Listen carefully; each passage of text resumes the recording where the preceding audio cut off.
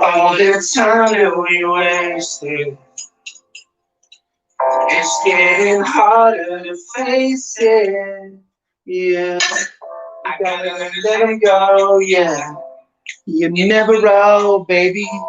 I love several. Yeah, and every single one hates me. I do not know why I do the things I do. I'm hopeless. Baby, you don't know it. I promise you this hurts me when I see you cry. I lose everything I love and I do not know why. I wish I could call you and tell you I'm sorry. You would understand if you knew my story is way too good at goodbyes. All I know, all I know, all I know, all I know, yeah. All I know, all I know, all I know, good at goodbyes. I feel like I'm not worthy. I'll probably be alone till I'm 30. I'm not in love with a girl around my way. I think about her every day. 'Cause I know that she's hurting, yeah. I don't know why I do that. To tell the truth, I want you back. And I don't trust nobody. A lot of people make me lose that. You always said you believe in me. I didn't know what you see in me. You always said you wanna be with me, but I always thought you would leave in me. Oh yeah, thoughts in my head ain't kept to me. Always wanted to give you the best of me, yeah. But I gave other girls my all, and I gave you what's left of me. Baby, this shit hurts me when I see you cry. I lose everything I love, and I do not know why. I wish I could call you and tell you I'm sorry. Stay there. All that time that we wasted, it's getting harder to face it. Yeah, I gotta let it go. Yeah, you never know, baby. I love several. Yeah, and every single one hates me. I do not know why I do the things I do. I'm hopeless, right? Right there. Wow. Do the things I do. Right, we're in. Whew. Right, we're there. Sorry, people. Apologies, apologies, apologies. I was a bit late setting up.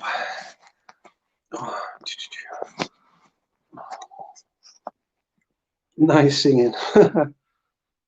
Cody should go for it, so that's a no, man. None of that. None of that. Shit, man. Hold on. Come on, set up, you fucking idiot. Yeah, it's cool, man. I've got it, Mark. I've got it. I was literally just pottering in the kitchen trying to set stuff up, but oh, the pizzas, chicken and mushroom, dirty bastard, mushroom. Woo! Dirty. So I'm sat here. I'm just chilling out. Bowl of strawberries, no cream, no chocolate, just strawberries on their own. I'll probably use that to plummet. Looking fresh. You know what, brother? Just blitzed my head, so I'm just chilling out. Hope everybody's had a good day. I apologize yesterday. I had someone in yesterday, and we had a bit of technical difficulty. I think that's the correct word. Your phone called there with a. Oh yeah, have you seen the troll? He got took to school. He got took to school. You know, little muppet, mate. Like there, right? The thing is, yeah, I've currently got 91 messages. No, actually more than 91. I've probably around 100 people that have contacted me. That's just on WhatsApp, right? So I'm nobody, and I'll give my time to anybody because I am a nobody, and I'm also trying to like be a good person, right? But fucking hellfire, when you don't get back to somebody and they start threatening you, calling me a muppet, call it saying, yeah, I'm gonna, oh, if I see you, bruv, yeah, I'm gonna smash you in the face, bruv, yeah. So all I simply did, rang the kid out. The kid couldn't get a word in, apologising. Yeah, bruv, listen, yeah, I'm sorry, bruv, yeah, I came on. Then he's saying, suck your mum. I'm like, oh, suck my mum. You know what I mean? Like it's gonna hurt me, little muppets. So yeah, I've just had a little show there. Ah, I was ready to fight with that muppet though, little idiot though, fucking little idiot. Anyway, yeah, no, bro, I'm nobody, bro. But I would have flattened the kid. I could tell the kid had nothing about it. No way of talking. But like I said to you, we're not about that anyway. Let's move on. So yesterday, I was extremely tired. I've been bashing the YouTube out. There's so many vlogs I need to do about other things, prison news and everything, right? And literally, like, fucking, I need to catch up with people. Understand one thing, please, please, please understand. If I don't get back to you, it's not out of arrogance, it's not rudeness. It is simply a case of I have not got round to that message. And like I said, I'm a little YouTuber, but when you make yourself accessible to people, you get people hitting you up. I've had a request from somebody that's asked if anyone wants to make some legal money in a strange way in York. I won't mention the person's name. I don't know if it's selling dirty knickers or certain socks. I'm not sure, but it's a legal income apparently in York.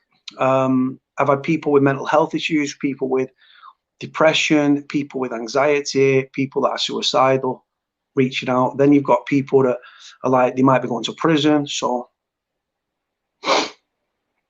anyway, whoever wants to jump on, anyway, I'm waffling, right? Don't want to talk. I just want people to do the talking, and then I'll just sit here like a muppet. But yeah, last night I wasn't myself. You probably saw. So there's a subscriber that I won't name, but we was beefing on the Saturday, beefing on the phone. Sunday, I was at his gaff. Went and met a guy, lovely guy. Sunday, we was on the piss together. Hold on. No, Saturday. No, we was beefing on Sunday. No, we beefed on Saturday, met him on Sunday, went out on the piss yesterday. So yeah, if you want to jump on,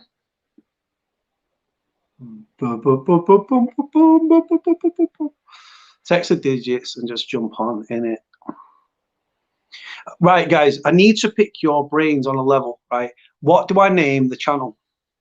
I can't name it the shit show because they'll close it down. They won't accept it, right? But I'm thinking like the Unplaid podcast. I was thinking about the Unplaid podcast, like random, I don't know, like, because everyone else has scheduled guests. Cody just throws his number up. Come on the show. It's not even a show. It's a shit show. But the people that come on make it, man.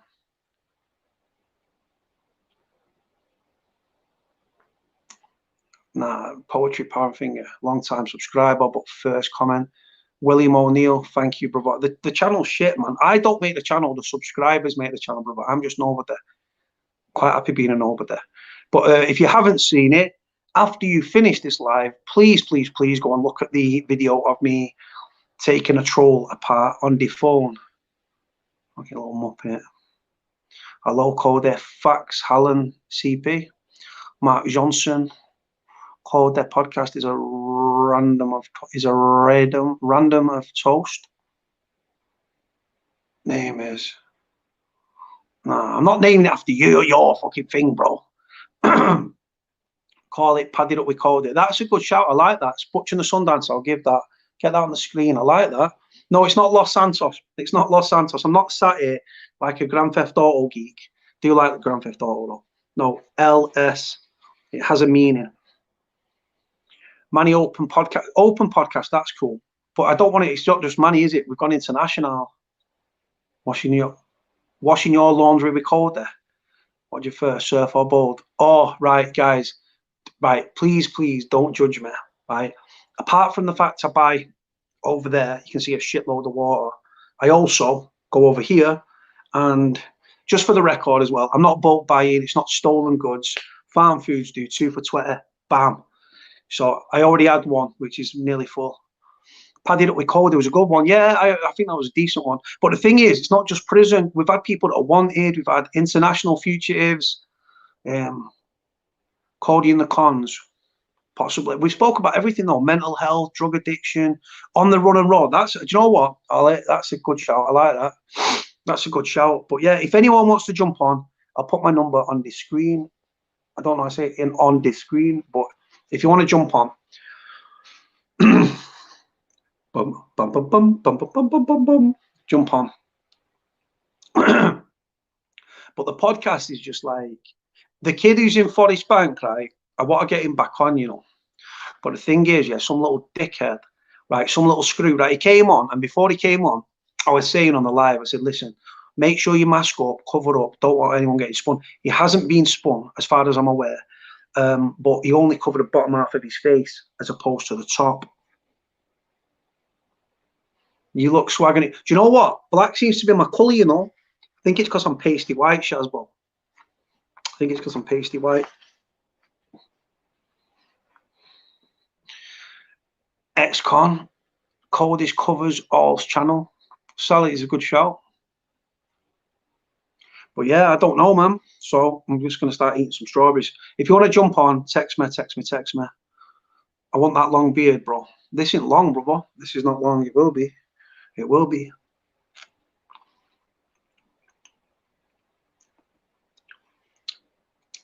I don't know even to make a strawberries. I know one. I don't know to make a strawberries. Chit chat with Coda. Michelle McGar. Do I know you? Michelle McGar. Are you from the gay village? Right? Do I know you from town? I know a Michelle McGar. She's a lesbian. She used to knock around down the village. If you like cock, I apologise, innit? But I want you to. Oh, you want me to get the beer back? It's coming, man. I make Coda. Marcus been here a long time. Shut up, Michael. Who's Michael? What's he saying?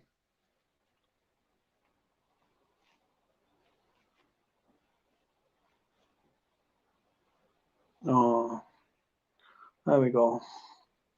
He's gone. It's all right. Little troll. Little troll. Trolls. Have you noticed the trolls don't confront you though?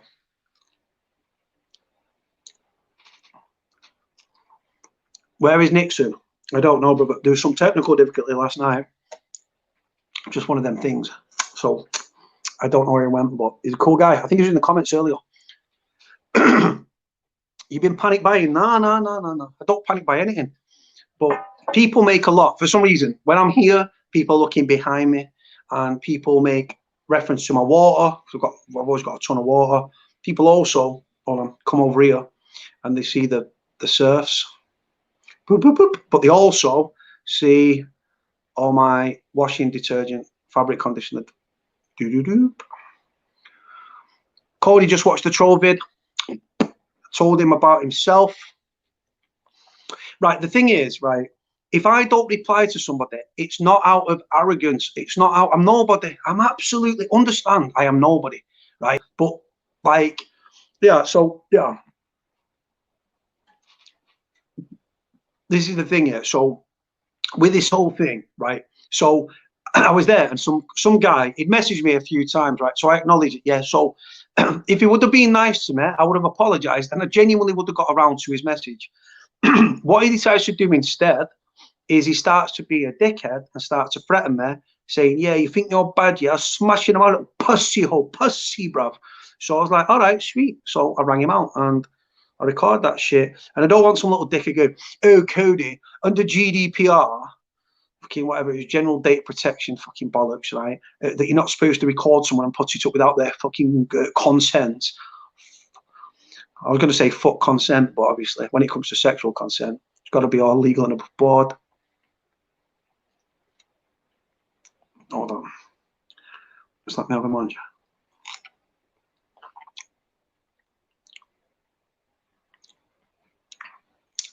Lopez.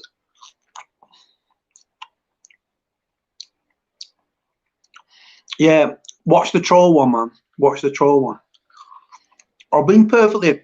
If the kid would have said, look, I think you're being rude, yeah, but it wasn't on purpose, though. Literally. So what it is, I've got my regular commenters, that like my subscribers. There's a handful of people I save the number of because I speak to them on a regularish basis, right? Sarah Meakin, okay, and Siobhan, all these people, yeah, like Bella, Siobhan, Laura, all these people that I don't even speak to people on the radio. I've not spoken to Laura for days, man, but I know she's about, right? But like, yeah, so I've got all these regular people that I speak to, Clint and Sean, save their numbers. So when I've got other numbers dashing up, yeah, what I might do, I might get a WhatsApp and I'll go into the message, I'll come out of the message and I'll be on the message and someone will ring me. So then I come off the message thing and I forget, and then I go back a few days later and I remember, then you go through it. But I've got literally about 100 messages now, right now, waiting to go. That's not text messages, that's not Facebook, that's not Twitter, that's not Instagram, that's not Snapchat. Fuck it, it's just, that's not phone calls. No, hey, listen. Let me just explain something, brother. Let me just explain something to Nixon. So Nixon, last night, right, honestly, there was genuinely some technical difficulty. What it was, you was perfectly fine, mate. I was tired. We had the technical difficulty, and I thought, you know what, I'm going to get off, right? But what everyone was doing, everyone seemed to think that I kicked you out, but I never did, right? That never happened.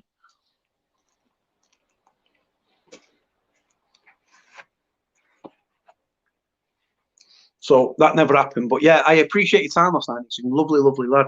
Different world, but that's all good. But again, you've been through shit, so, and I can relate to that. And yeah. Yeah, what a sound lad Nixon was. 1000%, brother. Well said, Jamie.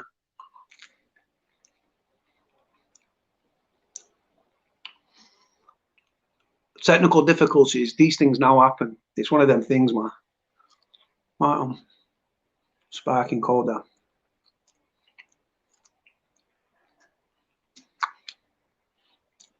I'm literally sat here with a latte, Aubrey's, some crappy water from Asda. Yes, cold there. Caden, my little mate. I say little mate, that sounds condescending. I love that kid. That kid, honestly, has got such a advanced of his years, man. 19 years old, suffers with cerebral palsy, but he doesn't let his disability define him. If you take this away from ability, as Caden says, you are left with ability. There is no such word as can't in this with this guy. And I met him, I met his missus, I met his dad. His dad is on a blag saying that he's 61. Really, he's about 38, 39. That's how old he looks.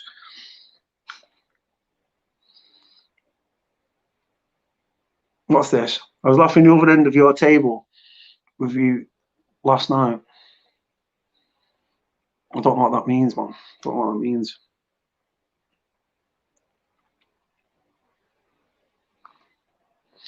Right, Michelle McGar, do I know you?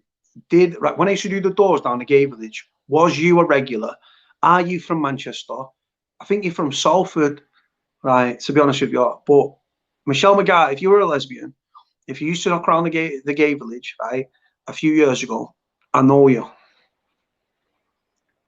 Ants, yes.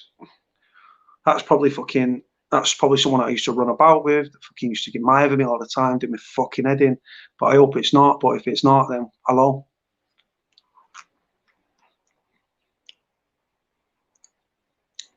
Respect from Charlie. Charlie coming in your ears. Charlie FM coming in your ears. Yeah, Charlie. Sorted out all right now, Charlie. I used to go through Charlie on the way to Southport. I used to come off the M61 and come off there and go through past the hospital. Nice area.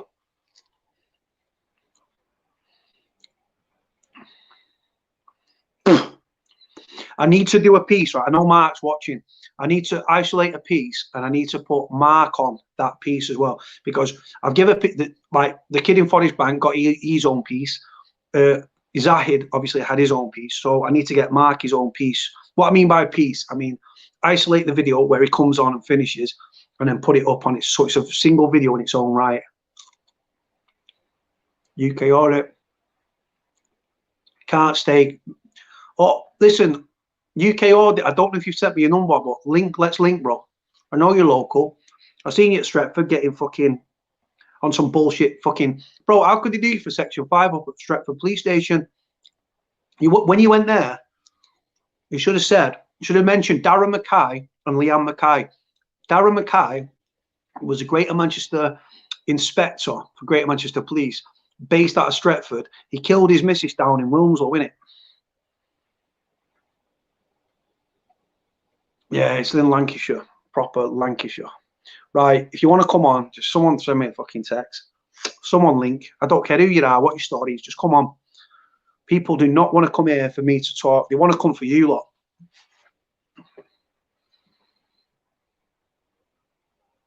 L5 Alive. We support L5 Alive on this channel. Choose a life, not a knife. Very important message. Do you know what the thing is with the anti-knife crime shout? What annoys me is Darren's shout's been going for a few years, right? And then you get the police trying to jump on it, and there's other groups like choose life, like don't choose a knife, choose life, which is just a play on words of what Darren said.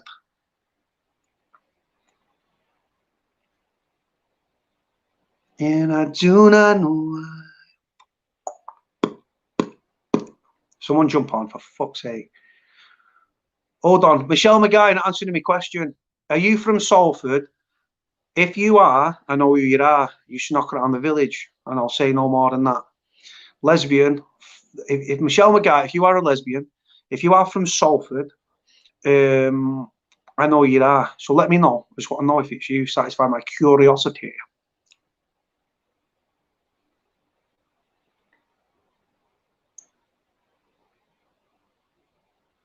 He is a proper gangster. I'm not a gangster, bro, just for the record, and I don't proclaim to be. So I don't know if that was a little back anything. I'm not a gangster, bro. I've never been a gangster. Hold on, what's she saying? Not from Salford. What's she saying? Michelle McGar, if you're from anywhere in Manchester and you used to knock around the gay village and you're a lesbian, I know you are. We'll get there in the end, Michelle. We'll get there in the end.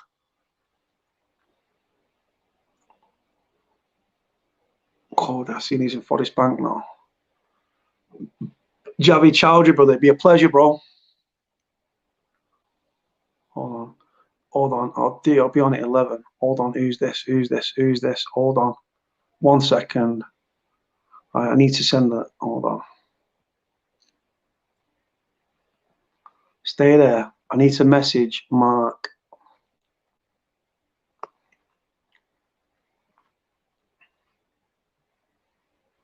Right, hold on. Hold on. What's she saying? He seriously called her. Love man. Love men. All right, Michelle. All right. I weren't calling you like a lesbian. Or a slut or anything. I'm just saying if you was a lesbian, there was a Michelle McGar who used to knock around the village. I'll say no more than that. Guest incoming. I don't know. Possibly. I think Thingy wants to jump on it like very soon. Michelle was very worried about coming out tonight as a lesbian. No, the Michelle McGar that I used to I didn't knock around with, but she should be a regular. She was out, so don't worry. I'm not coming out on people like walking around like Stephen, like, hello. Yes, brother. Yeah, UK audit. Do you want to jump on, bro, for 2 minutes? Yeah. Hold on, let me just. Hold on. Right, hold on, stay there. I swear you're seeing you in the street the other day. Who's this saw me? Matty Ollingworth, where? Tell me where, and I'll tell you yes or no. I was in Cheetham Hill yesterday. We nearly ended up fucking scrapping 2 women trying to call shit, being fucking idiots, right? We've been perfectly polite and courteous, right? And she's just being a fucking knob. Proper being a knob. Like, oh, you shouldn't film people without. And I said, I see what you're saying. I said, but I'm not sitting here like, here, look at this.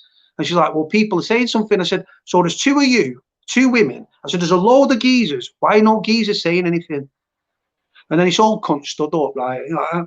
Listen, and there's nothing wrong with having dentures and stuff like that, but he stood up, like, listen, yeah, problem. I was shouting it out. I looked and I thought, mate, I'm half your age, you daft cunt. Sit down before I put you down. Cheetham Hill for you, bro. Fucking weird, bro. Honest to God. Bro, I've never ever gone into a rough pub and had a problem, bro. Do you know what I'm saying? I don't go to posh guys because I feel uncomfortable in it. But Being perfectly polite. If I was being a dickhead, I'd understand. I was having a bit of banter, but they didn't. They just weren't having a banter, trying to cause problems. Any Forest Bank wants tonight. How do I comment on your live, bro? I don't know. Hold on.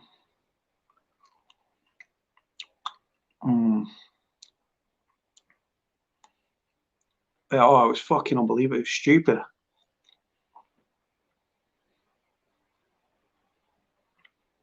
South London, hello, my old son. I don't know where that is. Raymond from Ireland. Raymond, I think Mark's coming on very, very soon. Very, very soon. Mark's become like a staple diet. For anyone that doesn't, I'll let Mark explain. If you're new to the channel or you're just tuning in, you'll find out who Mark is. I'll let him introduce himself. I've not seen anything about Mark being wanted or anything, but that doesn't mean that he's not. I definitely believe he is, because he's obviously he's super vigilant of where he is.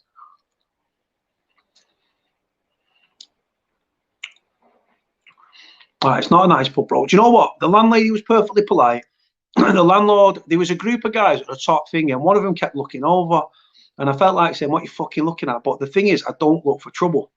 But then if trouble for this, and like these two ladies were like, well, people are not liking it. People are talking. So all I said was like, well, if there's a problem, it'll kick off. And I said, well, we'll deal with it, won't we?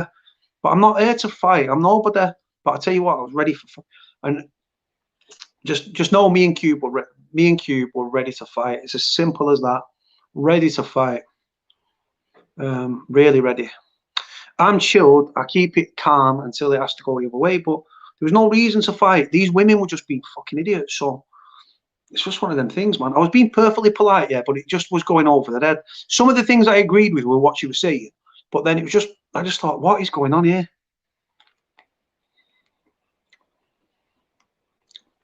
Yeah, hold on. People have a fascination behind me. 1, 2, 3. And then you've got a load of these.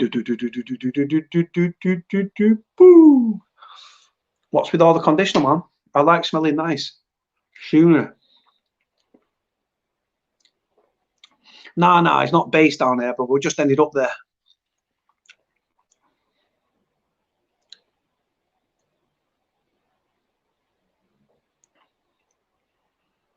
Did you get my WhatsApp? Possibly. Holly, my phone, because the numbers are slowly growing, not everyone subscribes, but a lot of people watch. So I don't know, sweetheart. I might have had a message. I couldn't tell you. House or a flat? What do you mean, house or a flat? I live in a house. Not. I don't know why you're asking that question. Very strange question.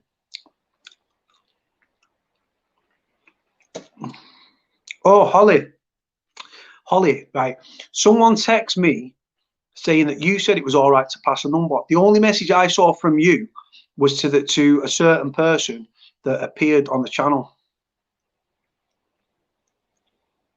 Someone just replied, someone just WhatsApped me saying, you've got your gaff looking nice.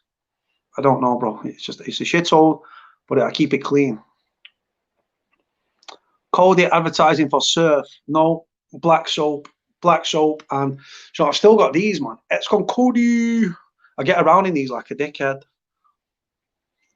Cody, how did Laura get on in court? She's not in court till Friday.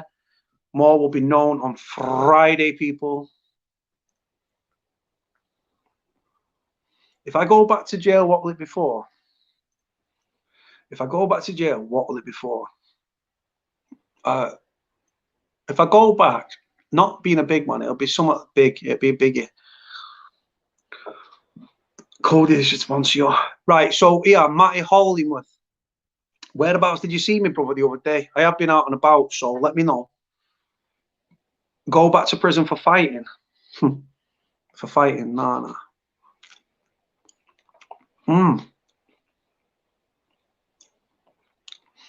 Cody, how's that guy gets you? No, bro. I buy my stuff. I got the receipt somewhere. Nah. I don't bounce in Stretford, bro. Don't knock around Stretford. Choose a life's not a knife. Standard.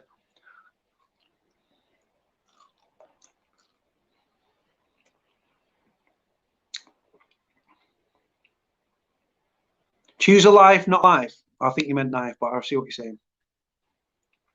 Sally Killick. I don't know who Sally is. This is the new look.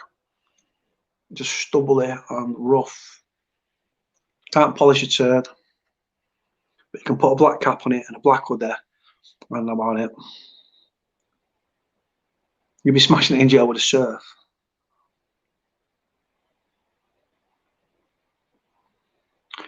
Ex-Con Terror from the Deep Side, channel name. So it's a bit long, but I see it. Oh shit. Right, stay there. I need you to stay there, everybody. Hold on. Hold on, stay there. I need to do something quick. Hold on. Stay there, people.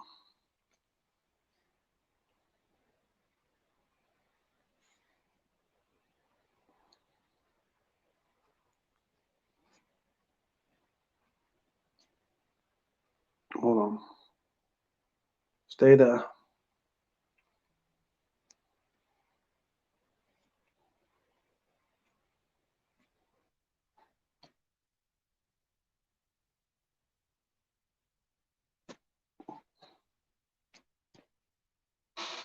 I'm back. Yeah, it's gone. Yeah, listen though. Yeah, Holly. I did say though before the kid came on, I said, do us a favour. I said, mask up, bro, cover up, because I don't want anyone getting spun. You hear me? Cody, did you watch Covington versus Woodley? Yeah. Woodley should retire, man. I've watched his last couple of fights for Woodley, bro. His heart's gone. His heart's gone. Choose a bicep, not a tricep. Oosh. Yeah. So Holly, it's gone. It's gone. Right. But I did say before you come on, if anyone comes on live from a jail, all I want to see is their eyes, man. Don't want to see anything else.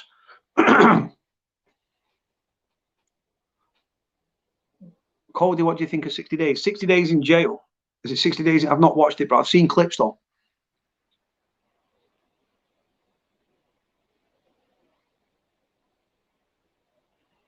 Asian lads got Mark Feeler. Take that with a pinch of salt, brother. Take it with a pinch of salt. Unless you see the video. Who is this guy, Steve Baldock? Mind your own business, you pedo.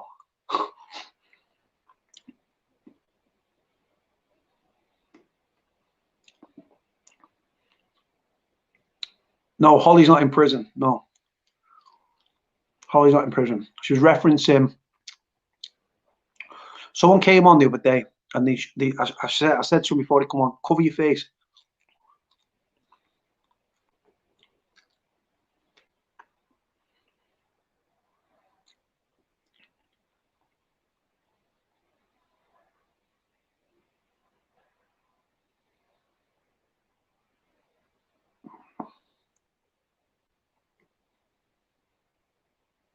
Yeah, listen, if you've read any of this on Facebook, right, it'll be from one of these sites that just push bollocks to get likes and shares so that it grows the thing. Clickbait bullshit. We got any more time with Kareem, with Finger? Stay there.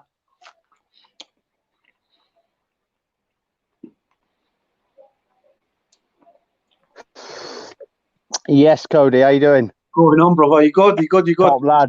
Yeah, I'm good, man. You good? Yeah, bro. Here he goes. Look, 2 seconds in. What? Who are you? Just explain, bro. Just so people know who you are. Just explain, brother, because some people might not see you. I'm Matt Johnson. I'm originally from Peterborough. I'm not in Peterborough in a minute for circumstances. I'm on the run for offensive weapon, affray, and criminal damage. Reason I'm not handing myself in because of COVID-19. Amen to that, brother. Fucking amen to that. So how are you doing today? I'm good, brother. I'm good. You know, I'm a bit pissed off though. You on the setting yet then? No, what it is, someone's popped on, right? You know the prisoner that came on from Forest Bank? Yeah. The kid that came on from his cell. So I told him before he went live, before he came on, I was like, bro, if you're gonna come on, mask up. I don't want to see anything. I'm not trying to get anyone spun. Yeah. Apparently, Holly has said the kid's been spun. So I hope you haven't found anything. I hope you haven't found anything because it's bollocks, bro. But the thing is, I said, bro, he was like this, and he's seen the rest of it though. So, and the thing is, the channel, bro, you don't know who's fucking watching. I know. You don't, mate. You don't like. I mean, on this channel, yeah, I've got to be fucking careful myself. Yeah. You know what I mean? Have you had a look in them VPNs, brother? I told you about. You had a nosy at them. Yes, I have. Yes, I have, mate. I'm on it already. I'm on it already, bro. Yeah. Any more doors gone through?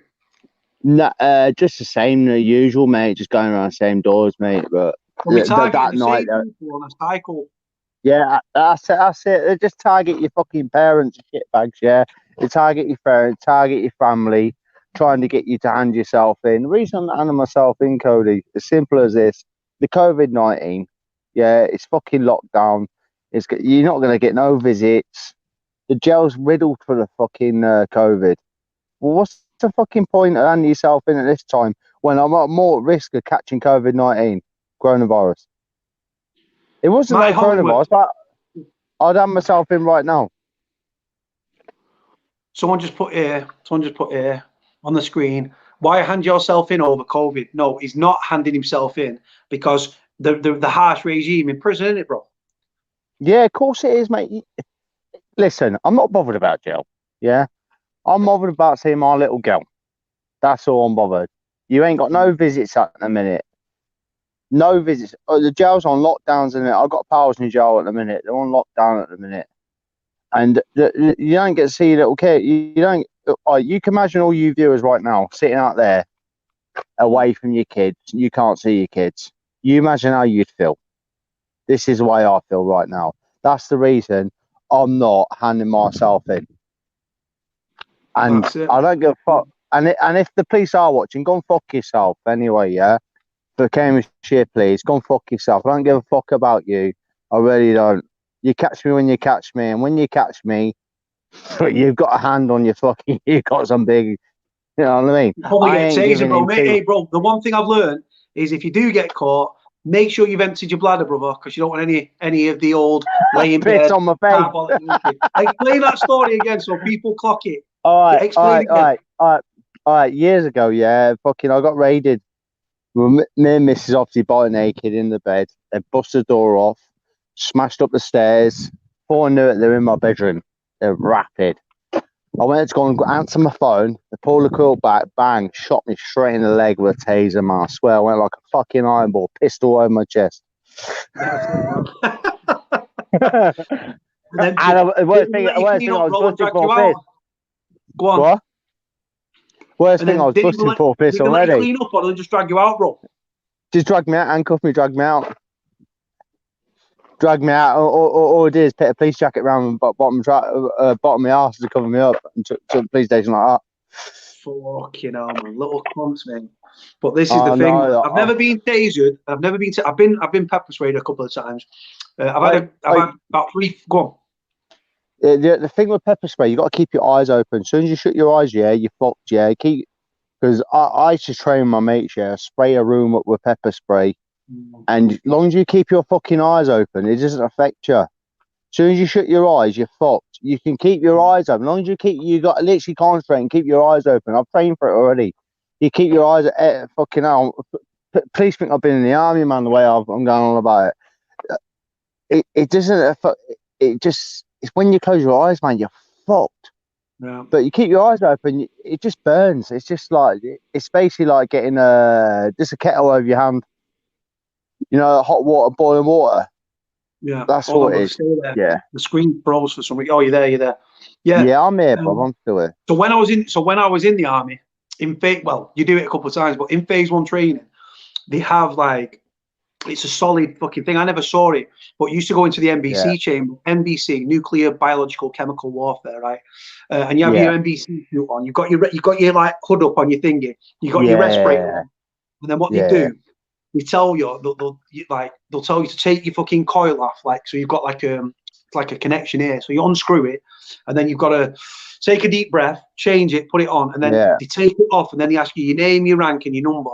And then, bro, but because it's such a small confined space, it's stronger than the spray. And you just stand there And like you said, once you come out, it's a case of keep your eyes open, breathe, and just Yeah, like you said, as soon as you close your eyes and you roll up, it goes all the back of your eyes. It fucks you, man. You fuck, mate. You can't open your eyes. As soon as you shut your eyes, you fuck. So just keep your fucking eyes open, man. I've been sprayed all the time. You're like, breathe, mate. Your face is on fire. Just bet you got to keep your eyes open. So what was you training for? Because of the football rivalry when you was Nah.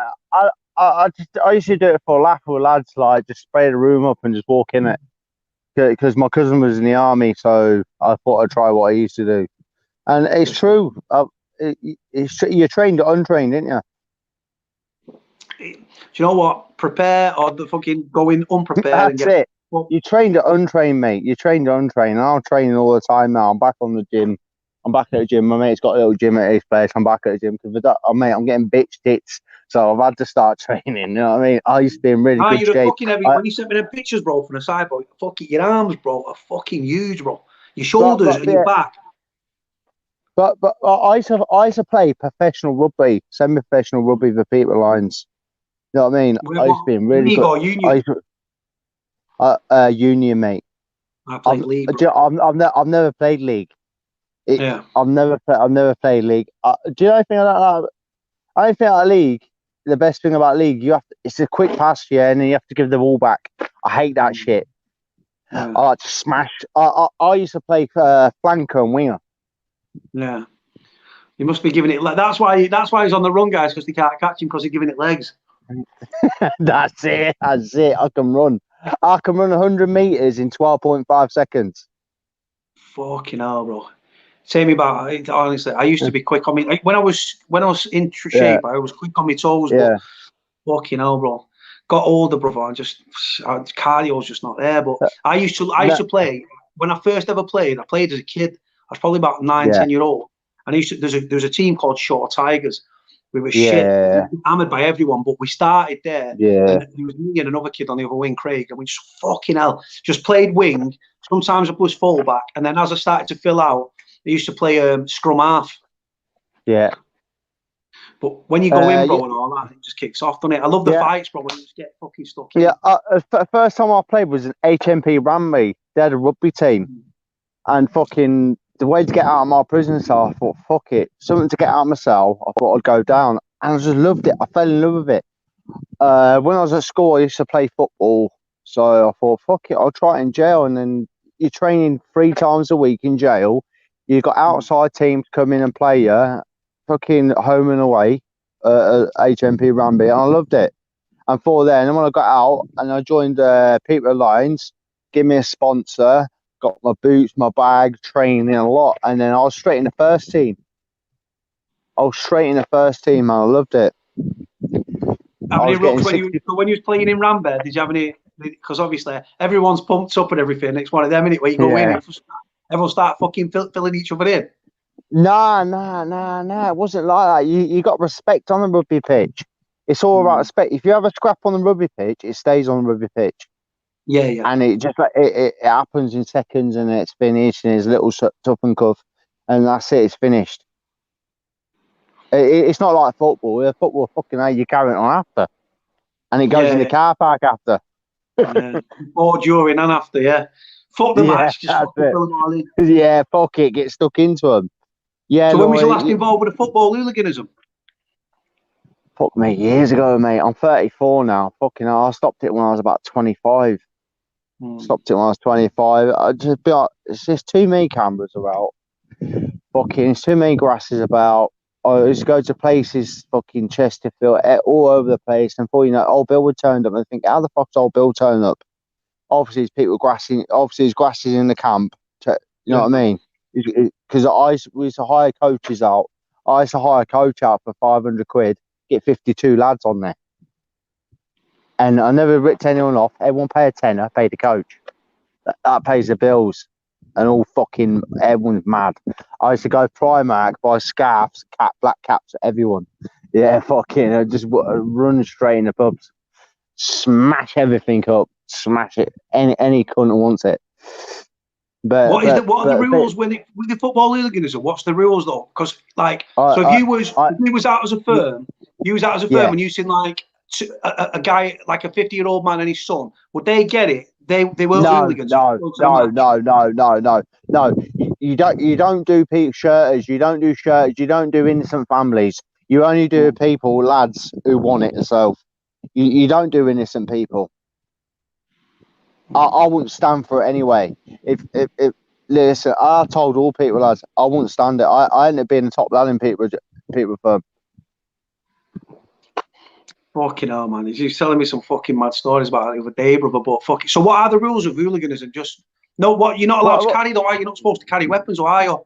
Mate, yeah, you're not supposed to carry, but everyone does, mate. Mate, I used to carry a Stanley blade, man, and slash people's faces. Dusters and all that. Blades. Stanley knives. I was horrible cunt, mate. I was an horrible cunt. I was just an horrible cunt, mate. But believe me, I've given hidings, had good hidings in football. Believe me. Hold on. Someone says here, Big Dog says, I've got a question, so I'm just waiting for him to type the question. Yeah, go on then. Hold on. Casual in Scotland. Someone says here, someone's put here, casuals in Scotland wear the best gear and get fucked up in it, ? So they're saying, like, do you go with all your best clobber, and then if you end up rocking with blood everywhere and stuff? Of course you do. Everyone dresses smart. You're not going to go like a tramp, are you? Stone Island up and all that. Yeah, of course. I used to fucking just wear CP jackets. I don't really like Sarn jackets because they rip your fucking badge off you. But you just go as you go, don't you? You know what I mean? You just dress smart, don't you? Obviously, you're going for a day out, ain't you? You're going for a laugh with the lads. When I've never, like I said, never involved with football in but one time I went away with Oldham, and we was on the, they call it the booze bus. We just rent it, everyone chips in, pull up at the services, everyone runs in, 5-finger discounts, seeing what they can steal, coming away, straight back on the bus, fucking chug. Some of the lads, mate, there was one lad, and he was with us, and he was actually coming to watch the game, but brother, they couldn't even let him in the stadium. He was fucking blottoed, mate. We weren't even halfway there. Been drinking since about 6 o'clock in. Yeah, I've had a few tonight. I'm on the session tonight. Fuck it. I had a session for a while, mate. So I'm just on the beer tonight. You look knackered, bro. Last night you came on, bro. I was fucked, mate. I've had a good sleep today. I'm just a bit drunk at the minute. It's all right, bro. So what's how you? When you sleep pattern, because you've got to be paranoid, you've got to have that head on your shoulders. How much sleep are you getting, bro, compared to normal?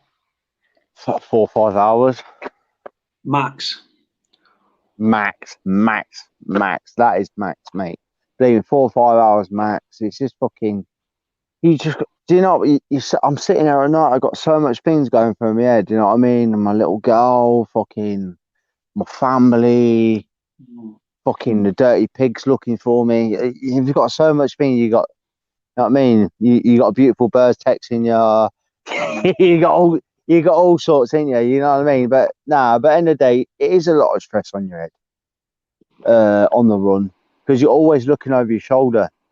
You know what I mean? Like you're not a free man, are you? End of the day, you can't walk around and think, oh, I can go to a shop without looking over my shoulder. It's a horrible feeling.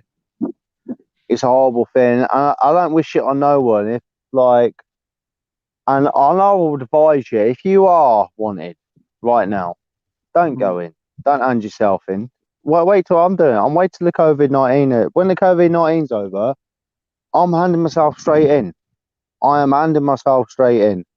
In Cambridgeshire, please, I'm handing myself straight in after the COVID-19. I'm not sitting in there because there's loads of cases in jail at the minute. It was fucking loads of cases, and they don't give a fuck about in jail. They don't brother, care. I've got pictures. I've got pictures of dead bodies. A dead body from Forest Bank, right, being carried across the yard. I've got the fucking footage on my phone. Wormwood Scrubs, right. Someone's filming, but the flat was open, filming up, right. So he's on the twos, filming up onto the threes, brother. Body bag, bro, carrying it like it was rubbish, bro. But it was like you could see it was like somebody in it. And this is during Corona. Self harms up, suicides are up, bro. Uncontrolled unlocks, right? People when the kid came on the other day from Forest Bank, And you're saying, bro, controlled unlock, 7 at a time. So 7 are going out, going on the yard. You've got time slots, bro. What the fuck?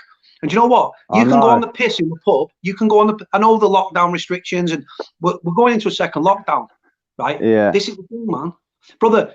Right. So this kid here, Finn, I think it's Green Street vibes from you. Getting Green Street vibes. Yes. Mate, I'm no Green Street. I'm the real thing. That's it, man. No acting in this shit. There's no acting in this shit, but I'm the real McCoy. Someone asked before, Green Street or Football Factory, which is better? Football Factory. Football Factory. Which one's fake, a Green mate? Street one? Come on. It's all fake. It doesn't fucking happen like that, mate. It's all fake. There was what? Which one is it where there was a load of Cockneys and he was coming up to Manchester to have it with the Manx, right? And it looked like Victoria Station. And then they knew they was waiting for him at the station. So they pulled I thought about grasses. Yeah, man. Yeah. It's always grasses in any firm, mate. It's always grasses. I fucking hate grasses and nonsense. I despise them. The dirty bastards. Hold on, someone saying Football Factory is better mover. It's a better mover. Yeah, it is a better movie. It is a better movie. Yeah, Football Factory is better than fucking Green Street all day long, but it's the totally one thing, different. Right, brother. When your name comes up, there's nothing out there about I'm looking for you. I've not seen anything. Are the police not gone to the media to bust it? No, they ain't yet. I'm just waiting for that. That'll be a matter of time. It'll be on the news. It'll be a matter of time. Yeah, it'll be a matter of time. It'll be on there. It'll be a matter of time. I'm just waiting for it to go on there, mate. It'll be a matter of time. You know, because all this coronavirus. What I was thinking, you know, when you came on, like you've been on a couple of times now. What I was going to do, you know, like when we did that 6-hour thing, and you was on it, and the kid from Forest Bank was on it, and Zahid was on it from Dubai.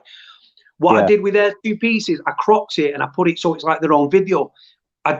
You'll have to let me know. Well, I was going to put your bit and put Mark Johnson wanted by Keith, but I don't want that to make it like you're goading the police and they start thinking, fuck it. Yeah. But I was going to do that, but then I thought I don't want to light you up because like I said, we're not about that. Look, at the end of the day, that's clever thinking because all you do is highlight me even more. Yeah, brother, this is the thing. I don't put tags in Mark Johnson, blah, blah, blah. And if I isolated the piece from where you came on and then you're like, fuck the police, blah, blah, blah, then what would happen is... Of course, it pisses them off, doesn't it? Yeah, and then the police might think, well, I'll tell you what, we'll light him up. And then next minute, people, if you're out, well, I know you're keeping up to date and you're one step ahead, but someone might, then they light your face up and then it's like, hang on. Yeah. Don't approach this man. I'll show people again, brother. So they know. Yeah. When was this? You'll have to tell us where this mugshot was taken. When it was taken. I think it was 2016 or 2015. It's 2015. It was in Ayrescroft, Peterborough, Britain. Right. So this is the headline. Man was held at gunpoint in Peterborough home. Right. And then you go here, and as you can see.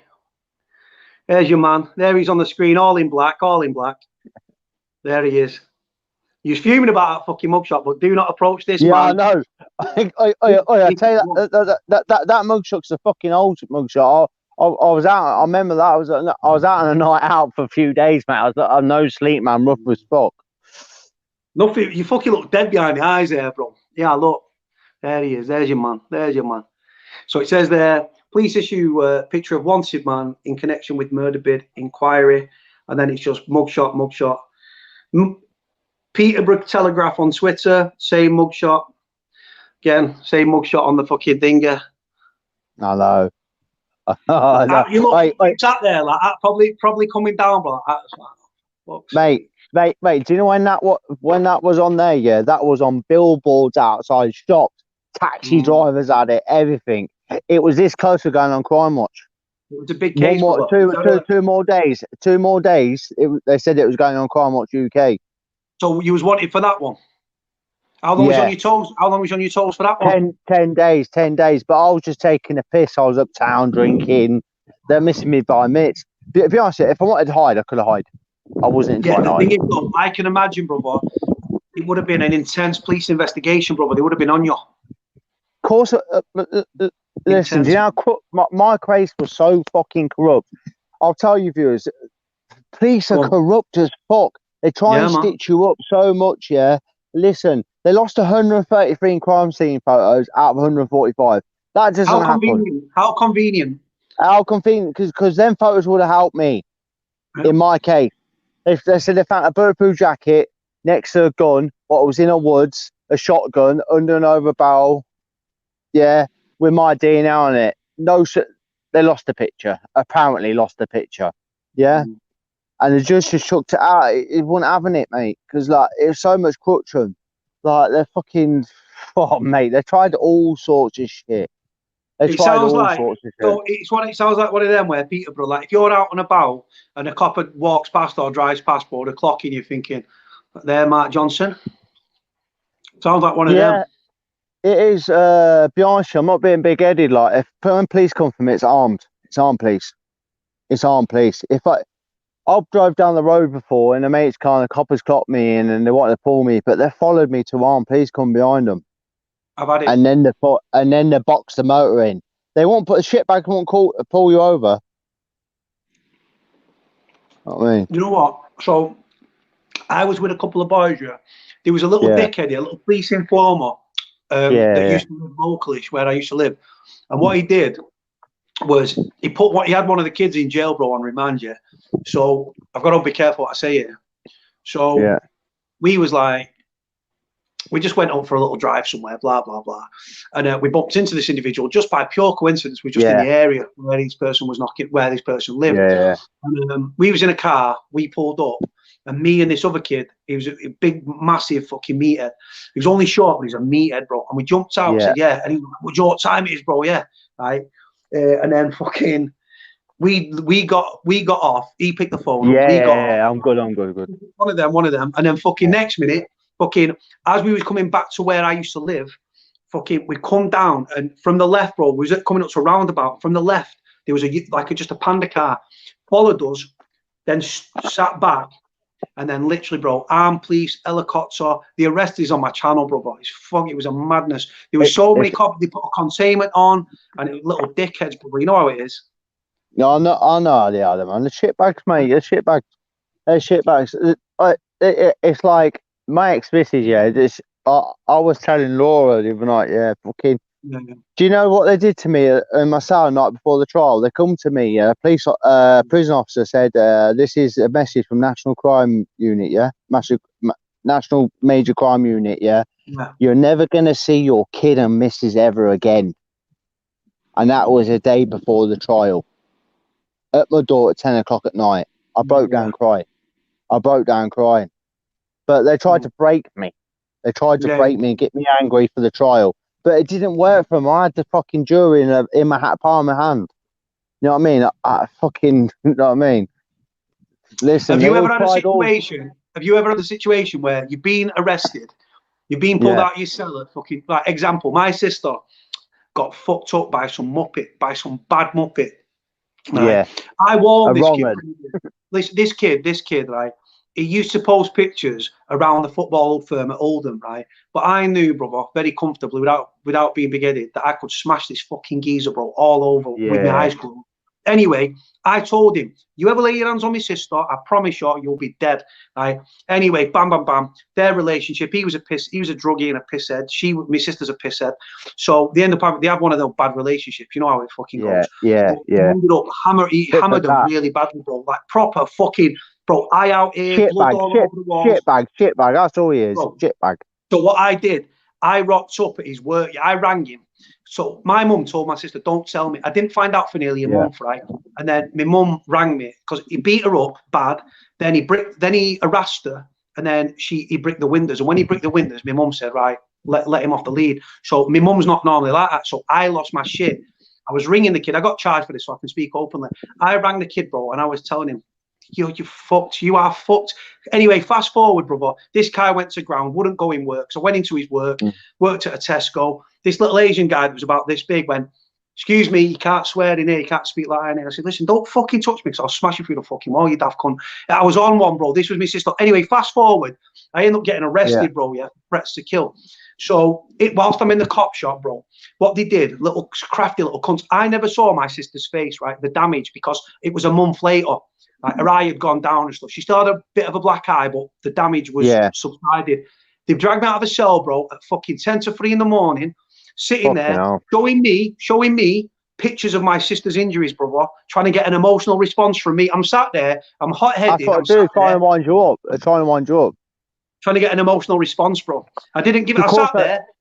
I sat there and he was like, look at the pictures. I said, am I legally obliged to look at the pictures? I said, so don't keep fucking coming with that. And he said, well, we're trying to show you. And I said, no, what you trying to do? What you trying to do?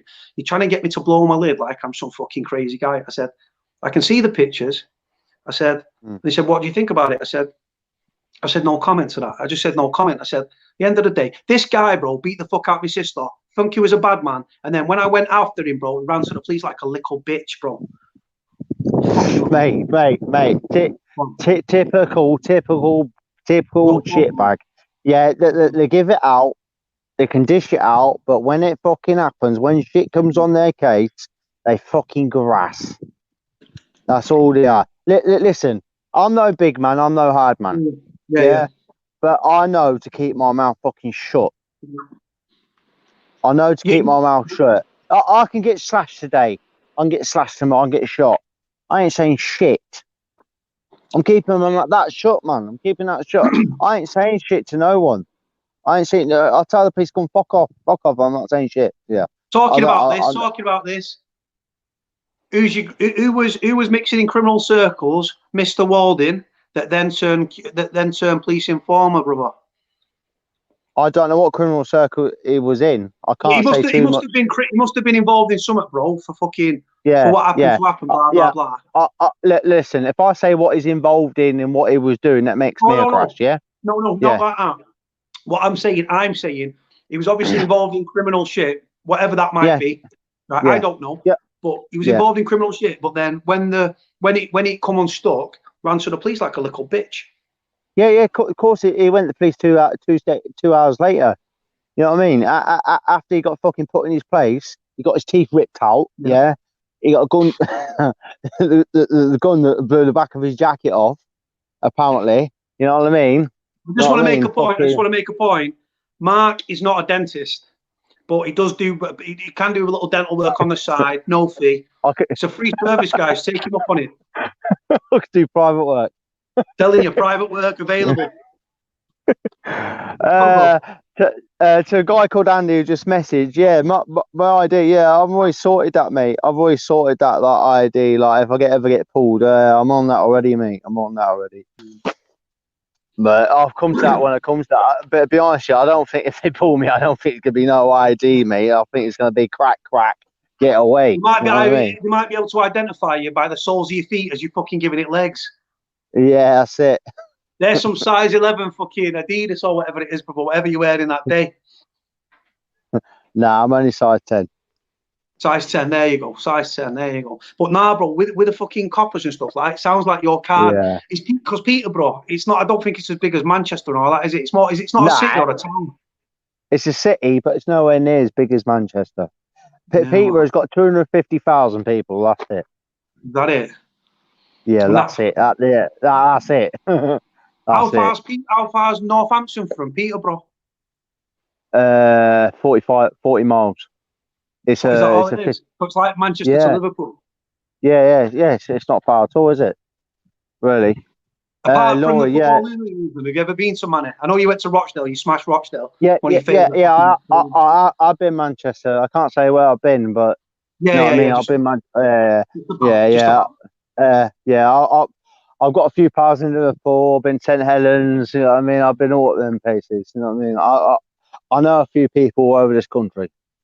That's all I'm going to say. I'm very surprised, bro. I'm surprised the coppers. I just thought, you know what? Let's light him up again like they've done in the past. You know what I'm saying? But like I said, to be honest, do you know me coming on here? I thought, why the fuck did I come on here? Yeah, and I thought, fuck it, I'm fucked now. Yeah, but to be honest, I've come on here now. I'm on here now, so you know what I mean. I thought it's good. But brother, understand though as well, brother. Yeah. If you ever say to me, go back, cut my piece out. It'll be a nightmare, but I'll do it, brother. Because I know. But what it is, mate, fuck it now. Yeah, I ain't bothered now at the minute. I'm just waiting for him to I'm just waiting for him to highlight me. Do you know what reason why I think it is? Because it's coronavirus. They've got so much shit on at the minute. Yeah, they've got so much shit on. That's why I've been highlighted. Because last time I was highlighted straight away. You know what I mean? But it won't be about. Go on, mate. No, Poetry Power School is Mark certified. Just Google him. Just Google him. Mark Johnson, Peterborough. But like I said as well, with this stream, brother, I don't know how it works. I don't know if it gives like your geographical location away because it's my street. It don't, mate. Because if it did, I'd be busted already. Yeah, and this is the thing. The reason that I didn't do it is what I didn't want to do is I didn't want to isolate your part because I thought, because the guy that came on from Forest Bank, I said before he come on, I said, cover your face, brother.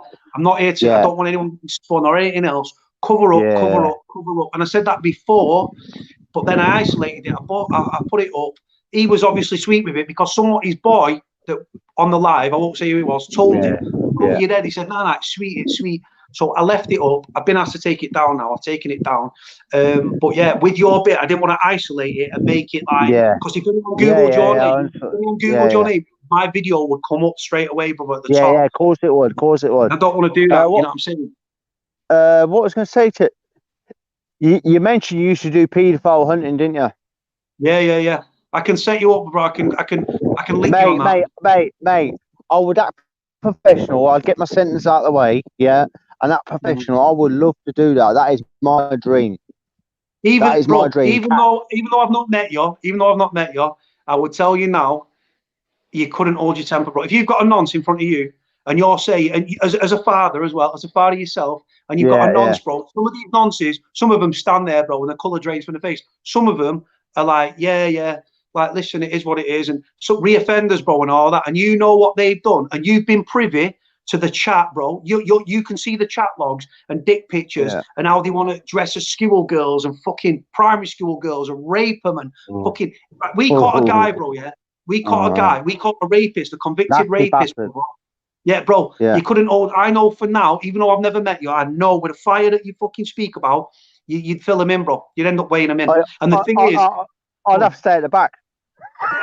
You know what, bro? You could do security. You could do security on a sting, but the thing is, bro, you want him to kick off. I went to a certain place and I said to this wrong'un, I don't know why my thingy's freezing. Hold on, stay there. Right. I said to this wrong'un, I said, I do this because I was nonce when I was a kid. And do you know what his answer was, brother? I love it. What? Bro, on, mate. my head, bro, wanted to just go, I wanted to smash him through the fucking thing, but I couldn't, because the reason I couldn't smash him, brother, even though I wanted to, was because I had to look. I think, right, I smash you, bro, all the months of work, bro, the months of work to catch this guy and the depraved chat logs and everything. Of course, you got to keep patience, mate. That's why I know you're saying that. I think I would keep a patience because I want to get him. I want to take him down. You know what I mean? I know in deep in my mind, I want to fucking torture him and fucking. What it is, brother. The reason I didn't fill this guy in. The reason I didn't fill this guy in, brother, not because I didn't want to, because I fucking did. Right? But like I said, I'm part of a very professional team. And what they do, they don't go hands on unless they have to. But you've got to think, you've got decoys, brother. You've got the research, the trackers, brother. You've got safeguarding, where they safeguard real children and stuff like that. And then it could be a 6-month chat log, brother. You turn up on the meet. All the evidence is there. He's turned up, bro, to rape a kid, right? You smash him, he goes from being the offender to the victim, and he'll probably walk for the charge. And then what he'll end up doing, he'll end up getting away with a charge, brother. I think we've lost. Hold on. I think we've lost Mark. Hold on. Mark, if you hear this, brother, dive back on. Manchester, Salford, Ollie, Ash, you. Right, Mark, jump back on, brother. Bit of technical difficulty there, guys. It was freezing. I don't know if you could see it, but at my side, Mark was completely frozen. I love Mark. He's wicked, man. Need to have a beer with this geezer. Muffin Mouse. Yes, Mark, you have a fan in me. There you go. Canada. Morag, sweetheart, I need to apologise to yourself and to Donna. Right, you sent me some amazing pictures and videos of what I can only describe as a mammoth feast in Leamington, Ontario, in Canada, right? And I've not replied to it. Please accept my apologies. Yesterday, I went to meet a subscriber for an hour. I ended up not getting drunk, but I had quite a few beers with the guy. Then we nearly end up fucking rowing with a full pub of fucking idiots. Then I went to sleep last night. So I need to catch up with you, sweetheart. And I apologize for my late reply. I genuinely do. I apologize for being rude. I'm not being rude, but I apologize. Hold on. Yeah, hold on, not him, not Fernandez, but hold on, I gave you, boy. Yeah, some madness he wants to expose.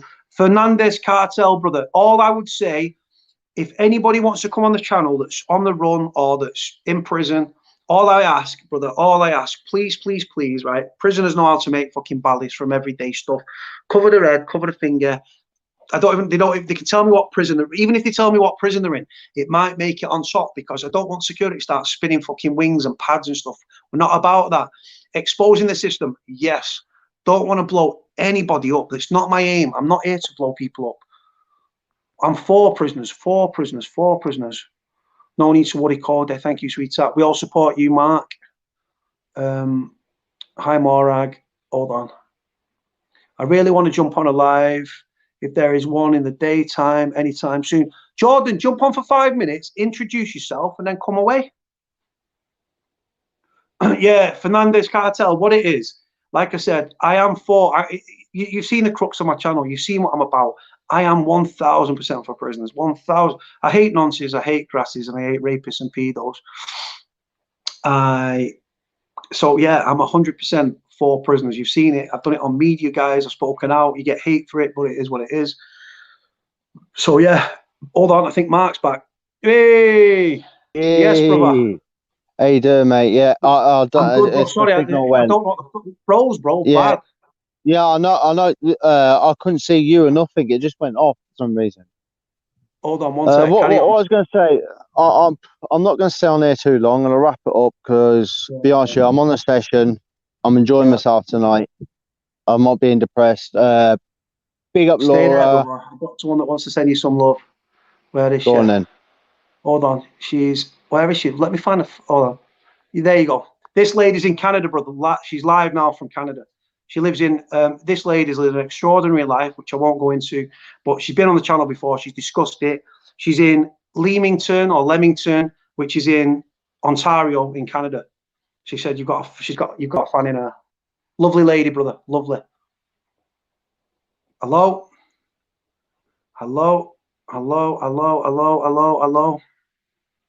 Guys, can anyone see Mark on the screen, because his face is just frozen, completely frozen?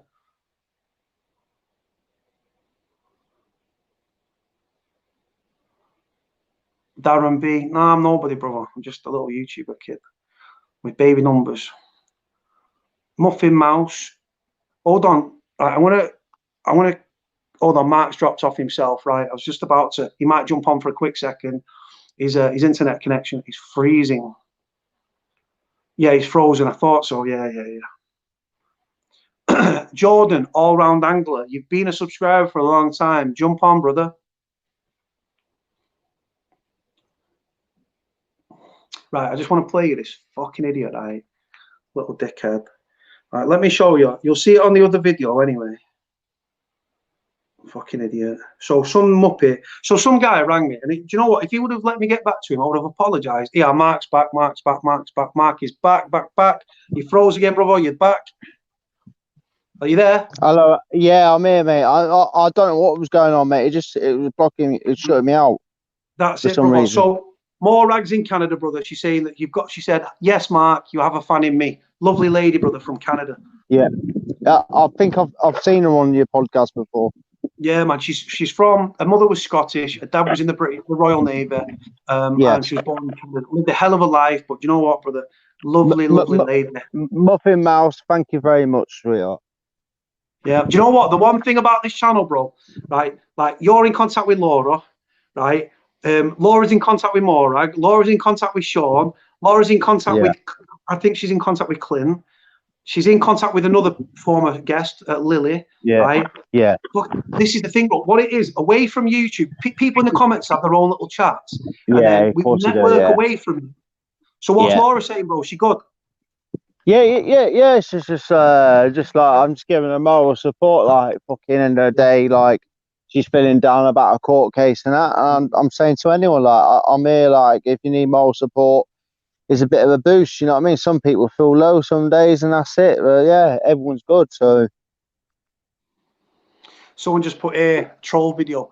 When you get a chance, Mark, I posted a video, bro, where some troll guy contacted me, bro, and all it is, yeah, I get like I saw your message. I need to, what I do, bro. I'll start. My messages will be there piled up, and I'll think, right, I'll work down them. But then some other people will comment, so the messages get pushed down and down and down. And then this guy was like, "Yes, bro, you think you're bad, bro? Yeah, suck your mum, bro, you little pussy hole. Right, I'm gonna smash in the face." Bro, yeah, bro. Well, let me fucking show you, bro, super quick, before you shoot off. Mate. Well, when people say suck your mum, that's like being in youth offenders, man. Yeah, man. Mate, I remember Glen Parva years ago when suck your mum through the door. What? Yeah, Shut up, you yeah, fucking. bro. Listen to this kid, bro. Listen to this little pussy, bro. Yeah, go on, mate. Hold on. Go on, bro. Have you noticed again, bro? He's apologising on the phone and then he's calling me a pussy again, you little broke bitch. I'll tell you what, bro. Though, when you come link me, go on. Do you know what makes me laugh? Are you bipolar or something, you daft cunt? Because in messages you'd had, and when you come on the phone, you got like your tail between your legs like a little bitch, bro. Well, listen, brother. Yeah, go on, brother. Stop calling me brother. You're a little dickhead, bro. You little dickhead. Got to smash your face in now, giving me fucking grief, you daft cunt. Go on, you muppet. Anyway. Anyway, bro. But Mark, bro. Yeah. I don't like doing that. I would much rather. They've got my number. Come and see me, and we'll see what it's about. Yeah. That's what it's about. Come see me face to face. You've got something to say. I told you enough times, bro. Go on. Don't be a phone warrior. Yeah. Anyone can say something over the internet. Anyone can say something over the phone. Yeah, man. You can actually break it up from a sort of different side. If you've got something to say, you've got. Yeah, hey, if you've got an issue with someone, go and see them, say it face to face. I'd rather someone come to see me face to face. It doesn't mean I'm going to hit them. Yeah, it doesn't mean I'm going to attack them.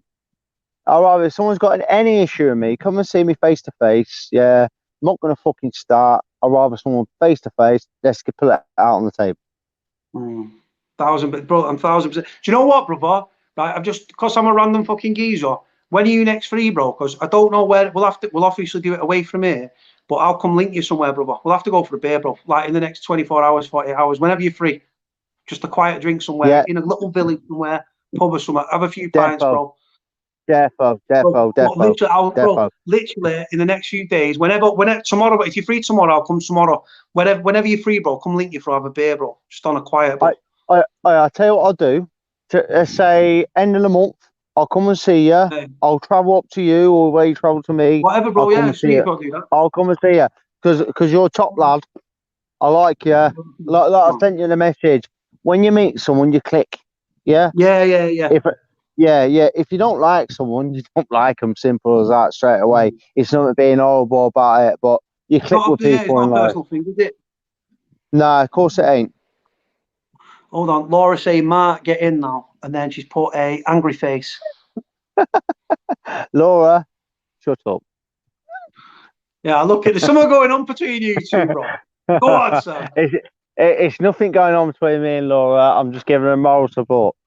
Yeah. That's what he calls his penis, guys, just to let you know. Yeah. But just a bit of moral support, just a tip. Yeah. Just a tip, you know that. Sliding it in and out. Sliding it in and out.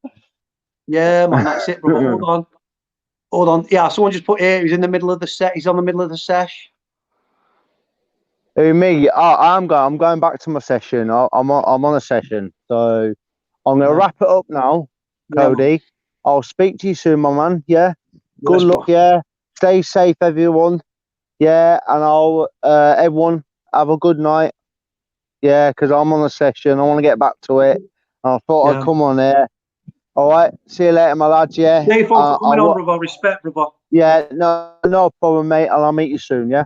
Take care, my man. Definitely. I'll take up on that, bro. Peace out, people. Yeah, man. There you go, guys. That was Mark. Like I said, lovely, lovely, lovely, lovely lad. I think he's dropped off. Yeah, he's gone. What? Do you know what? I click with this geezer. I'm not. Do you know one thing about me? Like, a lot of people don't take to me. I don't know why. I'm not a dickhead. I'm respectful. It's just I'm literally like, Mama, either like me or you fucking hate me. And more people seem to dislike me than like me, but it's cool. It's one of them. But what a guy. I love this guy. I want to link him, but the thing is, he's on his toes. You've got to be careful. I'm an outsider. You know what I'm saying? You've got to have a paranoid mentality. If you become complacent when you are in the crime world, or if you are on the run, if you become complacent, you leave yourself open to getting fucked over. Jordan wants to come on, Cody. Who's Jordan? You got fire, he got fire. Brother, I'm chill, brother. I'm nobody, brother. My fire. Don't get it wrong. Like yesterday was in that boozer. It was irritating me because these women were trying to cause issues when there was no issue to be had. Right? And that's what I don't like. Hold on, catch the number. Hold on, there's my number. So yeah, so yesterday, it wasn't like, I don't like beef. If I can help beef, if I can walk away from a fight, right?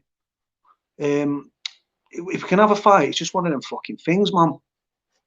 Really, really is. But yeah, it's just like, I don't know, just yesterday there was no issue to be had at all, but these two women were making an issue out of absolutely nothing. Because I was filming that, I literally said, oh yeah, bam bam bam, showing people super quick, like, oh, we're there, guys, we're there, bam bam, and I'm down here out of respect, down here, and people making an issue, bro. And like I said, she was like, oh, the people are talking and the pub, they don't like it. I said, well, here, I said, come and speak to us. Why have we got two women, no disrespect, but why have we got two women talking to us? Why aren't the guys saying anything? If I had something to say to somebody, I'd just say it, wouldn't I? Smash Gym today makes you feel so much better if you're feeling. Do you know what? Fernandez Cartel, that is a fucking good tweet. So I believe, I'm not an expert on the matter, obviously. I'm in great shape. Circles of shape, innit? Smash Gym today makes you feel so much better if you're feeling a bit low. Now, I believe that when you train, weights or cardio or whatever the case may be, you release endorphins, which I believe is like a sort of feel-good factor. Hold on. Can't comment on the live. Well, you've obviously... Hold on. Stay there, for fuck's sake. Hold on. Let me see what this kid's saying. Stay there. Hold on. Holly, you from the Ford. I don't know where Holly's from. Someone messaged me asking for Holly's number the other day after we came off the live. I don't pass people's numbers without permission. I put Holly in contact with a certain somebody, with a certain guy that she was making Google eyes at the thing, pushing the cleavage up to the screen and all that. But yeah, Jordan Angler, text me, brother, text me.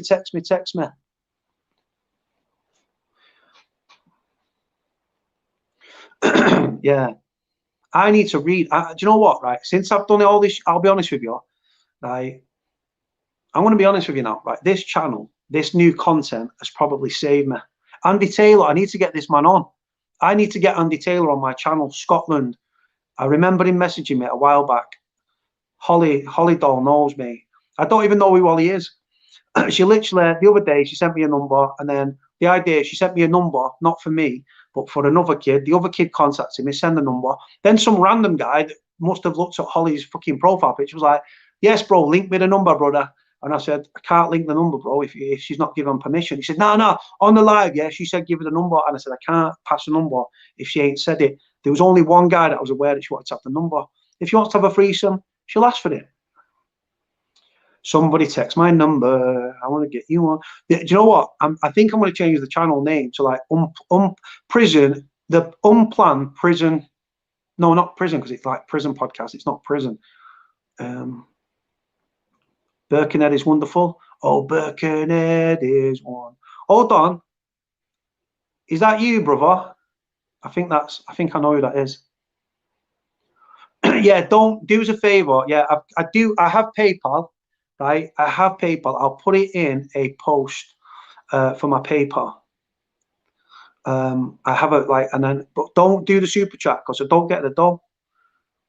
You do need a name code. Do you know what, brother? Steve, Steve, are you the same person that messaged me about a bit of work, legally work, just for the record, in York? Was that you? No, just keep it the way it is. No, because the channel's like, it's me, Code there, love your stuff. People are texting me, but saying I love your stuff. Just come on the live. Don't care who it is. Come on the live. You can turn your camera off if you want to. But I'd rather people show the face. Martin Wilkinson. Yes. Name it Dirty Secrets. Fucking hell. Do you know one thing that, right? Let me know what you think about this, right? Because we speak to prisoners and sort of like interesting people. Do you know what I'm thinking about doing? I'm thinking about reaching out to a couple of girls that do OnlyFans, but like not the better ones. That sounds fucking really bad. Reaching out to some women that do OnlyFans, or like, and see what it's about, or reach out to men and women and see if we can get a man on and a woman on discussing about OnlyFans. And this OnlyFans thing is definitely a craze, right? The thing is, though, with Instagram and Facebook and Twitter and fucking Snapchat being the way it is, do you really need to subscribe to somebody and pay £15 a month, £10 a month, £20 a month? No. Hold on. One bell you. No, brother. Jordan, you can't one bell me. Jordan, I've diverted my calls, man. Jordan, I've diverted my calls, right? So let me know. Cody Unplugged channel name. Cody Unplugged. That, do you know what? It's got a bit of a ring to it. Unplanned podcast keeps sticking in my head. Can't call it Universal Prison Pods. Good shout. Dirty Secrets, that's the name for this. Do you know what, though?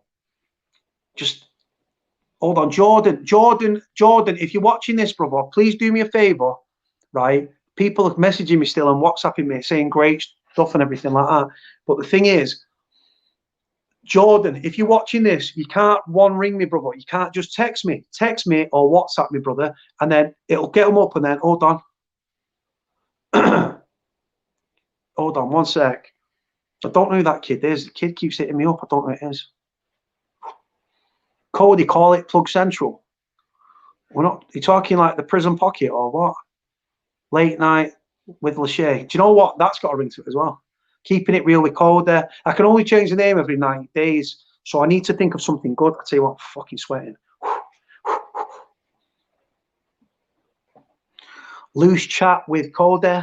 Do you know what? We could call it Loose Women, but then we'd have to get loads of slags on the live and everything. I don't think it's a bit disrespectful to women, that, innit? Yeah, listen, Jordan, brother, you've been with me for a long time, man. I can't remember your story, but text me the number, and I'll send you the link, brother. But you can't ring me because I'm literally on the phone.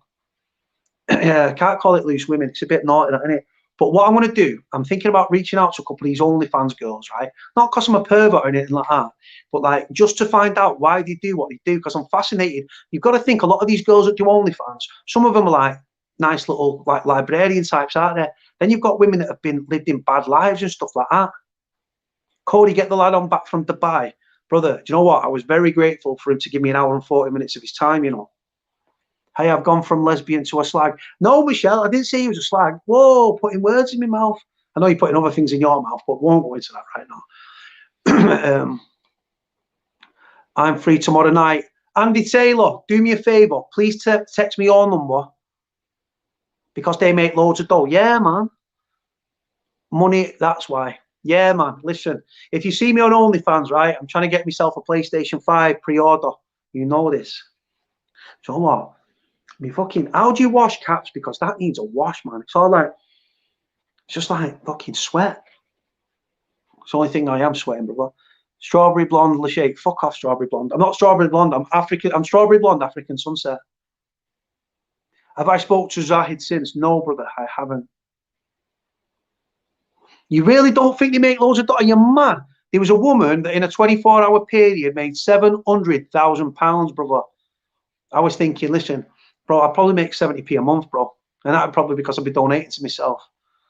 Subscribe to myself. Inside out wash camp.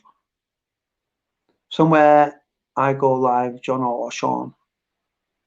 So, right, so with Sean, I need to give an update. Where's Clint? Clint, are you there? Can you post an update on him?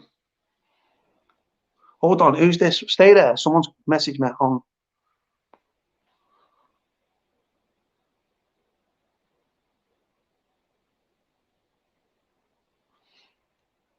Right, I won't mention the lady's name. What about tax, etc.? Andy Taylor. Do you know what, Andy? I've already got your number saved. Andy Taylor, Scotland. Andy, you're not free for 5 minutes now. Jordan Angler doesn't seem to be messaging me. I'm getting loads of messages. Like, sometimes I love my phone and other times I hate my phone. Hold on. Hold on. Penny Dean, what's send a message? No. No. Hold on. Hold on. Hold on. Hold on. Right, so hold on. Jordan, brother, I'm not sure what's happening. You said you tried to one bell me. I've not had a thing. You're gonna have to text me. Please text me. Text me. Right, for some reason it's reversed. So to go over this side of the screen, I've got to go over this side of the screen to go over there. Jordan said he was going to come on, guys. I don't know if he's got stage for that or whatever. Talking about stage, right? Stay there. Stay there. Right, I want to show you something, right? Let me grab another bottle of water as well. I'm in my strides, that's why I'm like, out of just respect and the fact I don't want to make anybody physically sick. I'm, hold on. What was I looking for there? I just went away. Ah, that's what I'm looking for. Hold on.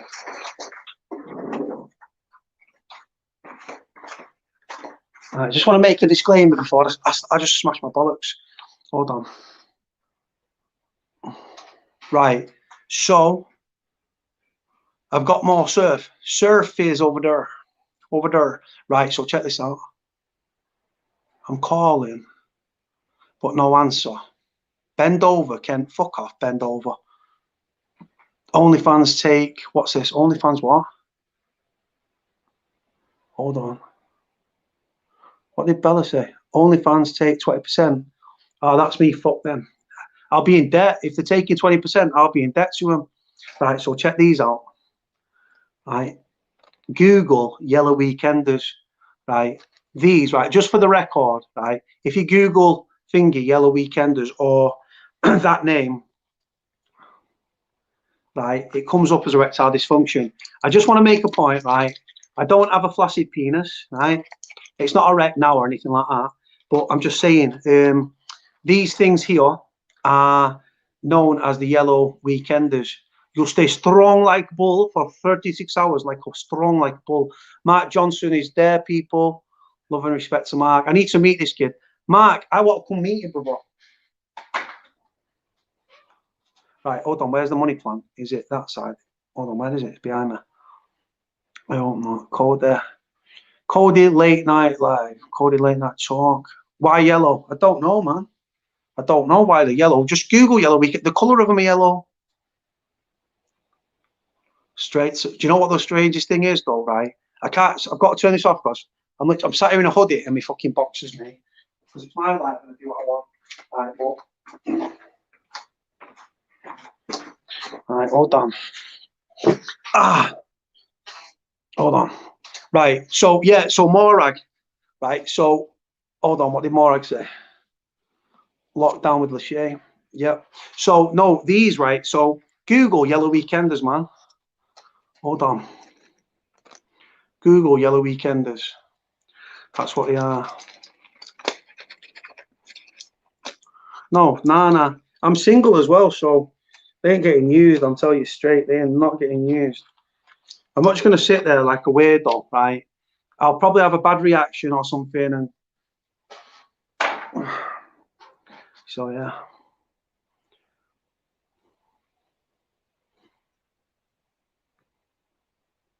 Cody's not flaccid, he's rock hard.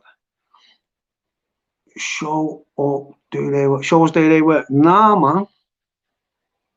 Hold on. Hold on. Right, I don't know. Someone's right. Phil's messaging me. Oh, I've got someone in America here. I'm still alive. What the fuck? Who's that? Someone's in America there. Who the fuck was that? Someone just messaged me from America. I don't know who it is. Hold on. Stay there.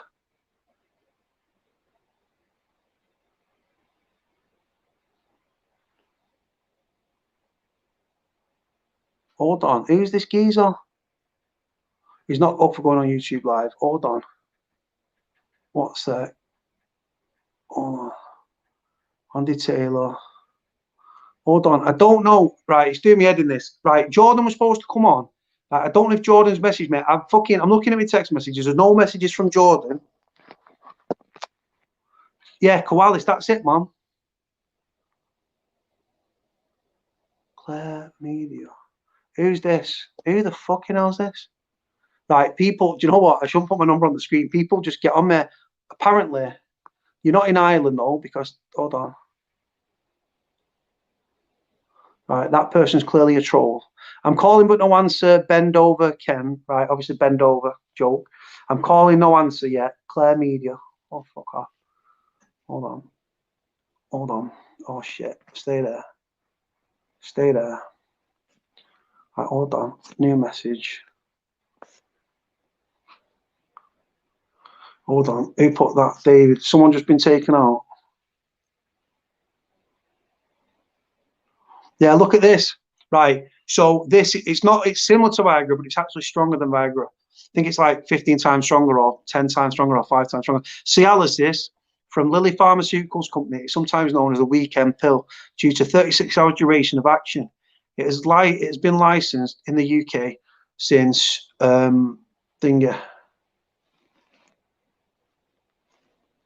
Hold on, I don't know. Hold on. Right, I've got Phil from Kent trying to jump on, but hold on. I'll get Phil on after. Hold on. Is this? All right, hold on. Who's this? Is this the guy I was talking to earlier? Oh, I'm fucking gonna lose my shit, mate. Right, when he got it right, hold on. Right, who the fuck is that? Because it's just someone fucking talking bollocks. I'm getting stressed out. My phone's just getting fucking hammered, mate, and it's my fault because I'm a fucking idiot. Just put my number on fucking line. But yeah, Cialis is the pill that's over there. Google it, right? But the thing is, right, I've not had sex in a very, very, very, very, very, very long time, right? So it's going to be fucking 20 seconds, 10 seconds. I might premature ejaculate if you touch me, right? So like 10 seconds, 20 seconds, 30 seconds. I can't have 36 hours of 30-second action, mate. Cody getting stressed. Nah, my phone just gets blown up, brother. And it's cool and everything. I love my subscribers. I've got the best subscribers. But I'm nobody. 36 hours, man. 36 hours, genuinely. Someone better jump on soon, because if they don't, I'm going to have to go, because it's winding me up. People say, oh, come on. And then I'm like, well, send me the fucking text me or WhatsApp me. The veins go like cement. Yes. The big question is, right? The big question is it going to extend it? I have WhatsApped you. Hold on. Right. So hold on. Hold fucking on. Right. 1 second. Right. Hold on. Who's this? Is that your number? Who's this? Who's this? Hold on. Fuck off. Fucking. Right. Hold on. Right. Right. I can't fucking. I need to get another device. I need a laptop. Right, hold on. Right, Jordan, stay there. Jordan, someone's coming in. Hello? All right, got it. Yes, brother.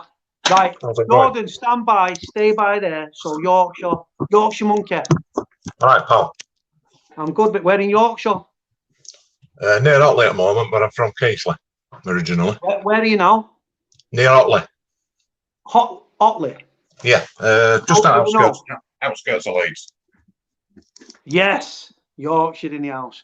Right, so we're going to say, go on. So, how old are you? So, you're born in Keighley, but you live in Otley. Yeah. Right, go on, brother. No, I just wanted to. Sorry? I'll let you tell your story, brother. Well, it's not fantastic. had a bad accident 8 years ago. Broke my neck and my hip at C2. How did that happen? How did that happen, if you don't mind me asking? You don't have to go into detail if you don't want to. No, yeah, right. Polish wagon driver hit me head on. Are you driving or walking or driving? Just give us a second, mate. Just 1 second.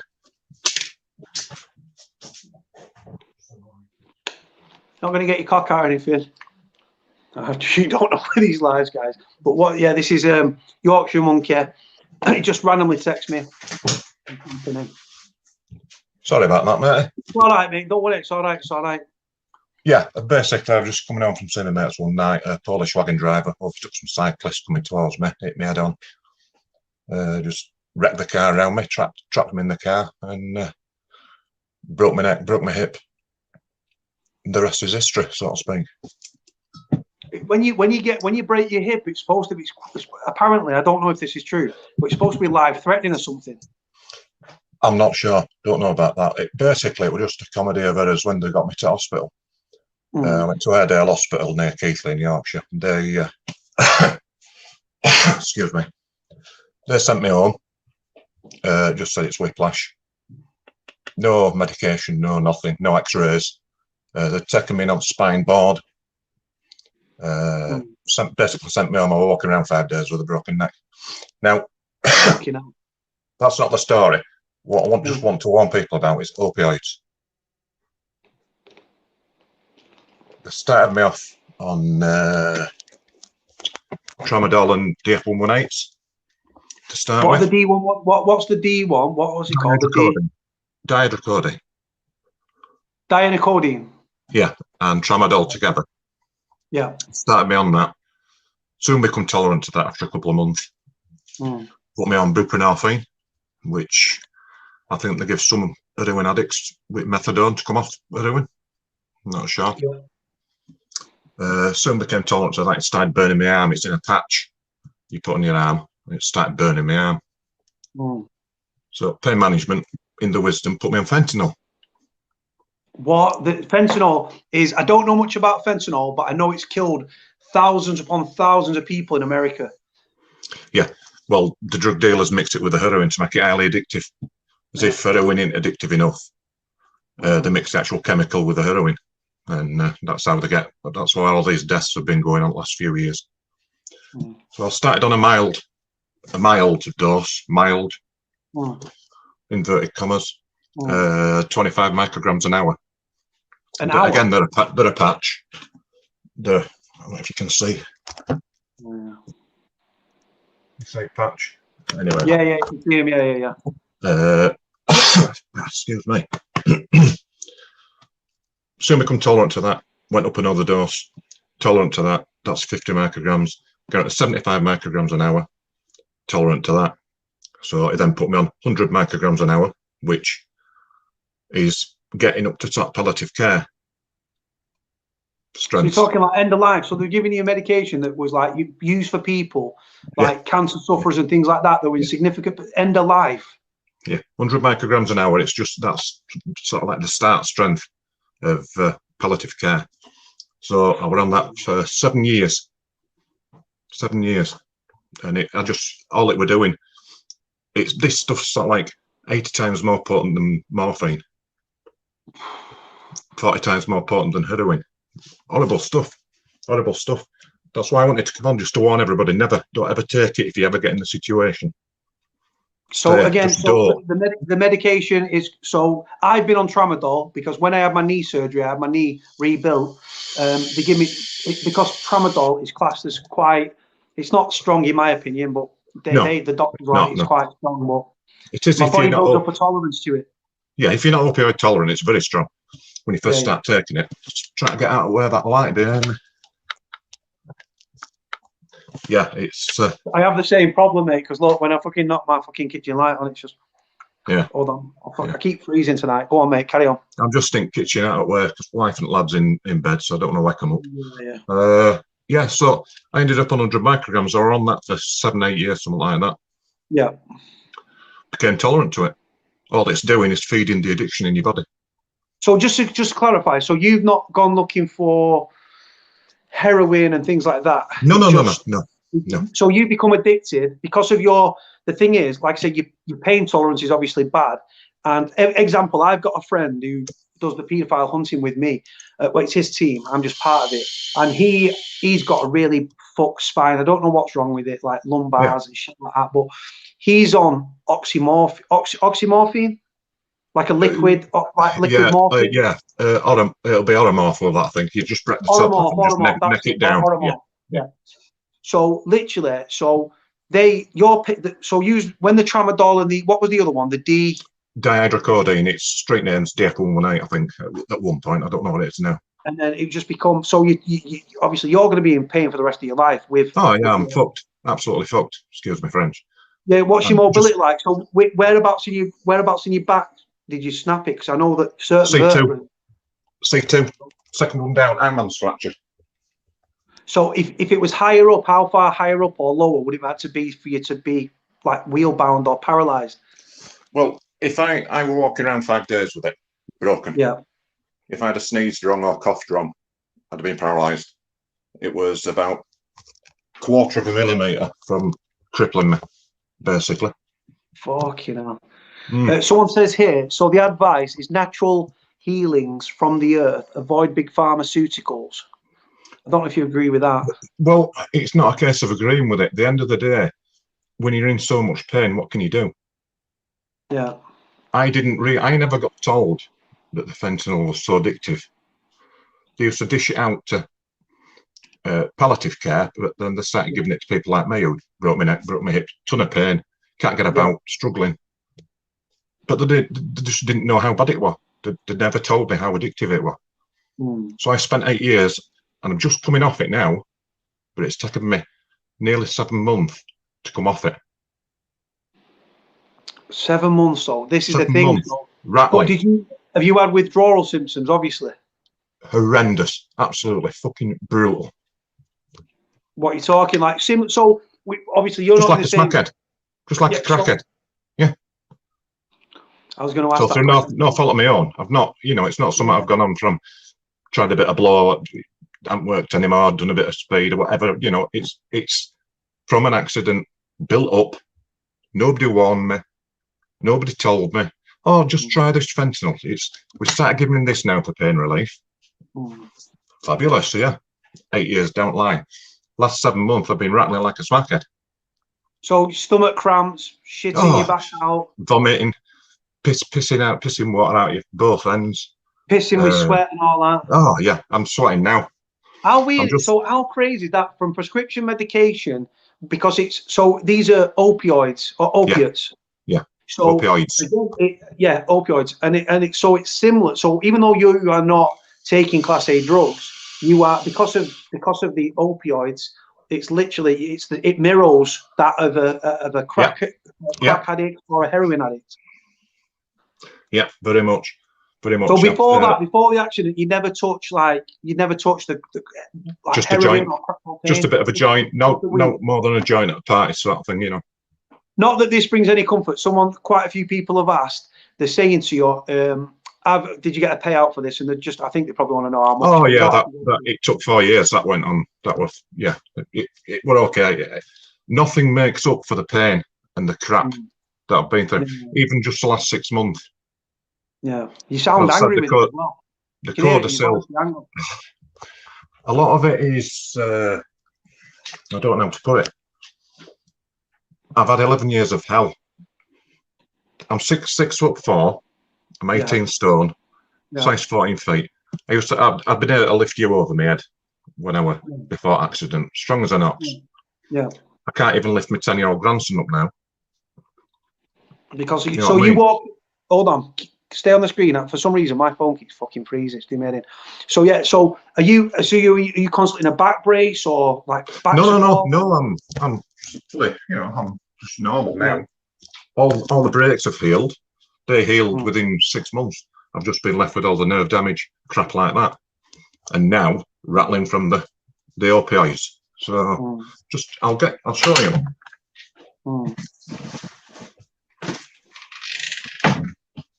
I've worked my way down now. I'm on 12 micrograms an hour. That's They're your patches.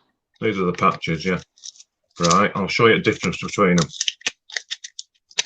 That's about half size of a postage stamp. Yeah. Yeah? Yeah, I can see it, yeah. I don't think I've got any of the hundreds left. I took them back to chemist because I didn't want them in the house, if you know what I mean. Because you are rattling. It's like having, if you was a drug addict, like having heroin in your cupboard. It is. These, I've got to keep these well out of work when grandsons come. Because, you know, one of them's severely autistic, and if he found them, and, oh, what are these? You know, what are these? These are what Grandad has. I think I'll stick one on, then you'd be dead within an hour. Yeah. Nicole saying here, addiction is real. And when you talk about addiction, again, my fucking phone keeps freezing. I apologise, people. So when people... Go on. That's your 37.5 microgram. Yeah. That's three times... Gradually bigger. That's 3 times stronger than other, but I've none at hundreds left. So like I said, I didn't want them in house with grandsons here, you know. So plus the street value. Yeah. People. There's stories of heroin addicts and crack addicts and stuff like that rooting through people's bins that they're not taking it. But I don't have any. I don't have any now. Go on. Sorry. I don't have any now. All I've got are the 12s, and that's no use to man the beast because they're too small. So you fucking hell, I can't. Someone saying here, Nicola, I can't never pronounce it, Ferreira, says addiction is real. When you think of addiction, you think of tobacco, you think of fucking, even sugar's addictive, but tobacco, you think of drugs. But prescription medication falls under the same category, doesn't it? It's horrendous, absolutely horrendous. If you wouldn't have been given, because the body is such it constantly evolving, because with medication, but I've been on prescription medication, and they have to up the dose because your body builds a tolerance up and a tolerance. But the thing is, that's the problem. Yeah. So when you if you wouldn't have got the pain relief, you'd still. So it's literally it's a no-win situation because you become addicted to these fucking prescription medication, which mirror, because they're opioid based, the effects of heroin, and then. But if you don't have it, you're in constant fucking pain. Yeah, I mean, I'm down to 12 micrograms an hour, which is the starting dose, and I'm racked with pain. It's all nerve damage now, but I'm racked with pain. I have to walk with a stick. I can't walk more than 100 yards without a stick. My hips just give way. My back goes. So the money you got paid out is in no way. If you could go back and say, right, take the money back and you'll have your health, and this accident didn't happen. Or take the money. It sounds like you would obviously, because of the addiction and the fucking all that shit and the pain and the suffering, you would have rather not had the money, not gone through what you've been through, and just this fucking idiot. So was he pissed up, this Polish driver, or just reckless driving? Just not paying attention. He didn't even get a point on his license. And you're left with life-changing injuries. Yeah. The police came to my house. Go back to Poland, carry on living his life. Yeah. Well, no, we're working over here. We're based over here. Oh, he's based over here. I know where he is. I know who he is. I could just anytime. But he's got a family too, hasn't he? So yeah, true. And you don't obviously hold any grudges against him, which is good of you, because accidents do happen. I do. No, I do. Yeah, I do very much. Yeah. I'd slit his throat tomorrow if I could. Someone says here, Ollie Mabb says, has the lockdown affected your addiction? No, not really, because I get what I need when I need it through doctors. It's an addiction, but it's a different sort of addiction to, say, heroin or meth or whatever. Even cannabis, people who get addicted to that, because you have to go and search for that. I just phone my doctors. Don't go to chemists. Sign sheet, controlled drug sheet, take it home with me. So no, you don't get affected like that, if you know what I mean. Hold on. Someone's saying here, so they're trying to say, hold on. So someone's saying here, was the accident deliberate? Confused now. I don't think it was deliberate. No. I was driving home one night. I'd been to see a mate who just had a stroke. He was driving towards me in a place called Denham. I don't know if anybody knows that. Hold on. Denham's in Bradford. Near Bradford, yeah. I used to see a girl that's mum and dad lived in Denham. It's supposed to be like a nice little village thing and all that. It's supposed to be a nice little area. full of witchcraft and wife swapping, you know. It's like most British villages.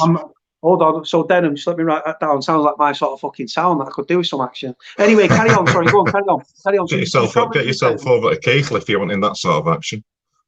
Everyone, come on, we're going to Keighley. So go on. So you finished work. He was driving towards me, overtook some cyclists, said he didn't see me, hit me head on. Car crumpled round me. What was you driving? Just so people can get an idea of how big the car was or small the car was. Mazda 5, about same size as. Nice little motors. Yeah, like a Freelander, but lower down. Like 3-door, 5-door. 5-door. Yeah. And so it's SRV, do they call them, or something? SRVs or something like that. SUVs, like sports. SUVs, yeah. So you've that did its job. So what was he? Was he driving a 60-ton, 40-ton? 40-foot tipper. Do you know the big tippers? Oh, and it was a monster thing. Yeah. The problem was, he saw me, about to hit me, so he slammed on. Yeah. His trailer then bounced round, so it was like jackknifed coming towards me. So I had no escape. Don't know where to go. Couldn't even go through a wall because there were really high walls where it was. So I couldn't even go through, drive off the road and escape. Hit the cab hit me, and then I hit the back end of it. So what ton was this vehicle? It must have been 8 ton, 6 ton, 4 ton, well, 10 ton. It wasn't laden, so I don't know. I don't know what Arctics are. But so how much did you have to be cut out by fire brigade or what? Oh yeah, ambulance came, and then firemen were stood there with them. Jaws of life. Jaws of death. Jaws of life. Yeah. They were stood and they were right. Can we do it now? Can we do it now? There were all these firemen stood there. Can we do it now? Can we cut them out now? They were just gagging for it. Probably. So airlifted, or was it not that? No, ambulance. Yeah. This is when ambulance got there, and all cars had carried on driving past. Wagon pulled up, cyclists pulled up, and all these cars that were behind just carried on driving past. Someone says here, David says, sounds like a brutal accident. Oh, it was. Was it rush hour? So that's why people driving around you just carried on fucking. They didn't want to be held up in traffic. It was about 9 o'clock at night. Fucking hell. And it's true what they say. Your life flashes before your eyes. Yeah, it does. So near-death experience for you, literally. Yeah, got it. I had a mate with me. Oh, he just got out and walked away. He was fine. Just shook up. But he got back in the car, and it's fight or flight kicks in, and that's the primeval instinct. If people don't know, it's basically a primeval instinct of you're being chased by a dinosaur, so you go into survival mode. I'm listening. And I'm trying to think out how to explain it. Your body becomes superhuman, so to speak. Your hearing goes super strength. Yeah. Your sight. I could have heard a pin drop 100 yards. Trying to find somewhere a bit. It's a nightmare, mate. As I'm sat here, I've got two pillars that I sleep on, and then a fucking house coat on top, mate. That's how I'm doing these proper amateur setup. Honestly. So anyway, he got back in car, and I'm sat there thinking, oh, fucking hell, don't know what to do now. And I could smell all airbags that had gone off. I could hear cars driving past, crunching all glass. And I'm sat there thinking, well, I'm going to have to go to hospital, I think. And I couldn't move. I wasn't in any pain right then. I couldn't move. I thought, I'll have a cig. This cyclist walking over. Petrol everywhere. Walking out. Oil, petrol. Put it out, mate. You can't have it. I said, fuck off. I'm going to hospital. I'll not better have one morning. Fuck off. I'm having it. And I'm sat there fiddling this cig. Firemen turn up. Ambulance turn up. Panic stations then, because I'm sat in the car having a cig and petrol pissing out everywhere. You was obviously in shock. Was you? Shock. Yeah. You was obviously in shock. I was going to say, yeah. Your life flashes in front of you. Everything. It's like a slow motion. Just goes past you. Everything you've done, everything you're proud of, everybody you love. It's just there, gone. And then you start panicking. Someone saying here, Sorry, go on, Carrie. Someone's saying that they recommend you to try and use CBD oil. I don't know. I don't know if that gives you pain relief. The problem with that is, I tried cannabis. I've got some cannabis capsules. Cannabis capsules in cupboard, but because the fentanyl was that strong, I was spaced out half the time, so I didn't want else just to make that worse. If you get me drift. Yeah, 1,000%. I interrupted you then. I shouldn't have asked that question. No, you're right. You're right. Don't worry. Like ADHD or something. Me. Sorry. So go on. You was in the car. You was trying to have a fag. Completely in shock. And then fire brigade, ambulance are on scene. How many people stopped to help you? Because it sounded like some dickheads actually carried on driving. Nobody at all. And somebody who knew me through a work colleague at the time, I was spoke to quite regular. I was quite friendly with them. Said, "Oh, was that you in that crash up at Denham? I drove past that." You should have jawed the fucking twat. Not seen them since. Wankers. Yeah. You find out when anything like this happens, you find out who your true friends are. Friends who I thought would go to end the earth for me. Didn't come anywhere near. Friends who I'd have done out for.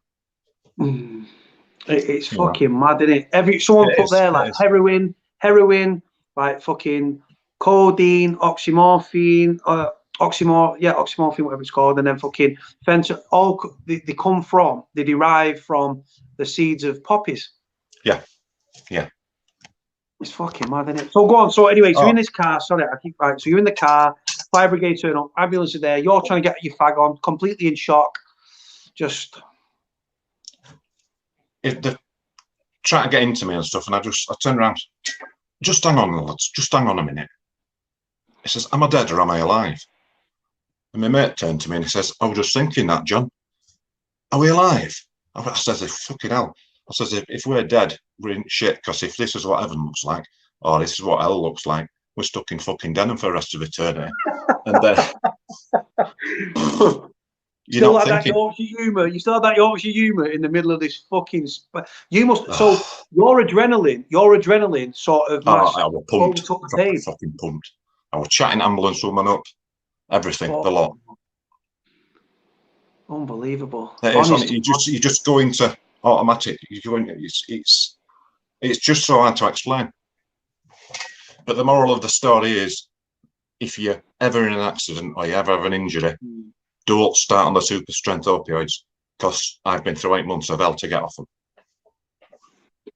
So what? So you're completely off them now, or you're on a lower dosage? No, I'm just on the last dose now.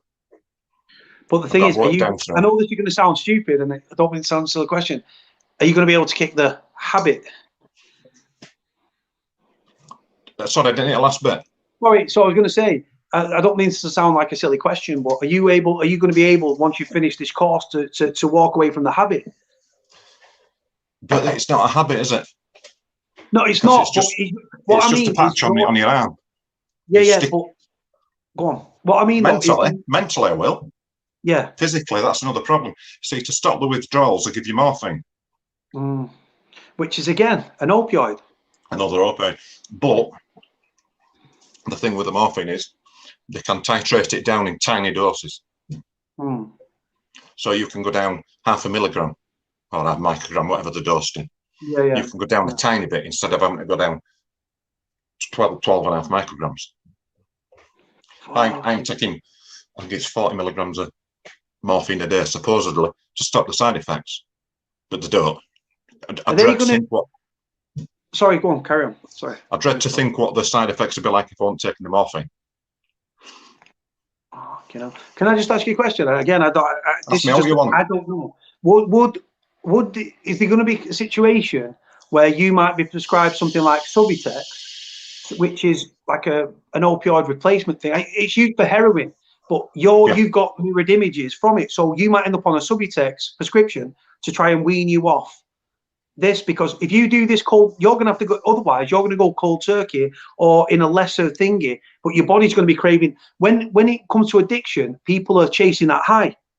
And your tolerance is, if you took heroin, even though you'd never do this, or hope you wouldn't, should be up here because of what you've been prescribed. This is a big problem in America because of the private healthcare, and those that can't afford it the doctors get them on the opioids.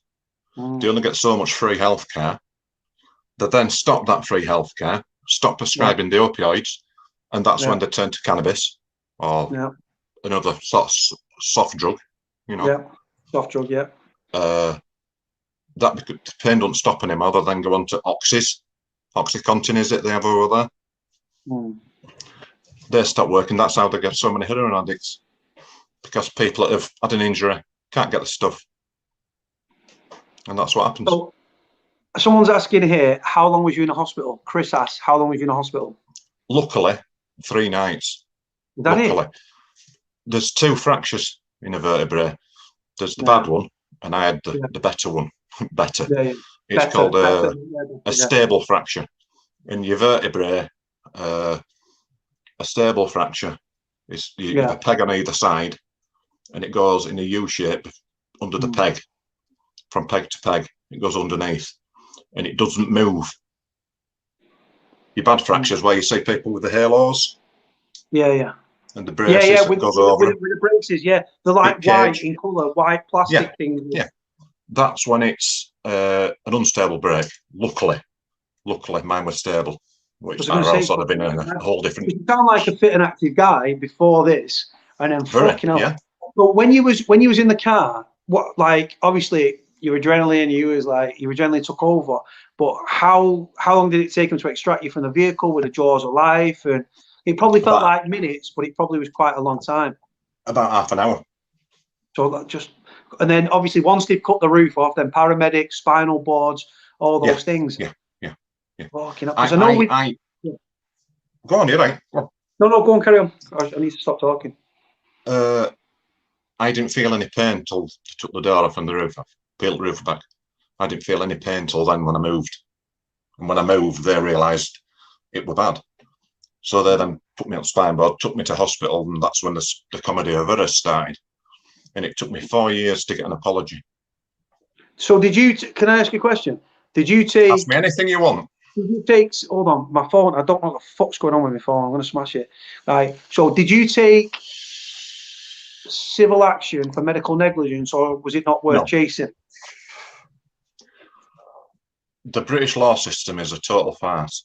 You can't have 2 major claims going on at the same time. Even though sometimes you get one where one comes from the other, or they can be related. Correct, but you've only got 4 years to do it. 6. It's either 4 or 6 years. I'll tell you something now. I'll tell you a story of the British legal system, right? I put a claim in through a solicitors. They denied my injuries all the way through. Medical records, X-rays, things like that. Oh, the specialists I've seen all the best in England. Yeah. Pain management, X-rays, injections right deep into your hip, so they can show inside of your hip. Absolute agony. I had 4 years of it, and try to explain it. If you leave school with 5 GCSEs or whatever the equivalent is these days. GCSEs. 6 A levels, then go to university, and you pass a degree, and you go into a postgrad, etc., get a good career, or what's classed as a good career. You will get a bigger payout than what I got. I left school with nothing. I would never. Very clever, very intelligent. But I've got no GCSEs. I've got no GCSEs. Carry on. I couldn't take it from the teachers. I would have shit at school. I didn't want to be there. Full stop. I just didn't want to know. I didn't even take any exams. The few that I took, I just got used on classifieds. If I'd have been in the position where I had all the qualifications, I'd have probably got about another 150,000 on top of what I did get. So for being uneducated, how fucking bullshit what a fucking rip, what a fucking crock of shit. Yeah. And the thing is, so what was you? I hope you don't mind. Again, you don't have to answer. What was you working as at the time? I was self-employed all my life, but I was helping a chap out that had opened a furniture warehouse, and he was buying all like Argos returns, and I was helping him get that going. I was helping him get it going. So just a bit of labour, and in between my own businesses. I mean, we've had all sorts in Keith, sandwich shops and sweetie shops and all sorts. But yeah, I was just sort of taking a break and helping him out. What yeah, was the effect of your addiction to medication with your family, your kids? Because Horrendous. obviously, nearly lost everything. Yeah. Yeah, Okay. horrendous. My wife deserves the proverbial medal as big as I've just been laid. And Yeah. I love her dearly. I do. But I've put her through hell. I'm also bipolar. I can feel it even now you're talking. Sorry to talk. Even though now you're talking, that I don't know if it's anger or frustration in your voice. I can feel you like. I don't know how to describe it. Yeah, bitterness. Yeah. There you go. I've not worked for 11 years since the accident. Only thing I've ever had is DLA. I got DLA for about 5 years. Then they changed all the rules to PIP. Oh, you can't have it now. Doesn't matter that you're acting pain. Not a personal independence payment, like with your life-changing injuries that you received. No. It's not about getting about and how much pain you're in now, is it? That's why they changed it all. Yeah, it's true. It's true. I've had nothing off the government. Yeah, I got a payout, a big payout, but the payout doesn't reflect the injuries. And the fact is, psychological, emotional, the domino effect onto your family, because for all intensive purposes, it's like having a heroin addict in the house, right? Needing to score, so to speak. Yeah, I'll sum it up for you. A 3-year-old grandson says to his grandma, "Why is Grandad being like that? I thought he loved us. Why is Grandad being like that to us? Why is he being nasty? And you don't even know you're doing it." That must be like that must be such an hard fucking thing to have a little kid, 3-year-old, doesn't know any different, doesn't know, innocent, and it's the frustration and the like I said, bitterness. You don't know you're doing it. Oozing out of you. I can hear it on the screen now. You're talking. You can hear it in your voice, the sharp edge to your voice. And like you said, you put you. So family. So how many you got kids?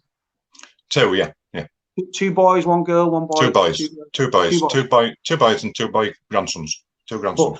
So this literally thing, you're going through these life-changing injuries, right? You get your payout. That's a drop in the fucking ocean, really, isn't it? It means nothing.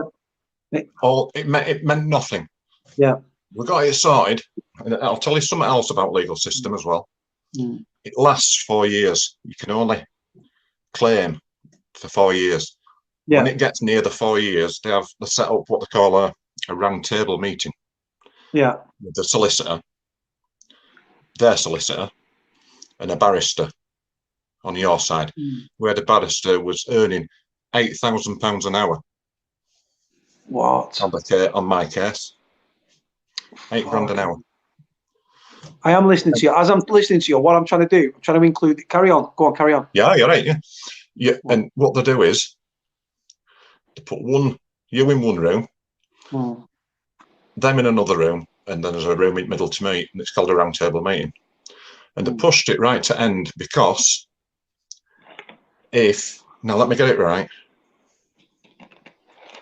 If you don't accept their final offer and what your solicitor and barrister thinks is a good offer, if you don't accept it, you can then take it to court. But if you take it to the court and you get 1 penny less than what if the judge thinks it's worth just 1 penny less than what they offer, you're then faced with all the legal fees. So, like I said, it's literally like a roll of dice. It's just jobs for the boys, isn't it? Let's face it. They just stick together like shit on a blanket. A higher education, you get more money. Like I said, even now, he's still mending. So this thing. So when did the accident happen? Sorry. 11 years ago. 12 years ago in November. But how? With the fractured relationship you had with the missus and your kids and everything and the grandkids, is that still going on now, or is it's done and no? Things are better. Things are better like that. We get them better. Everything's better like that. But it's not just what happens to you. It's the medication you're taking. The medication doesn't just fuck you up physically. It fucks you up mentally. Yeah, you don't know whether you're on this earth or Fuller's. It's just you just fucked off. It's like I'm just having a spliff, a really good spliff, and you're just buzzing. I couldn't drive half the time. I had to change my driving license from a normal license that I'd had since I was 17. I'm 52 now, but I was 17. Got my license. I had to change it from a normal license to adapted driving, and I've because my legs spasm.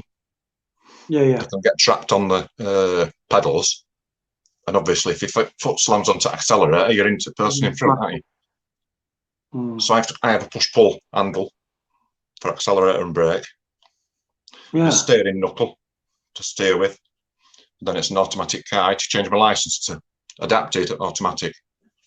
So I've got, when I'm right, if I ever get right, I've got to change that back. So this is just fucking. So with a car, because you're not getting PIP, the car's not going to be a mobility car. No. Yeah, fuck all. Nothing. Fucking hell, fire. You become bitter. You become bitter to everybody. You become bitter to people that get whatever benefits they're getting that you don't. Whether they should be getting it or not, you become bitter and you become twisted. Like all these immigrants that are coming in now, you're thinking to yourself, well, they're getting so, and I've never had them. I never got home. I'm not, but it's how it makes you think. As a British citizen that's worked and paid tax into the system, you've donated to the system. You're taking now, not by choice. You was involved. You was an innocent person in a nasty accident, and then fucking, like you said, you've contributed to the British system. You paid your taxes, and then they just fucking fucked you, really, basically. Yeah. And I can't get out.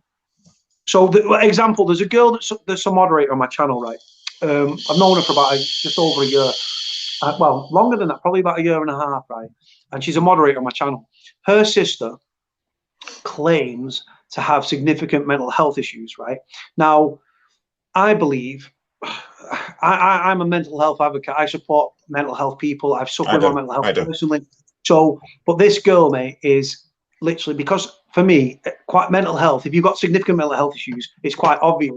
But other mental health issues are quite easy to disprove. So this girl, in what I'm saying in layman's terms, is she claims to have epilepsy. She's never had a fit, but yet she gets medication. She takes the medication not because she needs it, but because it gives her a feeling of a high. She's a crack addict. This is not my subscriber.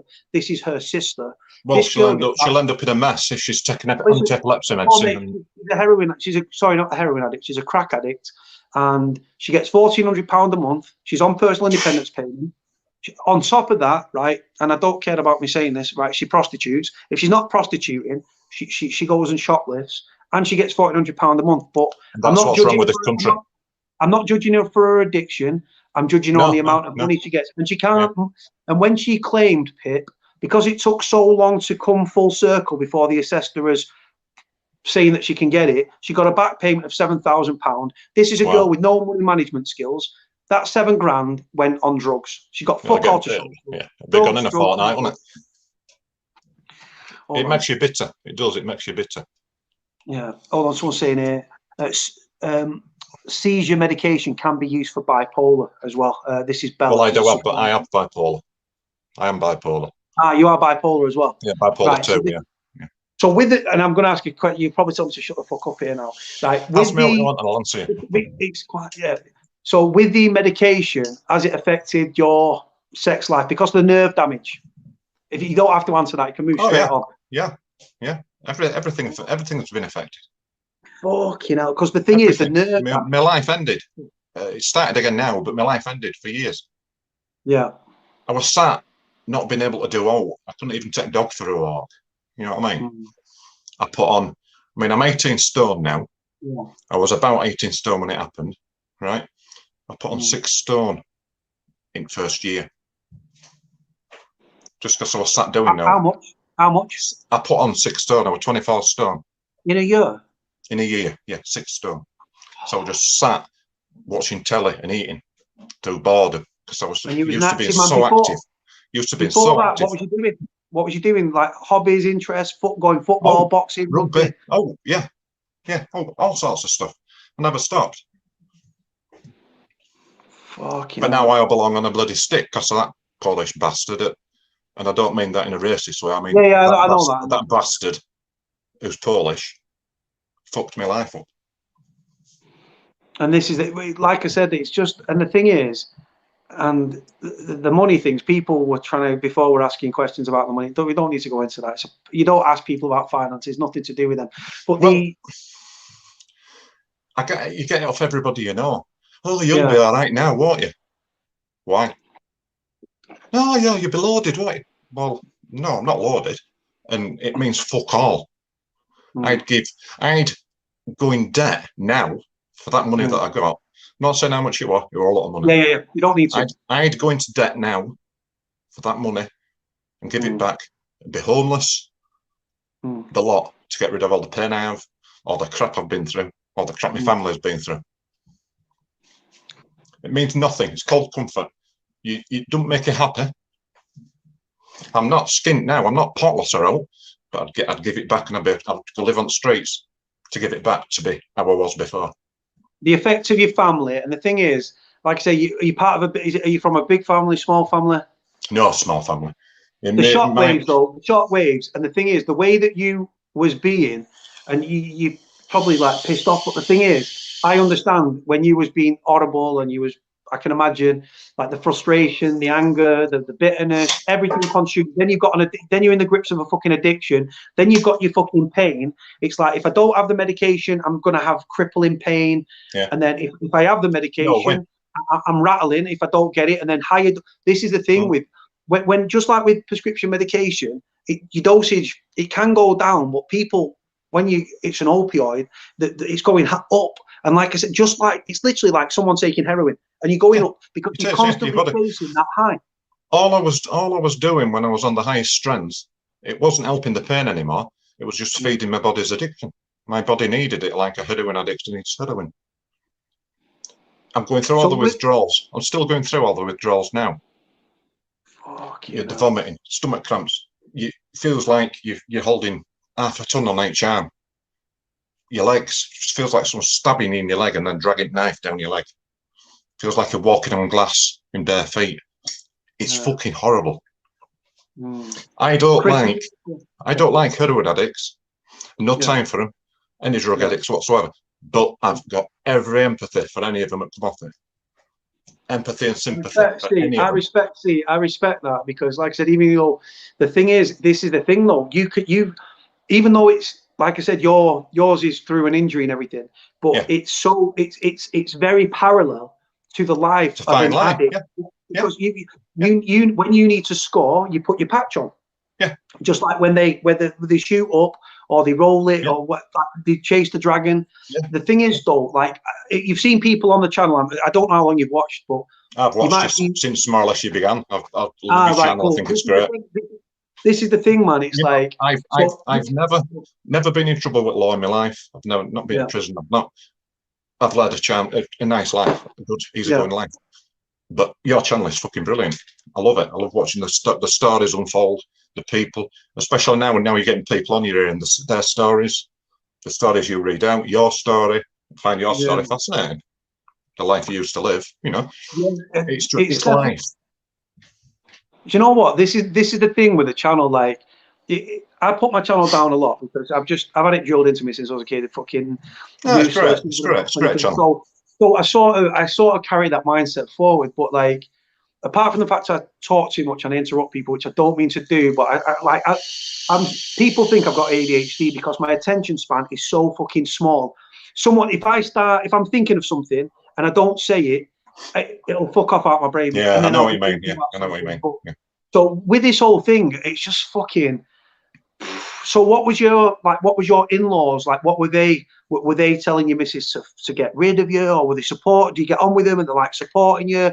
But people see it, what you're going through, your family, they see it, but they can't relate to it because they're not in your body, in your mind with this addiction. They get embarrassed. Serious. Yeah. One of our sons is mentally and physically handicapped. He's quite profoundly disabled. It's okay. He's okay, but you know, you can talk to him and he understands you. He talks back to you in his own way, and you can understand him. Blah blah blah. So wife had it hard enough to start with as it is. She had a shop at the time. I was helping him set his business up. She had another shop at the time. So her life was hard enough as it was. We lost his income. We lost my income. I was earning I don't know, £350, £400 a week at the time. Mm. Lost that income instantly. Don't get any help at all. Couldn't get any benefits, nothing. Nobody would help us. So she had to claw more business back online on eBay and Amazon, all that sort of thing. She had to get that income upped to cover my income so we could live the same as we were. Because the only people that helped us, my best mates didn't come anywhere near. Still mates from now, but, you know, I'll never forgive them, but I'm still mates with them. And the friend who'd had a stroke, who I'd been to see that night, he kept in touch. He couldn't do much, but he kept in touch. The people who I thought would help didn't come anywhere near. The people who I never thought in a million years would help us did. Yeah. Stepped up. 2 or 3 people. I'll always be eternally grateful for them, and they know it. They know who they are. Wife's family. She had 2 sisters. What did she have? 2 sisters, 3 brothers. 2 sisters. The only one of us. My dad, my mum and dad used to come over. They live over near Fleetwood, so it's like about an hour and a half drive. Near Blackpool. I know Fleetwood. Yeah. I was up there. Yeah, they live in Not-End-on-Sea, little village. Yeah. My mum and dad, my dad's 80 now, so he'll have been 69, retired. Yeah, I am listening to you. Sorry, I'm just trying to get in bad health. He used to come over every fortnight to sort his garden out and cut grass, and where I had 2 brothers-in-law, I didn't come anywhere near, that were in Keighley. My own brother didn't come anywhere near. They were local, yeah. My own brother were local. He didn't come anywhere near. I saw my brother 2 years after accident, and he told me to pull myself together. This is when I was walking around like a robot, you know, stiff as a board. Pull yourself together. All you did was breaking out. So hold on. People are kicking off in the comment section. I'm supposed to have fucking moderators. I've got like 4 moderators, and there's fucking people being dickheads. Just tell me who's fucking commenting, guys, because I'm trying to have a conversation here. And you think my moderators were fucking about, wouldn't you? And you need to chill out, people. Chill out, because life's too short. Calm down, everybody. Chill out. Life's too short. Everybody get on. You can't fight an infight. This is a great channel. There should be no athlete chat. On the moderator thing now, it's fucking, apparently there's fucking idiots on the channel, so I need you to jump on. I know you're busy, and I know thingy, but will you do it for us, please? Thank you.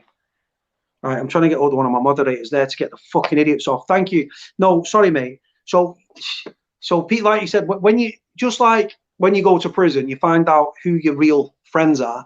Yeah. People that I didn't think would, people that I thought would step up, didn't step up. No. People that I didn't think stepped up. I can imagine. Same sort of thing. People that I'd known for less amounts of time that I'd not done. There was kids that I'd helped that I would risk going to prison for and backed in bad situations. And when I went to jail, I thought, they'll step up. Nah. Yeah. And then when I come out, they're like, Cody, how you doing, mate? You know, you've been away, blah, blah, blah. They knew I was in prison. They knew I was in jail. And nothing. So I rang the kid. I said, do me a favour, delete my fucking number. I said, when I needed you, you weren't there. I said, you remember all that shit I've done for you, you dickhead? I said, I backed you, blah, blah, blah. I helped you. And I said, where was you? Oh, yeah. I said, all I made is excuses. And that was it. I just when you learn, like, when times get hard, you find out who's fucking real and who is not. Yeah. But the anger. I'll tell you something else on other side of the scale from what you've just said. Yeah, when I got my payout, I had loads of friends. Oh, I bet you did. Oh, coming out the woodwork. What I wanted to do, wife wouldn't let me, and I didn't have either the strength or the what is it to argue with her. I just wanted to get them all to my house, give them all a blank check, in a sealed envelope, just a zero, and give them all a check. Now don't open it till you get home. I don't want you to be embarrassed. Yeah. And just give them all a blank check with zero on. But wife wouldn't let me. I didn't want to fall out with wife. So. Yeah. I think the old ball and chain and that. The thing is though. Yeah. That's what I wanted to do. Imagine that though. Imagine those fucking leeches that are like, oh, how much? Because they wouldn't wait till they got home. They'd be fucking ripping it open in the car. So of course they would. Yeah. And then the thing is, imagine their face like, fucking hell, how much? 10 grand, 20 grand, and then whoa, big fat fuck you. You should have just drawn a picture on the and then just like put it in so face down. So when they open it, they pull it out, and then they turn it over. It's like a big fuck off. Yeah. What you deserve. Fuck all. Hold on. No poetry. Telling guests to leave. Right. I wish. Like, really fucked off. Right. I tell you one thing, guys. Right. Anyone that's followed me for a long time that's got some fucking brain cells, right, and that's still up at this time, I'm going to make a few people moderators because I need some mods on the channel. I've only got 4: Laura, Clint, Q, and Jono. And Jono always misses the lives because he Put me on if you want, Cody. yeah, I'll do it, mate. No worries. Just what it is. I don't understand how people start bitching in the comment section. It's like a fucking like people start going on with it. People start fucking they start kicking off with each other. And I can't understand why. Because we're here to support each other and help each other and not judge each other. And you get fucking idiots in the comments. Sorry, mate. Whoever it is that's bitching and carrying on, I don't know you. I probably don't need to know you. But this is a fucking great channel. This is a channel you can come. You can lurk in background if you don't want to speak. You can say hello to everybody and everybody says hello back. You can join in. I've never done out like this before. But I thought, no, I'll let everybody know how bad opioids are. But it's a fucking great channel. Nobody should be arguing in here. Hold on. Someone's just going to be going in a second. I'm just finding a person. All right, hold on. Right. Number 1's gone. Right, he's gone. Number 1's gone. I'm not see when I'm talking to people, I like to engage and look at the person I'm talking to. I like to have a now and a look down to see if there's any questions for whoever's talking. But I've got moderators, but I've only got 4, so it's probably my fault. But I can't understand why people are kicking off and disrespecting each other in the comment section like fucking kids in a playground. Life's too short. Go on, 1,000%. Life's too short. Yeah. I found that out the hard way. So this thing nearly cost you, for the money you got, you was nearly left, you nearly end up fucking, are you married or Mrs. Married? Been married so 25 nearly years. lost your marriage. So even if you put yourself, right, I'm going to ask you this, if you put yourself in your wife's shoes, as much as you obviously love her, would you understood if she walked away for the way you was being, even though it wasn't your fault? If I was in her shoes, if I was in her shoes, I'd have fucked off years ago. If I was her putting up with me how I've been a complete nut cunt. Sorry to use that word, but it's very real on this channel. You know, like I said, I touched on earlier, I found out about 6 months ago I got diagnosed with bipolar 2, which wasn't caused by the accident. Yeah. It's something that's gone on all my life. And when they give me the diagnosis, things started to slot into place from years ago, from when I was 10, from when I was 15, 20. Things that I've done in the past all just slotted in. Shit, yeah, that's why that happened. That's why that happened. And that's a weird. Bipolar is fucking strange. Strange, really is. Really is. You can pull sun out of the sky 1 minute. Next minute, you don't want to get out of fucking bed. And like that. Boom. Do you know what I've got? There's a girl that's commenting at the moment, right? And what she is, she suffers. I won't name her out of respect, but I've known this girl for about 3 years, and she's a fantastic girl, and she suffers bipolar. I think it is bipolar, but like I think personally they might have potentially. I'm not a mental health expert, so I can't say this, but well, I'm not. No. I personally think that she might have been misdiagnosed, but I've got a lot of time for this lady. But my sister's bipolar, and 1 minute she takes alcohol as well, which is fucking mind fucking and chemically imbalanced in your brain. She should take medication. She doesn't. Instead, she's sniffing cocaine. Instead, she's drinking alcohol. It's a natural depressant. So when she's up, and she likes to bury her problems in drink. When she pulls her head out of her ass, all the problems are there, and they probably multiplied or doubled or tripled. It's just one of them fucking things. See, I've had, as long as I've been taking fentanyl, you can't drink. You can, you can drink, but strong opioids suppress your breathing. I don't know if people know how opioids work. Attached to receptors in your brain, but they also suppress your breathing as a side effect. So if you went out and had a gallon and a half, while you're on fentanyl, you come home, you fall asleep, you stop breathing. I've not had a pint for 11 years. Fucking hell, not by choice, because you Yorkshire lads like a good. Oh, what do you drink? yeah. What did you drink? Bitter. Yeah, beer. Yeah, yeah. Like a fucking fish. Like a fucking Yeah. fish. The thing is, though, you see, the it were a thing is, blow. he's such a fucking down to earth, nice guy. But it sounds like anger, but like you said, frustration, bitterness is probably more on the key. Yeah. But Yeah. even people in the channel, even people have been commenting, saying like, "Wow!" I mean, this guy on the screen that you can see at the bottom says, "Thanks for coming I've on." just seen that. Courage. Yeah. Thanks for that comment, Jeremy. Yeah. Yeah, man. A lot of love, man. It's not courage. If Mm. if there's one person in this chat, I don't know how many's on because I'm not on the It's chat only screen now. 172 at the moment because it's 1 o'clock in the morning. But carry on. Yeah.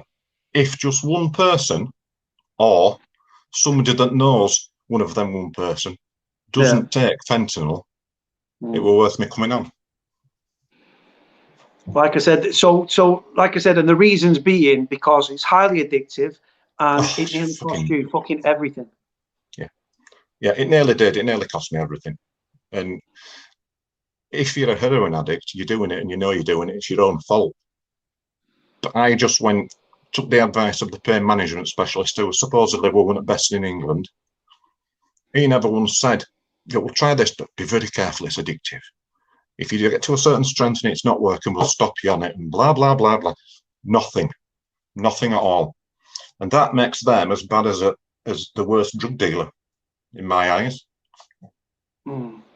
So Bella asks, have they monitored your opiate intake? I've been on codeine and it was started on for 5 years. No checks, nothing. Yeah, they closely monitor it when it gets up to things like fentanyl and buprenorphine. They watch you like a hawk. Now, the problem is with the patches, when you sweat in summer, they peel off. You just start rattling. Same if you go in the shower and you dry yourself with your towel too hard, your patch just falls off. You've then to explain to the doctor why you've used 5 patches when you should have only used 2. You have to sign for them at the chemist, everything. Horrendous. Pretty horrendous, carry on. With your medication, because obviously, because it's opiate based and everything like that, is it, like, example, people that abuse medication, I'm not saying that you do, but people that abuse medication, you might not give them in like a month's worth or a week's worth. You might have to go once a day and get it or something like that. How are you, like, weekly? Is it bi-weekly? Is it every 4 weeks? There's 5 patches in a box, and you're supposed to, a patch is supposed to last you 3 hours. 3 days, 72 hours, is it? So you get 3 days because they're that strong?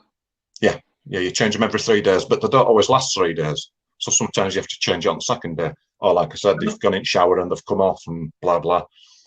But then doctor says, well, you should have only used 2 by now. Why have you used 5?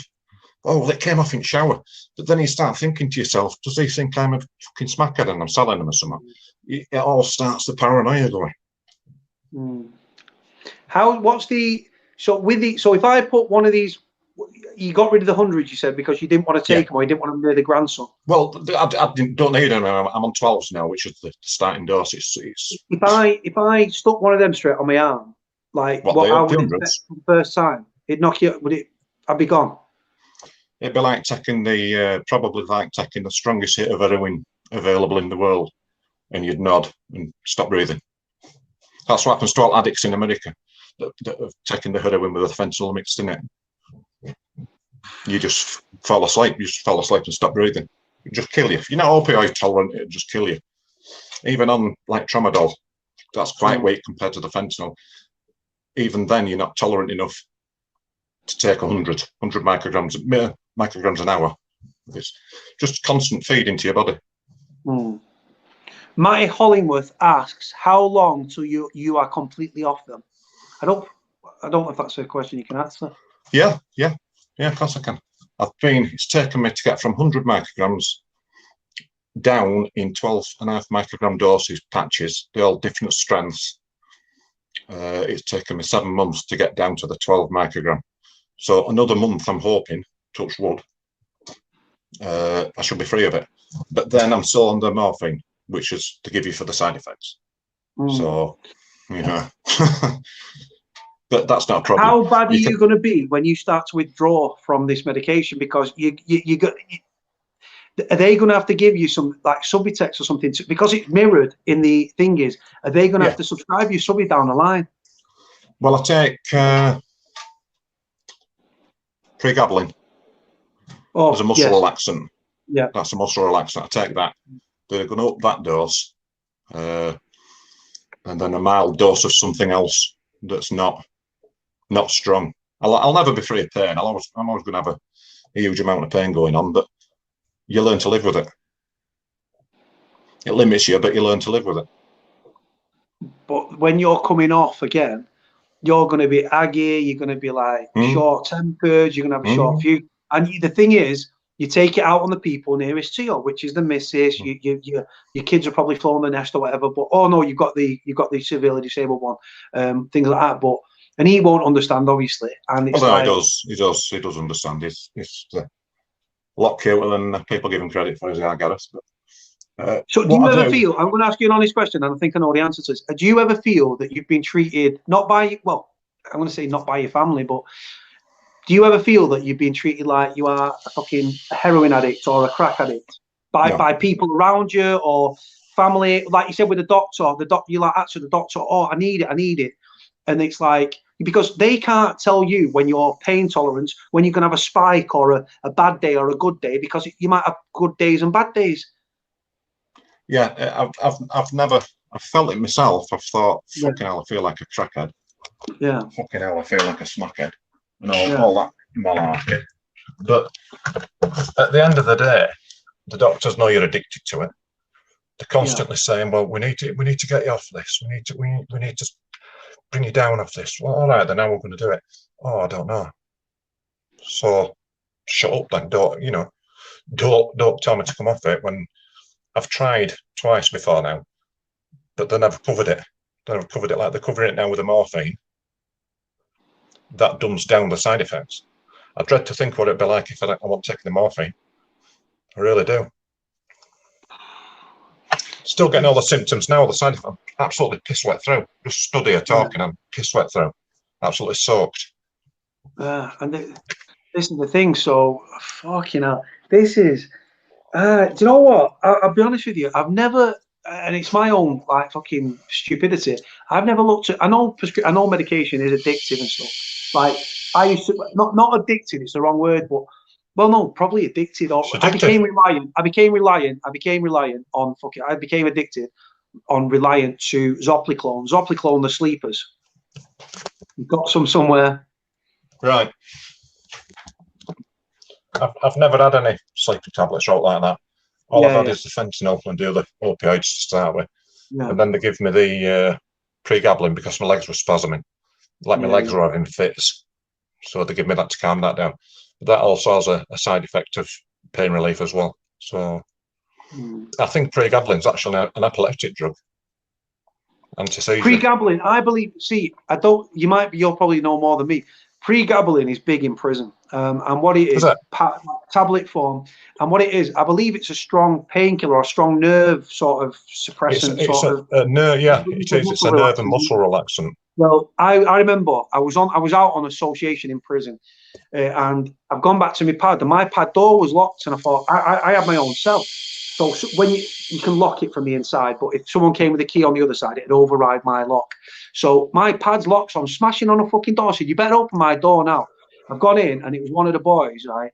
And he's snorting fucking pre-gab off me fucking. He's broken his tablet down, chopping it with my prison ID card, chopping a fucking pre-gab to have a, and then he's rolling up a piece of paper. He's like, I said, bro, what are you doing with my pad, man? Because I don't take anything. I said, bro, go on, fuck off out my pad and clean that off the side.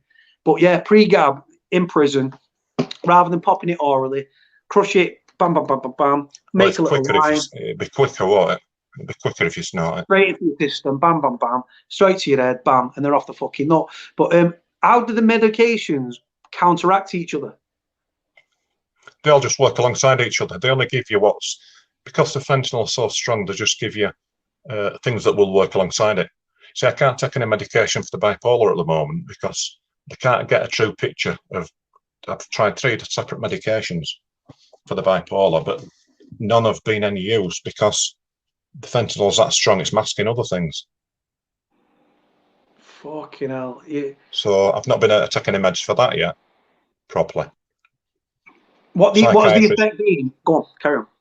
Psychiatrist just said, there's no point me trying to treat you for this while you're on with this. And that's what gave me the kick up the arse to get onto the doctor and pain management to say, look, come on, I need to get off this now.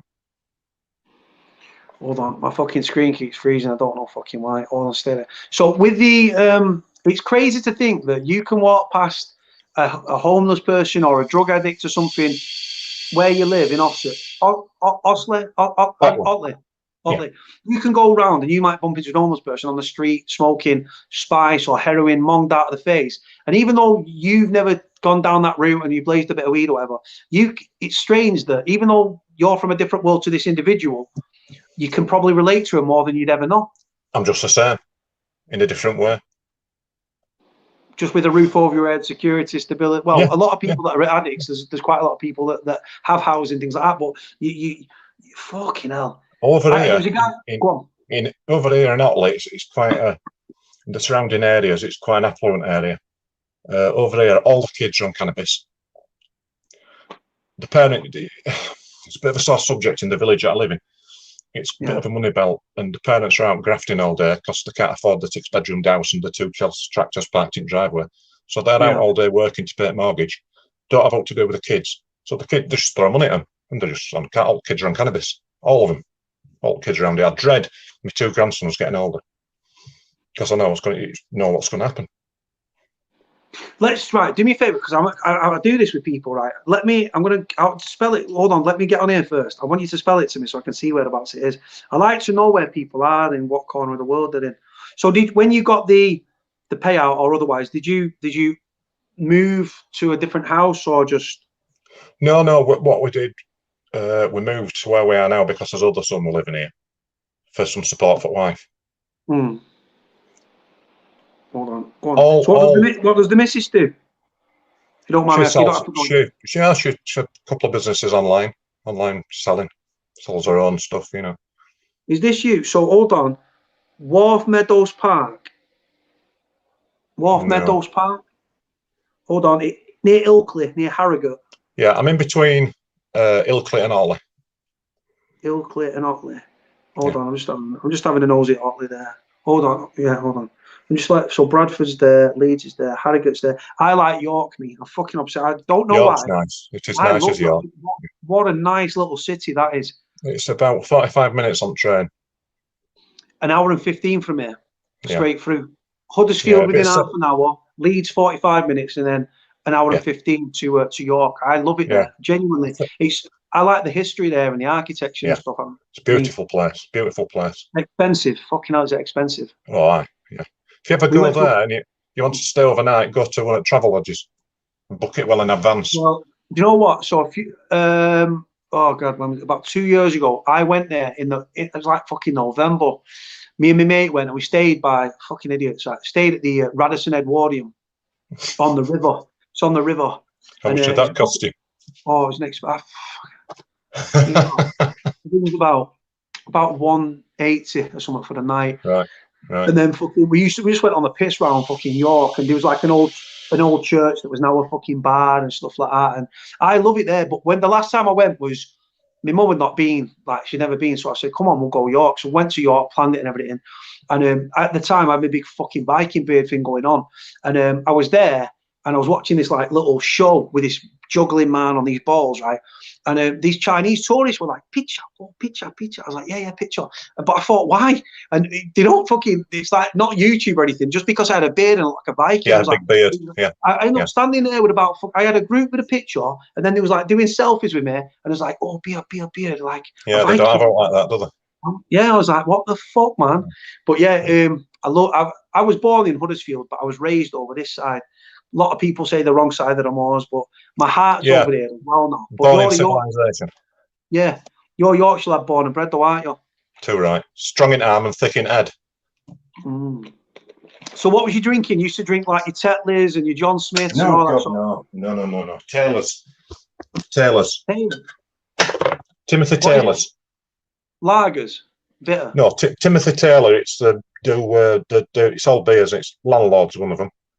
Like Cascales and stuff like that? Yeah, or? yeah, real oil. Right, got you. But yeah, fucking. So with this thing, what's the emotional effect? Like with you, how bad has the injury, not the injuries, but the psychological damage, how has it affected the bipolar? It must have gone off the fucking chart. Well, I never thought about it. I always thought it was the side effects of the fentanyl. That because I didn't know that I had bipolar. I've had it, allegedly, I must have had it most of my life. Because, like I said earlier, everything fit into place as things I've done in past and things how I've reacted and things like that. So I just thought it was side effect of fentanyl. And it just makes you like a robot, you're just emotionless. You can see somebody die and it just won't affect you. Just sat next to you and die and it just doesn't affect you. Just total devoid of emotion. And then, like I said, so are you now, because of the strong meds you're on, you can't take mental health medication. No. So your mental health could go down the pan.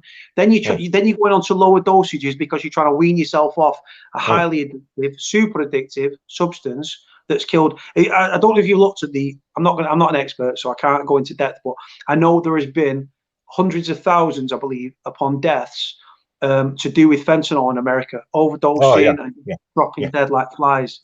Yeah, that's what I said earlier. They've been the cartels mix it in with the heroin. So they then become more addicted. They need more, and obviously then they sell more. Quite a good business plan, I suppose, really. But at the end of the day, if you're killing all your customers, that's the thing. And like I said, and then the thing is, because the body's an amazing thing, you're building up a tolerance. The bigger your tolerance, the more you've got to use. You're constantly chasing that high. So the thing is, it doesn't go down, does it? It's like your tolerance doesn't go down. You're trying to chase the high. You want that euphoric feeling. So and that's when you're going up and up and up, and that's when you're at real risk of fucking overdosing and stuff like that. The problems with these patches, the addicts, whether it's heroin or crack or meth or whatever, try and get hold of them and they chop them up into little pieces, and they put them down between the gums and the cheek and take it in through the gums. And the problem with it is you don't know where on that patch the bulk of the medication is. So you could have three mates, got a patch here, look, let's chop it up. All three of them put it in, two of them it doesn't do out. Third one dies within 5 minutes because all the medication were in that little centimetre square that he put in his mouth. It's a lethal, horrible drug. I can't emphasize how horrible it is. So what was the initial thing? You said the street name for it, diacylcodeine, whatever it was. Dihydrocodone. So is that what's got the fentanyl? That's not what is that what's got the fentanyl in it? No. Fentanyl's just fentanyl. It's just straight fentanyl. Yeah.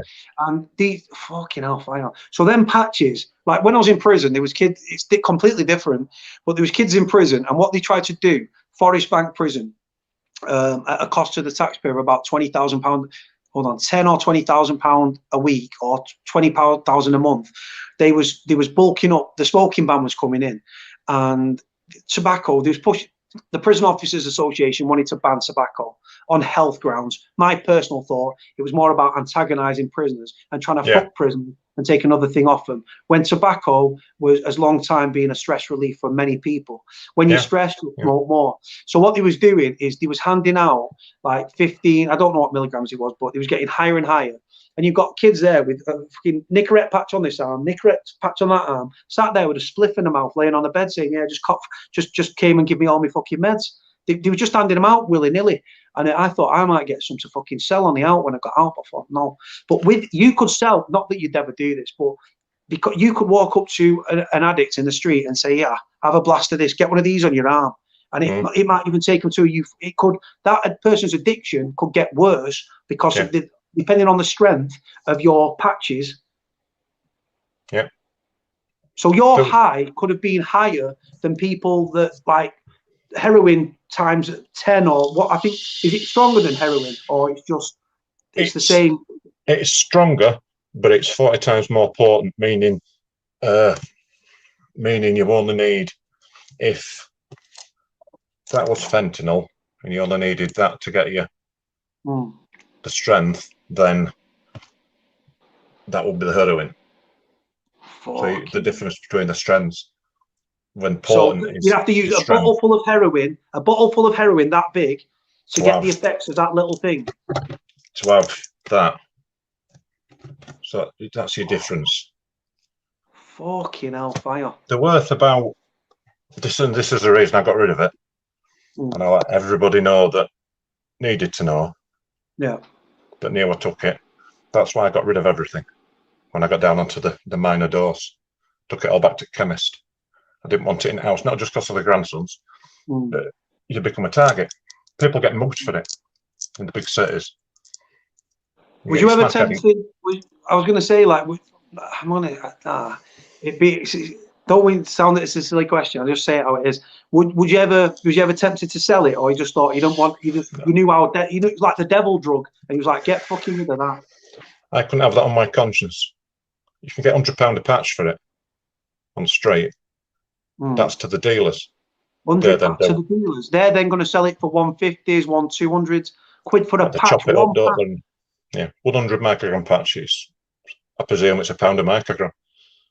So they could have cut that. They could have cut that fucking patch and sliced it and diced it. So literally, hold on, stay there. Hold on, stay there.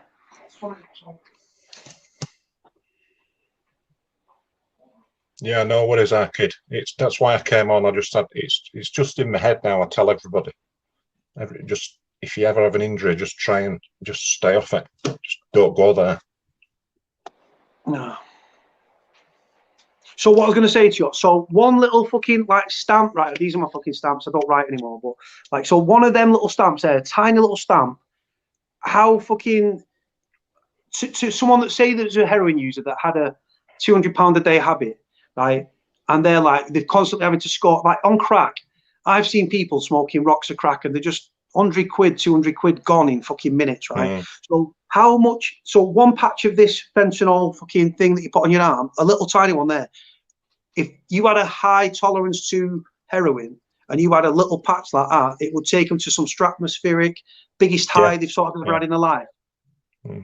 Fucking hell! So you could have actually been mugged on the street if people knew that you was if you was in and some addict or someone criminal or a dealer heard you in the pharmacy reordering and picking up a repeat prescription, and they say, "Oh, we've got your fentanyl ready." Yeah, they don't even mention it. They don't mention it what it is you're getting because of that reason. It's Mr. So-and-so, here's your prescription.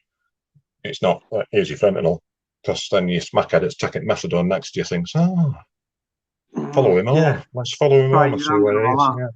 So that was the main reason I got that and the grandsons. That's why I got rid of all the stuff. All I've got now is just the 12 microgram patch, which it would have an effect, but it's not. Somebody asked me earlier what was the morphine I was taking, and it's it was Zomorph. It's only a week one that I take, 2 in the morning, 2 at night, and it just staves off the side effects. What's the other question there? Do you get migraines from the meds? Sorry? Yeah. No, Ollie Mabb was just asking that. Oh yeah. You get something called a rebound headache, and it's when you've got all the painkiller in your system, but it's not doing. It affects the receptors on your brain.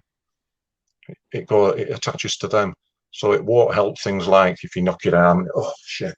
You'll still have all that sort of pain, or you'll get a headache, but you can't take out else because you're taking that. So you get what's called a rebound headache, and it just gets worse and worse, like a migraine. So this guy's class. Go on. Sorry, go on. This guy's class just says it how it is. You've got to do. I'd rather. I'm not showing myself up, but I'd rather tell everybody of my struggles and my problems to say, like I said earlier, if one person on this chat is in a car crash or gets knocked over or gets beaten up and the legs broke or whatever, and they offer them fentanyl, they can turn around and they can make a judgment then. Hang on a minute, that idiot from Yorkshire were on Cody's. He said, don't take that.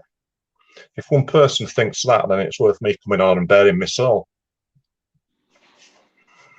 So this lady here, she's in Canada, this lady. This is Morag. She's a lovely, lovely lady. And she asks... Hello, Morag. She says, "Did you bin your old medication or return to the chemist?" Sorry, I know you No, answered I it. took them. I took them back to the pharmacy, back to the chemist. Even when they're dispensing in the chemist, it's got to be the pharmacist that gives you them. The assistants can't give you them. They can't even handle them because it's classed as a. I don't know what it is in Canada or America, but it's a controlled drug over here, to call it. I think it's. Is it? I can't remember what they call it over there. Since I've been on it, I've researched it and researched it and researched it. I've watched every video on YouTube. I've watched, Ash says, "Respect for coming on." Thank you. Respect for coming on, though, 100%. This is the thing, like, people not here to judge, man. At the end of the day, how can you judge a man? Fucking car crash that wasn't his fucking fault, life-changing injuries, horrific pain, obviously medication, throw medication at you, up, and then, so how soon after, so you was initially on the tramadol, how long was you on the tramadol and the other stuff before they was like, right, and then about 2 months. What was the progression? So you started on tramadol and something else, then what to what, then what to what, and then fentanyl? I was on tramadol, a high dose of tramadol and a high dose of dihydrocodone. Yeah. And that was initially milligrams? I can't remember. They were quite a high strength. The tramadol turned me into a fucking psycho, an absolute fruitcake. Really did. Horrible stuff.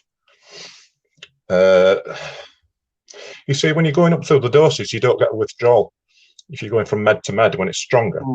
I then went from them onto buprenorphine, which is similar to fentanyl. It's a synthetic opioid type thing.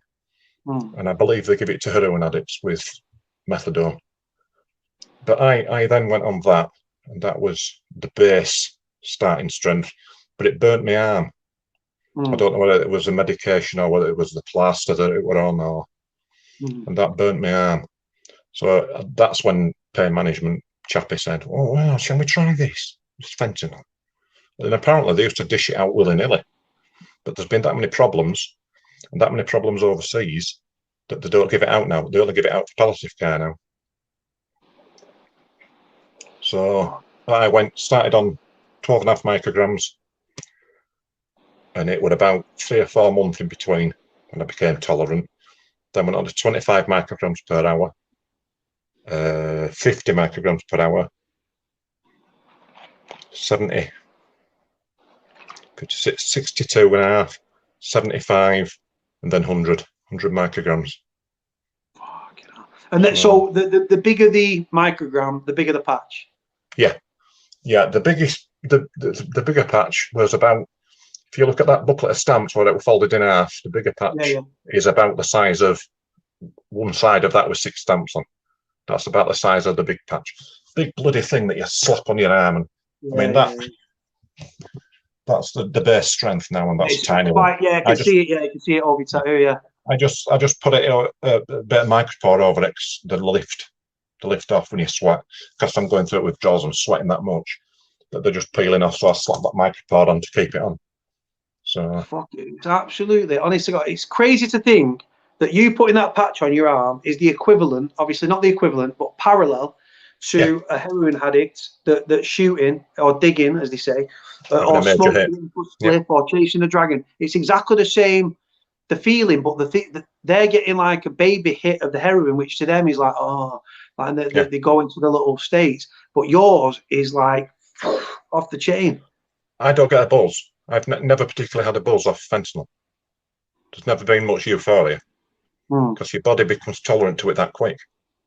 You don't get, when you first put the patch on, it takes 24 hours to get into your system. Yeah.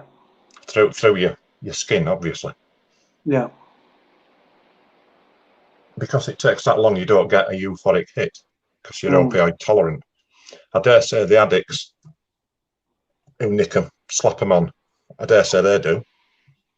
Or else they wouldn't be doing it, would they? I think some of them boil it in water. Yeah. Then distill it somehow, so it goes into like a crystal. And then they just up the nose. So some of them scrape it with razor blades as well, and then get it off like that. Chris says, do you suffer from insomnia as well? Yes. Yeah. Don't sleep. What now, 1:30? Yeah. I just don't sleep. Really, I Someone just says, sleep. yeah, Andy, go on. Sorry, go on. I need to stop interrupting. Sorry, go on. No, don't worry. Don't worry. I have grandad naps through the day. Closing your eyes and all that. Yeah, I just have 2 or 3 grandad naps in an afternoon, and that sees me through all right. So Andy J says, why every hour and not daily? It's a good question. It's how it goes into your system. That patch is giving you, if it's 100 micrograms an hour, it's giving you 100 micrograms, which is a minute amount, but it's giving you that into your system every hour. That's all I know. I don't know why it is per hour, why it's measured like that. You can also get a fentanyl in. They do it in gums, like lozenge type things, and they do it in what they call a lollipop, but it's not like a lollipop that you suck and it just gradually goes down and down. But it looks like a lollipop. You put it in your mouth and move it about your mouth. And the US Army use that if somebody gets a leg blown off in combat or whatever. They suck on this, and it takes it away instantly. The pain. So, Ollie Mabb says again. Go on. I'll let you. Do you look at life differently now after a near-death experience? Yeah. Some aspects, yeah. In what aspects? Every day is different. Some days I'll wake up and I'm wrapped in pain from head to foot, and I think, "Fuck it, I'm staying in bed." Yeah. But then morning after, I'll wake up and I've had a good night, or I've had a bit of sleep. But it's affected every aspect of my life. Every aspect, from my relationship with my wife, my sons, my grandsons, my friends, everything. I had all my teeth smashed out on the steering wheel. Airbag didn't go off in time. Impact of that bad. These are all false. Yeah. Top and bottom dead. What happened was another side effect of the accident. Yeah. It makes me bitter when I talk about it. So just bear with me. All my teeth cracked because my mouth was shut on the accident when I hit the steering wheel. Yeah. The shock of it went through all my teeth and they all cracked. Because I didn't have the halo on, the halo brace. I had what they call a Philadelphia collar. And you'll have seen them on Casualty and stuff like it. It's a big, thick, stiff collar made out of really hard plastic. It's proper stiff, doesn't bend. It goes round your neck and it goes up to there on your chin. It goes right down to there on your chest. There's like a plate that presses it down. So if you move, it presses it and it keeps you all immobile. So you can't move, so your neck can't move. And because I had that on, none of the dentists would treat me. So then 6 months later, when this brace came off, the dog gone rotten. So because how fucking, and that's going to affect your confidence and everything else, and you're going to feel unattractive to the wife, and you're going to feel like shit yourself, and fucking, I'll tell you what, and it's from an accident. Whole thing. Yeah. And does that even right? My mum's got full dentures. Yeah, mine are full. Does it make you insecure, or you just like is what it is now, or like kissing the missus and stuff like that, or is it? It's better. It's better than going around looking like a cracker that's had all their teeth ripped out. Yeah, true. Yeah. You look at them. If you don't know, you don't know. I know they are because you can feel them. But it doesn't really affect your confidence because you look better. I look like I've got teeth. Whereas if you ain't got them, your face just caves in. And you look like a classic, stereotypical crackhead look. Your face has just caved in. So, but it's everything, every aspect of your life. It alters. Confidence, paranoia. Paranoid in what is that? Is that the mental health? Is that the mental health? Yeah. When I was going through the legal case, my solicitor said to me, "Whatever you do, John, be careful when you're out. You can't do out. You can't run. You're all on walking, but they will follow you at some point and film you." And they followed me for, I think it was either 3 or 4 weeks. Whenever I went out of the house, 1 week I didn't go out of the house. So they were sat outside the house and I saw them. Sat outside in the car, filming the front door, 24/7. They came and changed over. People came, changed over. Other one went. And they knew what they were doing. But I didn't go out of the house, so they couldn't film me. Now, I went to Bradford to run some errands for wife, and he followed me from home to the train station, to Bradford, followed me around what I were doing in Bradford, and I were just hobbling along with a couple of walking sticks. I couldn't run, I couldn't go fast. And they actually edited all the stops that I did. Yeah. So it looked like I'd just done one continual walk from home to train station in 5 minutes, when it had taken me 5 minutes and I'd had 6 or 7 stops. So things like that. So Watching. so for those of people that weren't up, like that didn't clock on then, obviously when your claim was going through for the personal injury and stuff like that, I would have done personally, and I think everyone would have fucking done. So they can, depending on, like, the bigger the amount, the more likely you are to be. So like a private investigator sort of thing, or literally. Follow your photographer, you film you at range, stuff like that. Trying to fuck your claim up. Oh, he's not as bad as he makes out. He's saying this X, Y, and Z to get more money, more zeros on the end. Yeah. So how bad is that they're trying to trip you up? And the thing is as well, this might sound like a silly question, right? As men, we do this whole macho thing. Like, example, my granddad is literally like he should be in a mobility scooter, or at least walking with a stick. And because of his male pride, he's like, I'm not having a stick. I won't go in a wheelchair. I won't go in a mobility scooter. I won't. Is it one of the? It's just a pride thing. I think it's more of a male thing where it's like, no, I'm a man. I'm not gonna. When I was on crutches, like, my knee was fucked, yeah. And I've got it all. I've got fucking a dead person's bone and tendon in there, and all this bullshit. And I'm there. I'm trying to do my own thing. But the fact is, I couldn't. But my male pride, I went out or I stayed in, and then I couldn't get around the supermarket, and I went on one of these mobility scooters, and it fucking pained me. No, I've got nothing against anyone with disabilities that need to use them, but me myself, I'm a fit, able-bodied man. So. And because I'm 6'4" like yourself, and these fucking plastic things with a granny basket at the front, because the underneath is plastic, and I'm in a cast. I was in a full potted leg, so my cast was falling off the foot because my legs are long. They kept falling off the thing, and people are twatting my leg, and I'm fucking screaming. And after that, I thought, you know what, I'm gonna have to stay at home. I was smashing my gaff up. I'd be there. I'm so frustrated. I'd get me cup, I'd fucking throw the cup. I'd smash holes in the wall, because I was so frustrated. And even though it was different to what you was going through, completely different, you was going fucking through some real shit, your anger issues and the mental health and the relationships are breaking down, and you think you're going to lose everything. And money doesn't make you happy. The money doesn't take away what you put your family through, the effects it's had on you emotionally, psychologically. When they paid it out, I went to the solicitors to pick the check up, and she said, really nice lass. Excuse me, I'm saying lass, she was probably in her 40s at the time. Really nice lass, really genial, really, I mean, she must have made a fortune out of it. Yeah. Barrister were on £8 an hour, so I don't. What did they take percentage? What did they take percentage? Did they take about 20%, 25%? No, I didn't take a penny of it. They put their claim in for their fees separate. It wasn't no win, no fee malarkey. It was a proper bona fide barristers and solicitors and, proper lawyer type things. But she gave me the check, and we had a coffee and a quick chat, and when it was time to go, it was like an anticlimax. Right, all right, then we'll see you later, John. I won't be in touch again because we've finished now. And then you've got this check for X amount, and you think, is this what the rest of my life's going to be like?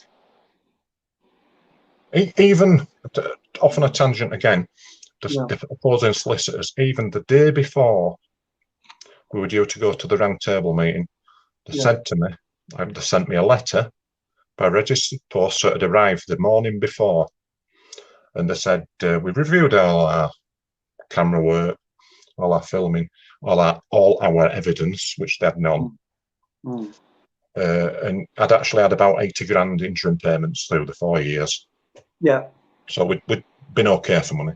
Since you've had £80,000, if we give you another £80,000, I think we should call that even then. Not in them words, in the lawyer terms. So you'll have had £160,000. I phoned the solicitor up and said, "What's going on here? What's trying to do?" "Oh, well, it's last minute gas was sent to put me off." If I'd have been somebody that weren't of sound mind at that time, so to speak, weren't a strong person, they might have accepted that. They've then saved them a lot of money. Yeah. So the dirty tricks all the way through. Horrible experience with that. I've had 2 personal injury claims, right? One incident, like I was with an ex-girlfriend. This was 2007, 2008. I was in this motor with this girl. I was going to the cinema. I was up near Rochdale, and we just sat at lights, the red lights, 4x4, bam, straight into the back of us. Right. I was actually sat twisted with my talking to the girl that I was with at the time. So my head's twisted, my back's twisted because I'm turned. I'm fucking hell. Oh, it wasn't like some blag thing where I'm like, oh, I'm this and I'm that. Right? I didn't over exaggerate my things. We just got rear-ended. Went through the personal injury thing. Right now, the weird thing was with this is completely like different to your thing, but like, so she went to.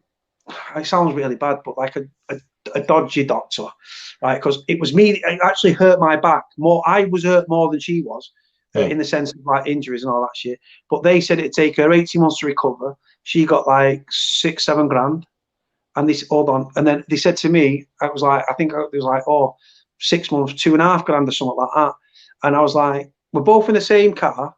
We've just seen different doctors, and because we've both seen different. If I would have seen her same doctor, I would have probably been given the same prognosis. Then with another incident, I was the thing is with that personal injury claim, they took 18% or 15% of that. I don't know if that was right or whatever. I think it was different with your thing. Yours obviously a lot serious. Then in the other one, I was with a girl that I was with at the time, and she had her kids in the car. We'd just been to the cinema, and we watched like Inside Out or something, some kids film for the kids. And it was raining, and we was at some temporary lights, and this fucking car just driving too fast, broke straight into the back of us. Kids were aesthetic, put the claim in and everything. She couldn't claim for the kids because apparently... No, you can't. Which is... Because they're growing up, they don't know how the body's going to develop, so they can't say how anything would... Convenient cop out, I call it. Yeah. Oh, they try and disprove you, although when it's a big claim, they try and disprove you all the way through, and they do every dirty trick in the book, and that knocks your confidence. It knocks everything. Yeah, but like, just read what Morag says here from Canada. Sorry. Yeah. The man had broken hips back. What do they need to photo? Yeah, had a broken neck. Like you're trying to deceive them or something. Like it's going to make you paranoid. Thinking, hang on, did you? Because they clued you up and told you, did you already thinking you're dead? Hang on, I didn't like. If they didn't tell you, would you have known that he was going to be followed and photographed and that the stalking? Well, my solicitor said they will at some point. They'll start following you, so that makes you hyper vigilant. To begin with, I didn't realise they were doing it, but somebody pointed out it was that in that car over there. It's sat with a camera filming your flat. What have you been up to? And I suffer. I've got CPTSD, complex post-traumatic stress disorder. I hate that's what I hate the fucking label, but I suffer, and I don't know if you get this. My biggest side effect, the biggest thing that I've got, and I don't like it, but it's fucking blatantly obvious, and I know it's there. I suffer with something called hypervigilance. Yes. And I don't. Yeah. Have you got that? Yeah. Can you relate to that? Yeah. Horrible. How do you, right? Because I know how this is, and I've never really gone into depth with it. How do you explain personally hypervigilance to someone that hasn't got a clue? You're just hyper aware of everything that affects you. I get if I'm driving down the road now. I'm listening to you. As I said, I'm back driving now with adaptions on my car. Yeah. An Arctic wagon tipper comes towards me. I don't show it on the outside, but on the inside, I'm screaming. Shit. Fucking hell, it's a wagon. Oh my God, what we're going to do? Oh, it's going to hit me. Shit. Yeah. You know, I relive the whole accident. But you're driving down car with wife and lad, and you seem to don't let them know. Don't let them know. And then things like if I'm out and about, whatever, walking along, and you hear a screech of a tyre or some glass smashing, and it's like, fucking hell. So you just relive it all the time. You're constantly on alert. Your body's on high alert. You're trapped within PTSD. Yeah, only thing you hear really about PTSD is the soldiers, isn't it? Yeah. But you're reliving everything. Your body's on hyper alert. My hypervigilance shows itself because and I hate it, and it's probably karma, to be honest. And because Maybe I've so, lived, yeah. Same with me. because Yeah, I've lived yeah. with my thing, I'm going to try and find this quote. There's a quote that I find. I normally have it on my phone. It's not on this phone for some reason, but there's a quote, and it explains like what hypervigilance is in layman's terms. Hold on, let me find it. But what it is, my hypervigilance, it could be from my childhood abuse, it could be from bullying, could be from my life of crime. Be from any of it. I go to bed every night, and I go to bed. I don't really sleep, but like I go to sleep, but when my body's exhausted. Yeah. But my hypervigilance, as yours will, it's mentally, psychologically fucking exhausting. Draining. I'm constantly scanning my surroundings for threats, whether rational or irrational. My brain. Literally, I was in a pub.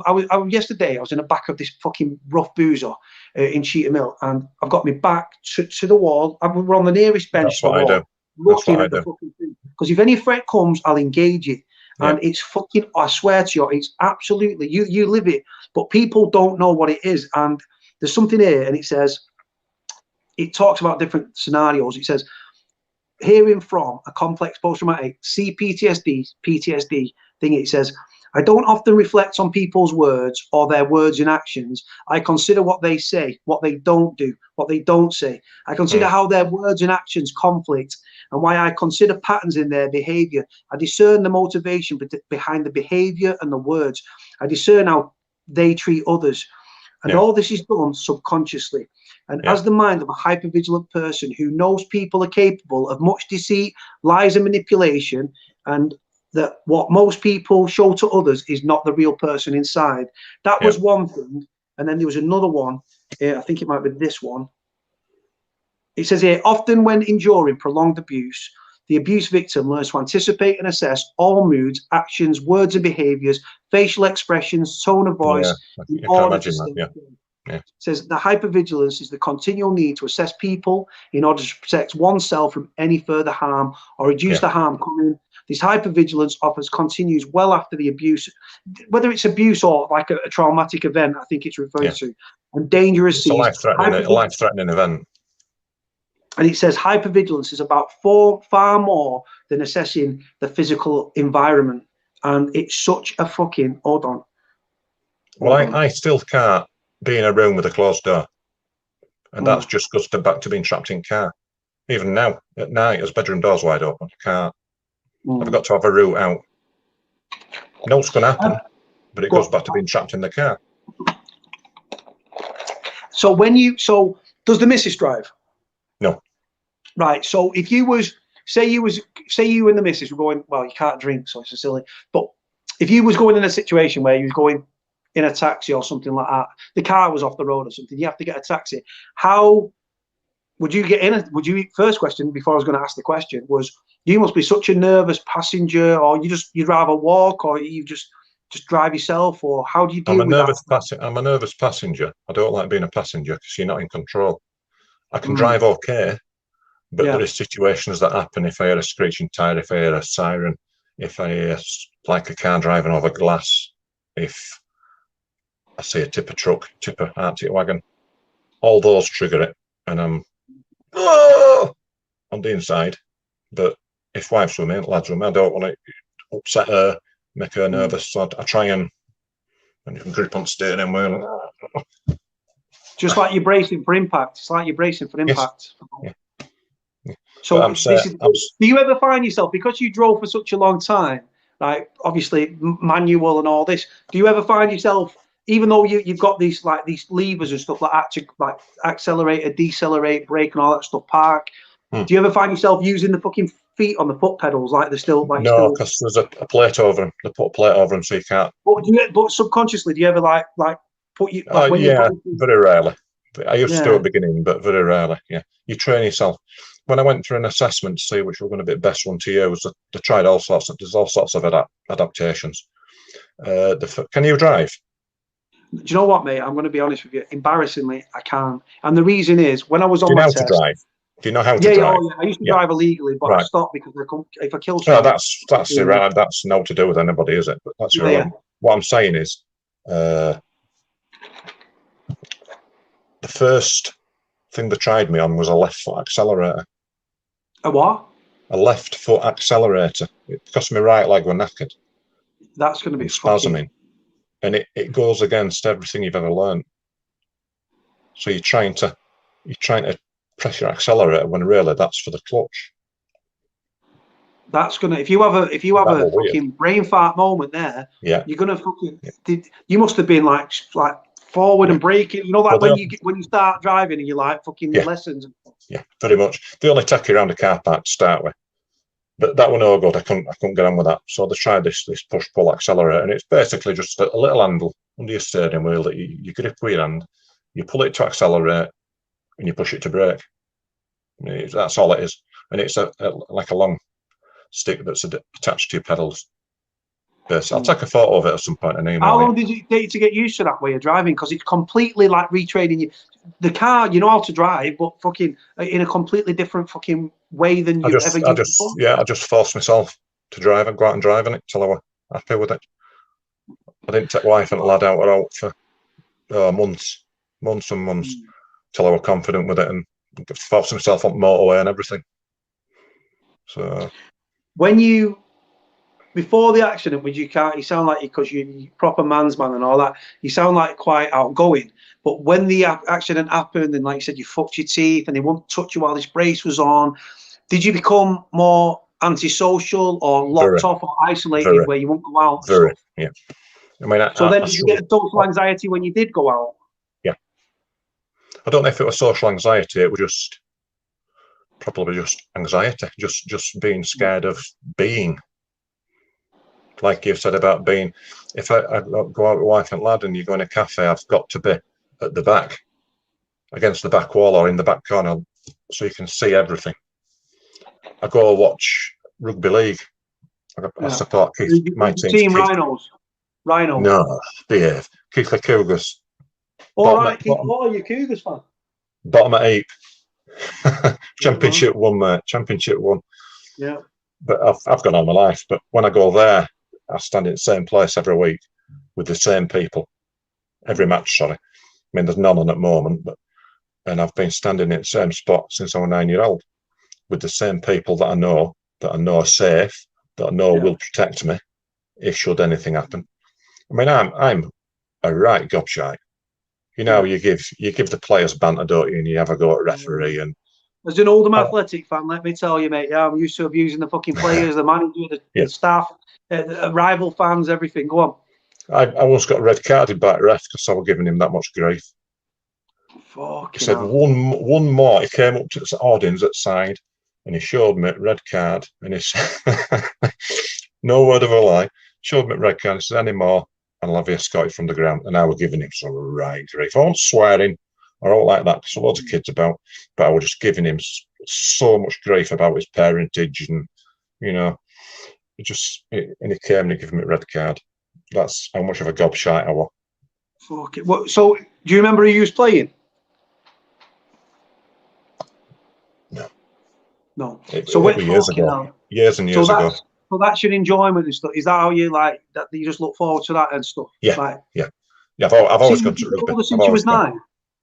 9-year-old. Yeah. Yeah. I've been going. I'm 51, so I've been going. 42 Have you ever played Batley Bulldogs? The Batley. Is it Batley Bulldogs? Yeah, they're in next division up at Batley. So I used to when I was a kid. I had, like I said, a shit childhood and all that stuff. And I was the black sheep. But like when I was allowed out my room, when I was classed as being good, I was a little shit. My stepdad used to take me to Oldham Ruffians, like Oldham. Oldham. Yeah. That was league. That was league. You watch league or union? Yeah, I don't watch union. Yeah. Unions for girls. Yeah, unions for girls or what league? Yeah. Unions for girls. All right. Leagues for men. I played league. So we used to go to Oldham Ruffians up at Watershed. Back in the Watersheds. Yeah. So we used to go there, and then I don't know where Oldham are they in League One now with. They're in League One, yeah. League One with you guys. I think. And then, I can't remember. They're in one. Either in League Championship 1 or Championship. So who's your rivals? Who else is in Featherstone? Featherstone have got a team. No, Featherstone are in Championship. Local rivals are Bradford Bulls, but they're in Championship. It's a lot of a lot of Championship one leagues now, teams now are the fucking all over the place. Coventry, London, all these developmental sides. They're starting up everywhere. MLM's dead. It's fucking silly. Toronto. Next season it's going to be Ottawa, a team from Canada, another team from Canada. Well, what was the fucking point? You know. Well, do you know what? I don't know if I know that Morag's still on. She's on here as Muffin Mouse. I don't know. I don't think she's into that. I think they're like. I don't know if they're baseball or hockey or. I think they're like hockey. It's ice hockey and baseball in Canada, isn't it? Yeah, massive. Like yeah. It seems to be a thing. Oh, and the basketball as well, because you got like the Toronto Raptors. But you know, with the rugby thing, right? You will have heard this name. I'm very, very sure of it. Yestin Harris. Yestin Harris, yeah. Yeah. So Yestin used to play for Warrington Wolves. I think then he was at Rhinos. He went to Bulls. He went to Union as well. Yeah, he went over to Cardiff Blues as well. Yeah. Well, listen to this. So when I was a kid, we used to live in a place. We lived in Shaw, but then we moved up to High Crompton. And I used to have a rugby ball because I used to play. I was only a fucking kid. I was probably about 10, 11-year-old, right? So I was on the pitch, I was doing little grubber kicks and stuff and kicking the ball up and grabbing it on my own and all this stuff. And this guy's walking his fucking dog. And I booted it and it fucking bounced everywhere, here, there and everywhere. He gripped it and he just fucking rubber kicked it straight up. I jumped up and grabbed under it. And then we ended up having a little like passing to each other and all that. And he said, do you play? I said, yeah. I said, I play for Shaw, like Tigers. Like, he's like, oh, he said, and then anyway, as it became a thing where I was trying to hustle from a young age. And I said, have you got any cars you need washing or anything like that? Trying to make some money. And he had a nice Beamer at the time. Yeah. So he said, he said, you come on, like, he used to give me like £10 to wash his car. And then as I was playing rugby and then I found out who he was, I remember, because his mum and dad, they still live there, but he moved literally fucking a minute walk round the corner. And I remember going to, because we grew up, it was sort of like, I say a friendship. In my eyes, I saw it as a friendship. He probably thought it was a fucking inconvenience, but we just sort of like, we became sort of mates, right? And I used to do the odd job and stuff as I was growing up. And I said to him, I said, Yestin.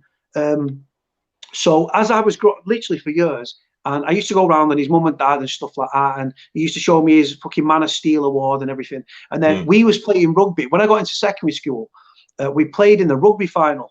And I actually said to Yestin, I said, Yestin, obviously, because he was at the top of his game. And I said, very good play. Very good play. Yeah, I said, Yestin, I said, we've got, we're playing in the final. Would you come up and watch us? And then hand out, like, because I told my PE teacher, and I said, can I get Yestin to come? Shall I ask him? He said, yeah. So I asked him. And anyway, cut long story short, Yestin agreed, came up, handed over like the man of the match award to whoever won it. It wasn't me. We got beat in the final by about 5 points or something. And then but he handed out all the awards and everything. It meant a lot to me that he came. And I went to his house once and Big Barry McDermott was there with And yeah, man. And then I went round once and is it Leon Price, big mixed race lad, used to be at Bradford. Yeah, he was round there, and he had his own little bar and everything. And then I moved away from there, and then just one of them things. But dragged out a fucking stuff. I'm shit at telling stuff. Well, I don't even know your name. I'm so sorry. John. Sorry, John. You probably said it at the beginning. But with this medication stuff, is it literally like nerve, spinal, sort of life-changing injuries where they try and throw this drug at you? Yeah. Hold on, Nicholas saying it. Hold on, good on you for coming on and telling your story.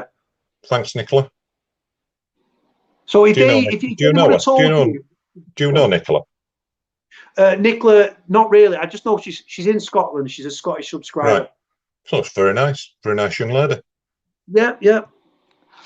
I know she has her lips done because she has all the pout going on and all that. But I always say she's got the biggest lips in fucking Scotland.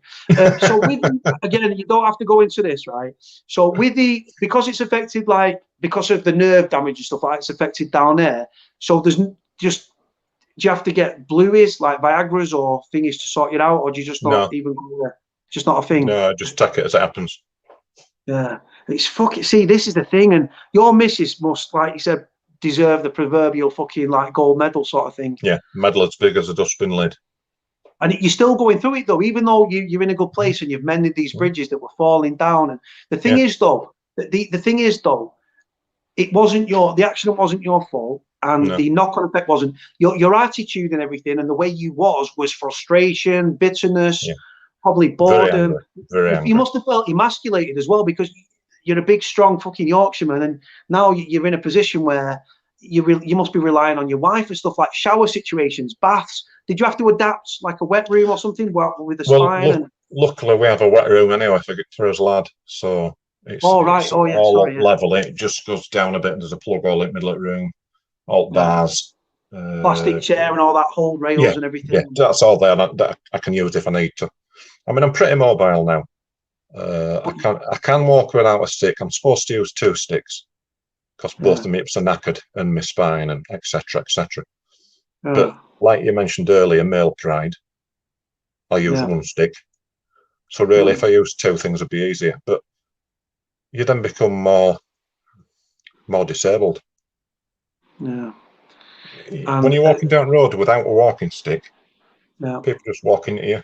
People don't bother, do they? You know, people don't hold the door open. But if you've got a stick with you, if you're using a walking stick, everybody steps to the side, everybody moves out of your way, everybody holds the door open. So if I've got 2 sticks, I'm going to be worse still. It's just stupidity.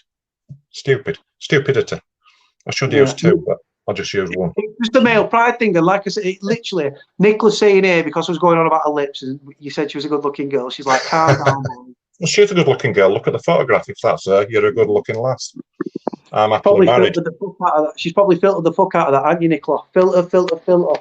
Nah, she's a nice girl. I don't know her personally. Go on. I'm happily married, but it costs nothing to give a pretty young lady a compliment, does it? Compliment. Do you know what, mate? Exactly that. And I think the thing is, though, as well, like with the fucking hell. So when you was at home, like I said, that you must have been fucking consumed with your life.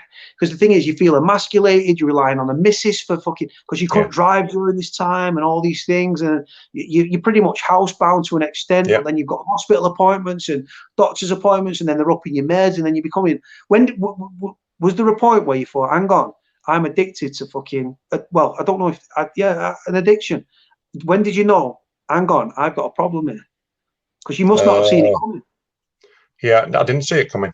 It hit me like a ton of bricks. I was just having a chat with wife one night a few years ago, and she says, "How long are you going to be on this fentanyl for?" Because it was causing problems with my moods and everything else. How long are you going to be on it? I don't know. They've never said. Oh, well, are you ever going to come off it? I said, I don't know. They've never said. They never even told me how addictive it was. And I woke up early the morning after, and I was just laid in bed thinking, I thought, I'm fucking addicted to this. I'm like a fucking smackhead. When am I ever going to be free of this? And so I knew how strong it was and what it was. I'd watched all videos on YouTube. If you type fentanyl America, there's thousands of videos of all the little towns, little towns that have been ravaged by it and everything. I'd watched all them, so I knew what crack was. I wasn't stupid, but you just put it back in your mind and you don't think. You just bury it. It's another problem that you'll deal with later. It's not going away. So yeah, I realised probably about 3 or 4 years ago that. So then you've to get used to that fact, and it just became time to come off it because of the bipolar, and I couldn't take the medication for that. So I'm suffering with that as well, the ups and downs. And it's a really weird thing as bipolar. When you're up, you've got a constant, well, I have a constant feeling of well-being, and something major is going to happen that's good for you. You're constantly thinking, well, what's going to happen? Something's going to happen. I'm king at world sort of thing. And because I can't treat that, I still get all that. I'm going to be coming off the fentanyl onto something else. I know that, but if it levels me out, it doesn't matter, does it? So Maria's just popped in. She's just tuned in now. I don't know if she can't sleep, whatever, and she's not up to date with the story. So if you want, I'll tell you exactly what I'm on now. I started on fentanyl, and I ended up on 100 micrograms an hour, which is getting near to palliative care strength. I'm now on 12 micrograms an hour. I take Zomorph, which is a morphine. That's for the side effects from coming off. You see, look, it says on the packet there, can cause addiction. Caution, opioid can cause addiction. There never used to be out like that on it. Never.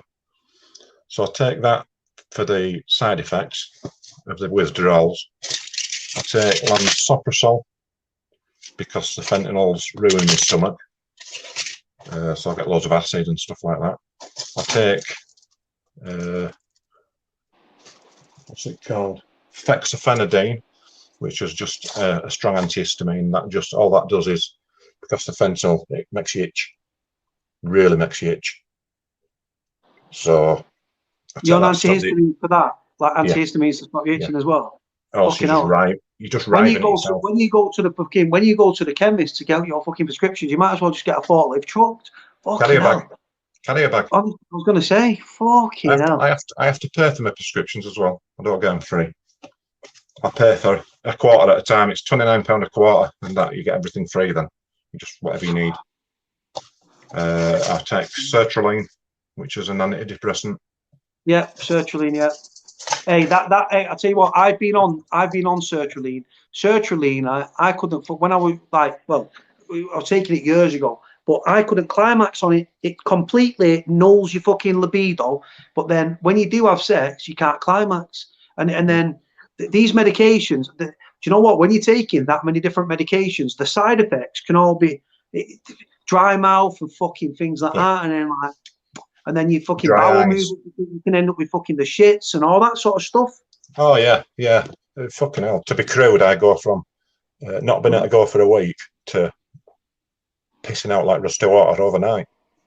Yeah, someone said that earlier because even though like fentanyl is this drug and it's still like you said, it's opioid based and everything else. Binds you up. Yeah, I was going to say because I know. There's, like I said, the subscriber that I've got that's a moderator on here, Siobhan, her sister is addicted to crack cocaine.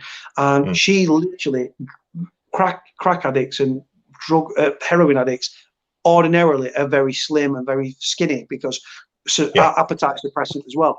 But she literally had like a bubble gut, which stemmed from the fact that she's constipated because she can't go to the toilet. Right, yeah.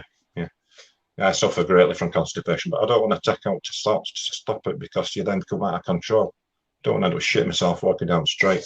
That's it. No. Yeah, I don't want that to happen. I have too much going on in my head for something like that to happen. And last one I take is pregabalin. Small dose of pregabalin. That's just as a nerve relaxant. It stops on me.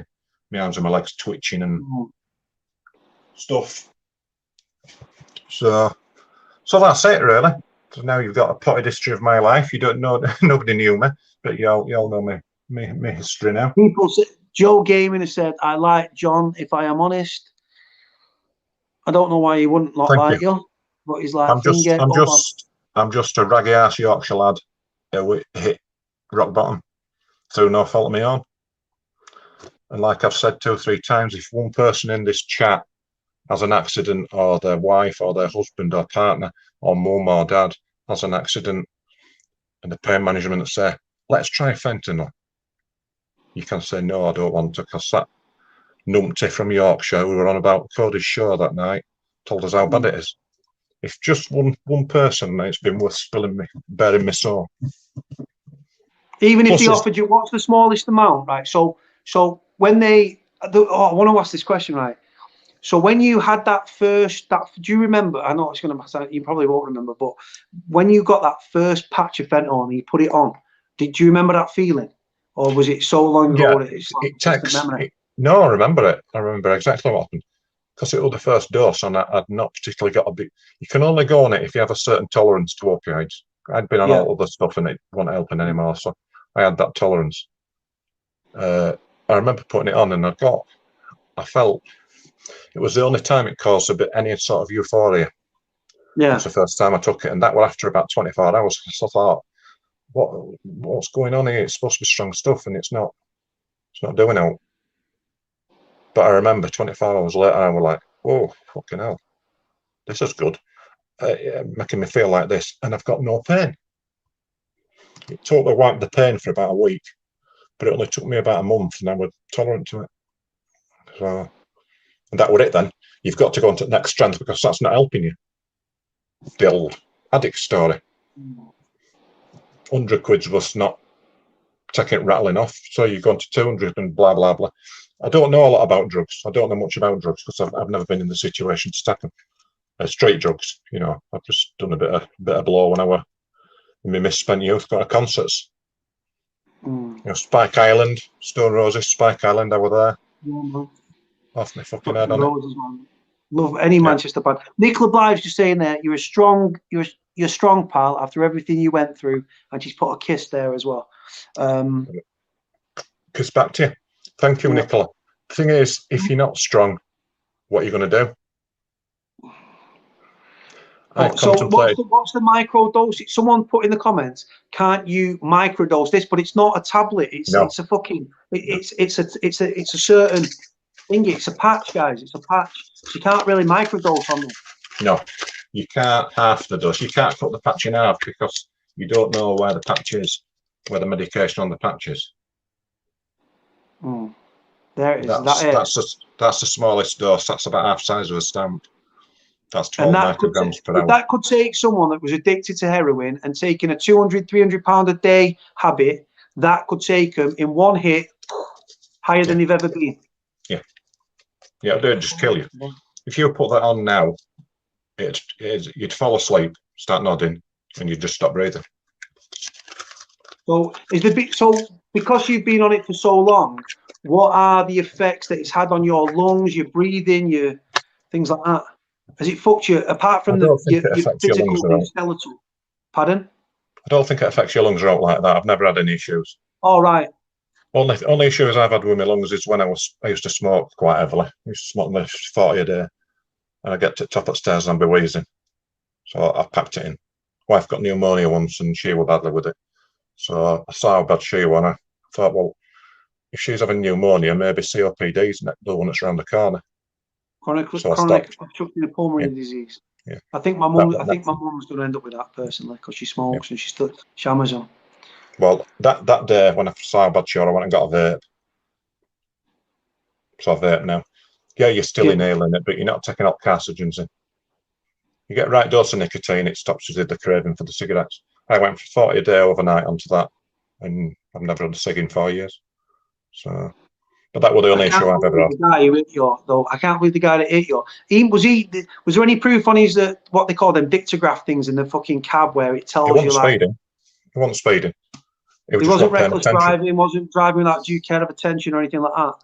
I looked up at him as he hit me, and he was looking down at me.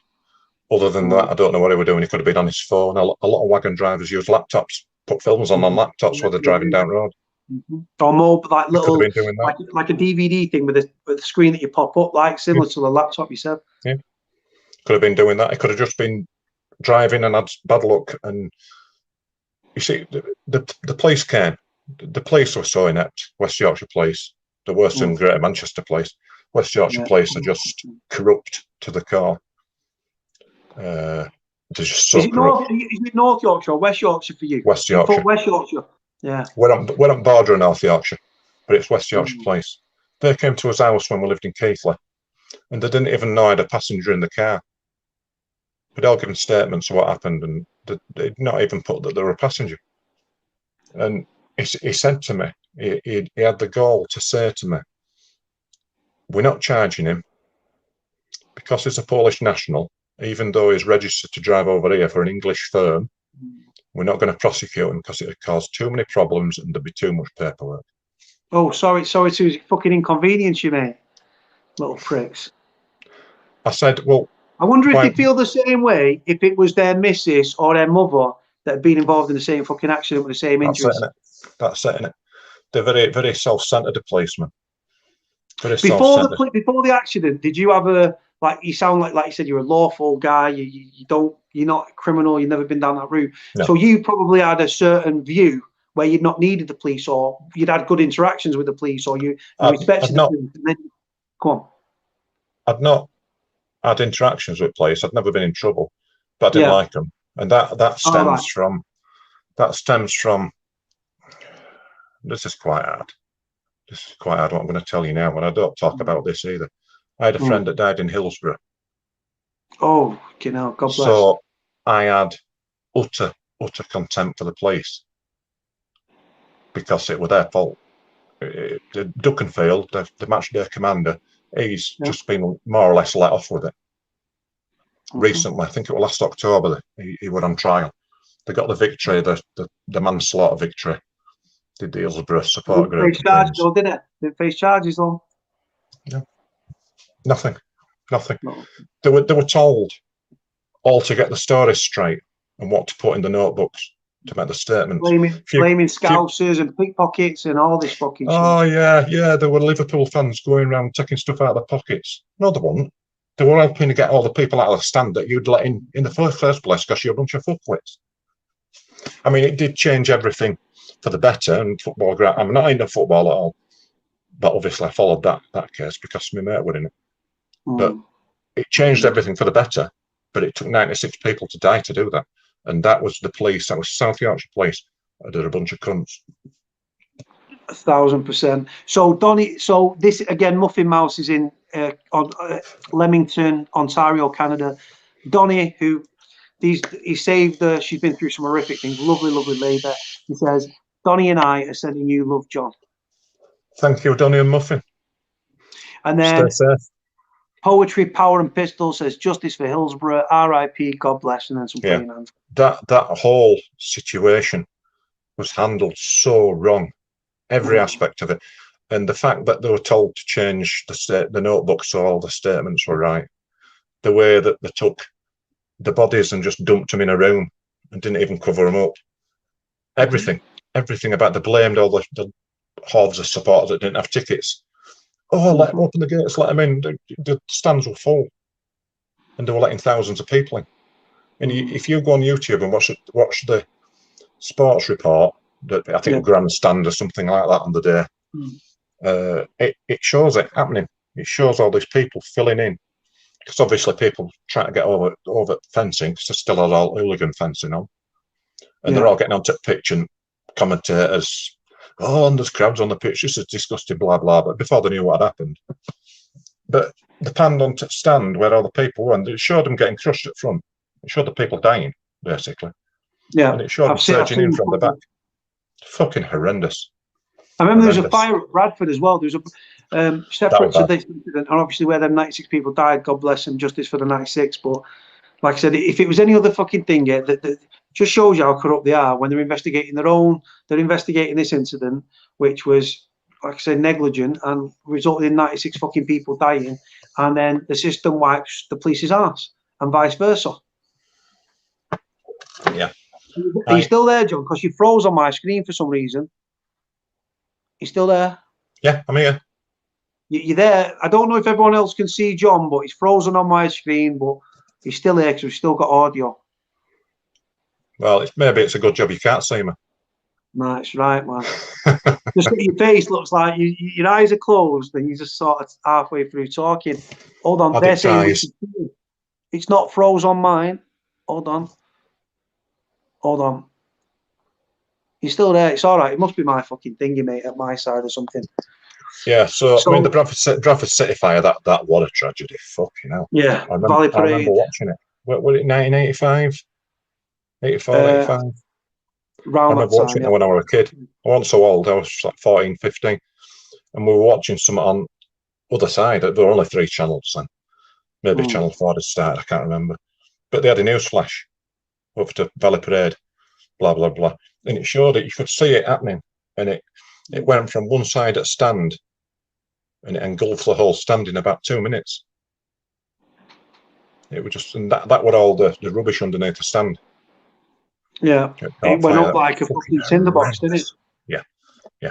That was sickening. I still watch it now. I seem to have an odd habit of watching disasters. I don't know if it's all to do with the PTSD or like that. And do you ever go on that channel, Best to Go?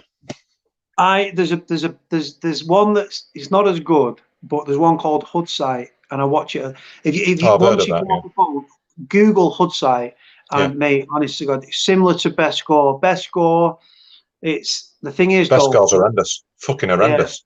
Yeah, some really. If you guys don't know, I'll let you explain what it is to people that are watching if they haven't watched. Well, basically, it's everything that you can't see on the internet in one place. It's all. It's everything from animal attacks to people trying to tap in Mexico, trying to tap into electricity pylons to get free electric, and they've been frazzled while they're hanging on wire. It's all the beheadings. Suicides, South America, all the beheadings, everything. I've seen an inmate in Brazil thousands get of videos. an eyeball ripped out of his head. Yeah, there's a lot of the drug cartel revenge killings as well on it, and it just shows them just literally chopping people up while they're still alive and stuff like that. And it must be something to do with the PTSD, because I don't enjoy it, but ironically, it's like car crash TV. You know, you shouldn't watch it, but you can't help yourself. Yeah. I'll be honest with you. I'll be honest with you. I don't get any enjoyment from watching it, but I can't fucking help. Yeah, I'm just going to put the banner on the screen, guys. It must be the PTSD thing. This is the website, guys. Just Google Best Gore and Hood site. People used to go on about Lively, right? Now, Lively used to be the one. Right, some fucking bad stuff on it. If you have got a very nervous disposition, if you're easily grossed out, I'll let you tell them, John. Just don't go on them. Just don't go on them. Just a minute. Won't be a second. Yeah, go on, mate. Try it. What's the site out and about? Right, guys, check this out. So Google Hood site and then Best Gore. But be careful what you watch. If you've got a nervous disposition, easily grossed out, do not watch it, because it will don't go on. I'm just telling people, do not watch it. If I'm a bit sick like that, and I've been involved in bad stuff, and this site, I watch it because I'm not involved in it. But when I used to watch it back in the day on other sites, when there's thing on called like untimely death and stuff like that, John. I don't know if you've come across them ones. Yeah. But the one thing you won't watch, I'm assuming, is car accidents and stuff like that. No, now I do, because you still do. That's one of the main reasons I got back driving. I forced myself to watch all these compilations on YouTube. Yeah. Idiots on the road and Russian drivers and all that. I forced myself to watch them. Just desensitize myself somewhat. Do you know what? Exactly that. And this is the thing. Like, when I can watch anything on there, and I was desensitized from a young age. I was product of my environment, extreme violence, went on to be fucking violent and do some horrible shit. I've followed your channel for a long while. Like, because I was so desensitized from a young age, I can watch someone getting beheaded, and I don't like my mum. My mum my mum's a bit sadistic in that way, not in the same way that you watch it for your therapy sort of way, in a sort of way. My mum, like, she's some of the things, not all of them, she don't get off on them, but some of the things she's like, I can't fucking believe it, or she's just like, wow. But like I don't know if you saw the one recently that went viral. God bless, this guy's passed away. The man that blown his head off with a shotgun. Oh yeah. It shows him doing it. He did it, live streamed it, didn't he? Yeah. On Facebook, literally. I think they had a row with his bird or someone. He was having a row, possibly a relationship. And then she put the phone down. He rang her back. Is that it then? She must have said, yeah, fuck you. Yeah. And he's gone. You see him holding it. You see the top of the barrel. Under his chin. And then his head just goes like this. It just literally just fucking opens. Falls apart, doesn't it? And then the armed police come through the door, don't they, with a fucking arm, the AR-15s and all that. Yeah. This shows people out hanging themselves and all sorts. It shows them fixing noose up, getting on a buffet, getting around on it, kicking buffet out. I saw one where, and it was sad to see, but again, I'm desensitized, so I can't. Yeah. I can't. A certain lack of empathy. Yeah. Unfortunately, like a fucking psychopath or something. But like there was, I can watch them and not flinch. But there was one where a mother, the guy's come home from work, and I don't know how the fuck he was filming it, but he's filming his wife. She's hanging from the fucking fan. It was like in India or something. Yeah. She's hanging from the fan. She's gone. The kid is in the kitchen. The kid's been fucking hung. goes into the bedroom, right? And you know them fucking things that kids have where you're like a toddler and you sit on your back and it's like a frame over you and it's got like teddies on it. Baby gyms. The kid's hanging off the fucking baby gym in there. It was a proper young kid as well. Unbelievable, isn't it, what people do? How desperate must she have been to do that? Yeah. People are here saying 100% Cody, it's a sick site and everything. There's no good. I mean, I've been a few times I've been suicidal, but obviously I've never been through with it. Never remotely gone through with it. I've never left the house and I've thought about it. I live near a railway line and it would be the easiest thing to do, but I've been strong enough not to do it. Is it with suicide, right? Like I tried to hang myself once. I was 14. I was bullied at school. I had a shit home life. I was the black sheep of the family. I was a little bastard, right? And then I got nonce the year before, and my head was fucked, mate. I was so fucking. And then what it was I had a row with my ma, and I said, "Fuck this." And what it was, my sister had a strong skipping rope, proper fucking strong thing. I was skinny bones, a skinny little fucker. I was tiny as well. I was a proper little like runt, and I remember it like yesterday. I was living in Royston, and I just literally tied it round the fucking thing, proper tie, pushed the fucking window out, right, and literally just fucking tied it round my fucking neck as tight as I could fucking do it. It was there. It was a proper fucking. It wasn't a noose, but I was hanging, and I pushed the window out. And I was there, and the thing is, because I stomped upstairs, I said, right, that's it, I'm fucking doing myself, whatever I said. It wasn't a cry for help. I just wanted to die, simple as that. And I locked the door, and my mum booted the door off, and I was actually hanging there. I wasn't going blue or anything, but I was choking. It's as simple as that. I was gonna, if I was left for 10, 15 minutes, to 5 minutes, 10 minutes, whatever it takes, I would have been dead. But the thing is, that triggered my mum's mental health because my uncle Marvin, who served time in Armley prison, he was Huddersfield lad. I was 2.5, so it was 1980. Hold on, 83 December, 86, because I was born in the December. It was in March, and something happened when he was in Armley prison, and my mum doesn't know what it was, but something bad happened to him. They're guessing.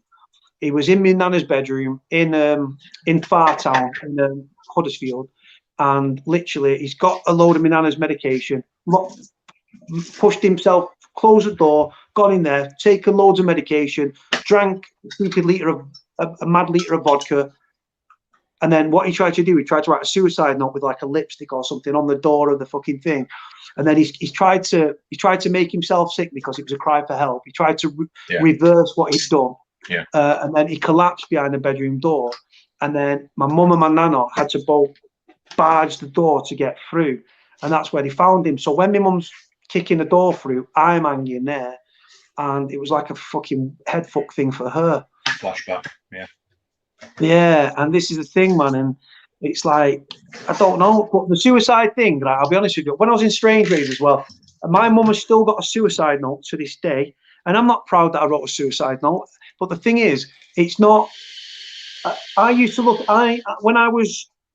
Everyone's got different opinions, and I completely respect that. In my head, back in the day when I didn't know what I know now, and having suffered with mental health and suicidal thoughts when I was in prison, I can handle prison. But I literally was on bullshit charges, and it was just. I was going up on bail application, which is where you find out whether you're staying in prison or going home, sort of thing. It goes either way. And but they just wanted you out of the way, didn't they? Oh, mate, they wanted me off the street, mate, because there was a case that's coming up, and they wanted me. That's like bullshit, wasn't it? Yeah, they wanted me off the street. People allegedly, death threats have been issued, cars are being blown up, and all this fucking shit. Like minor little bullshit. Allegedly, I love that word. Anyway, so when I was in prison, I was literally. I wrote a suicide note. I thought I'm never going to get out here. I thought I'm looking at 10 years for a crime I've not committed.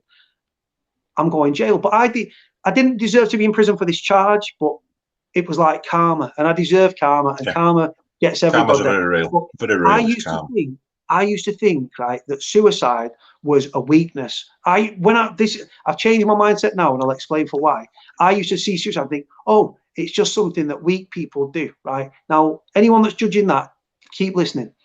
Then having suicidal thoughts, I realized just how it's bollocks. And the truth is, the reason I didn't commit suicide wasn't because it was because I didn't have the bollocks to go through with it. It takes a hell of a lot of bollocks from thinking it to saying it to doing it.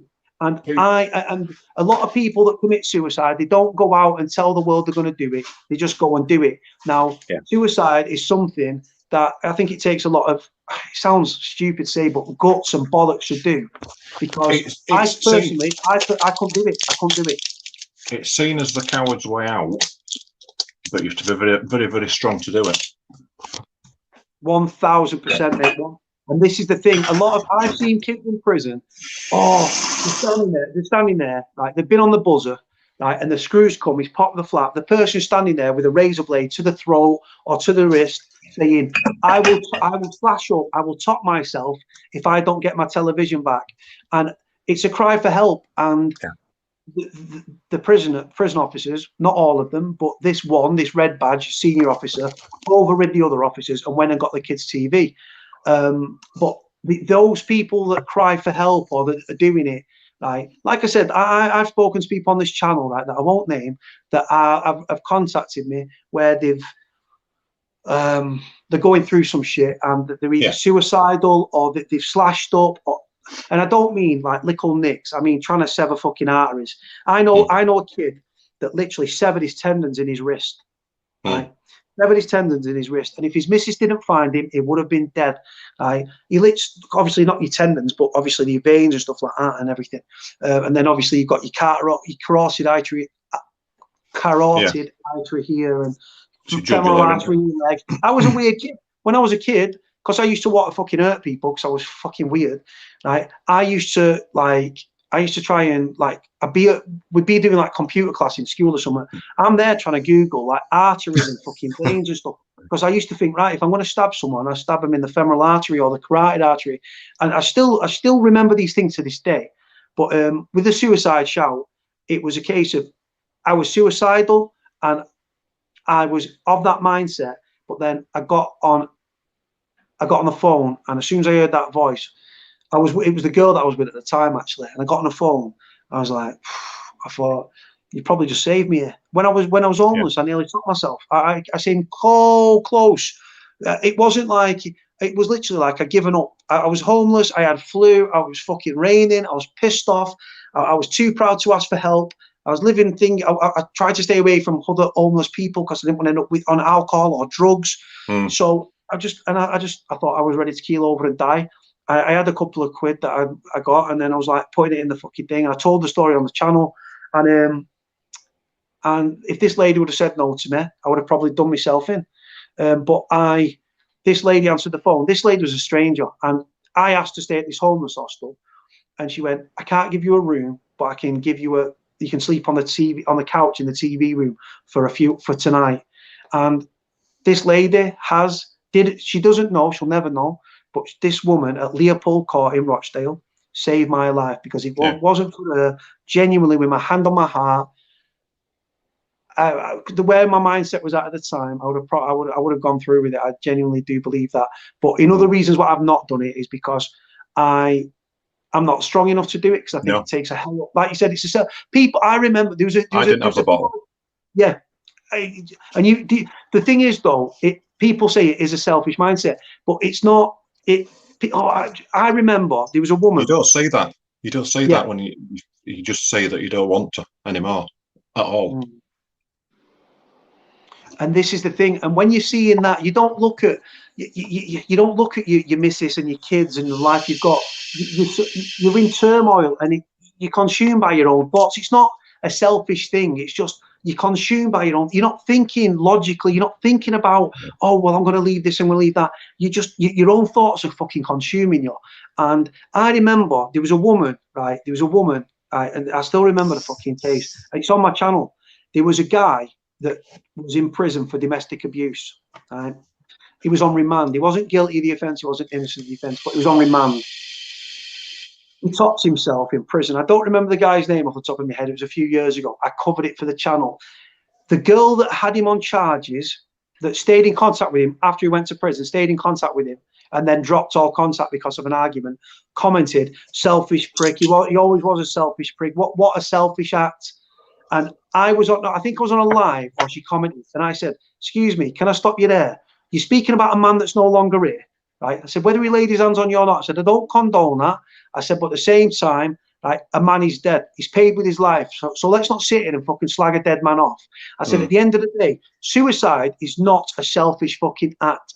I said, this guy was in a situation and he felt that he couldn't go on. And I said, it takes how much bollocks and guts from thinking it to carrying out the action. Actually doing it.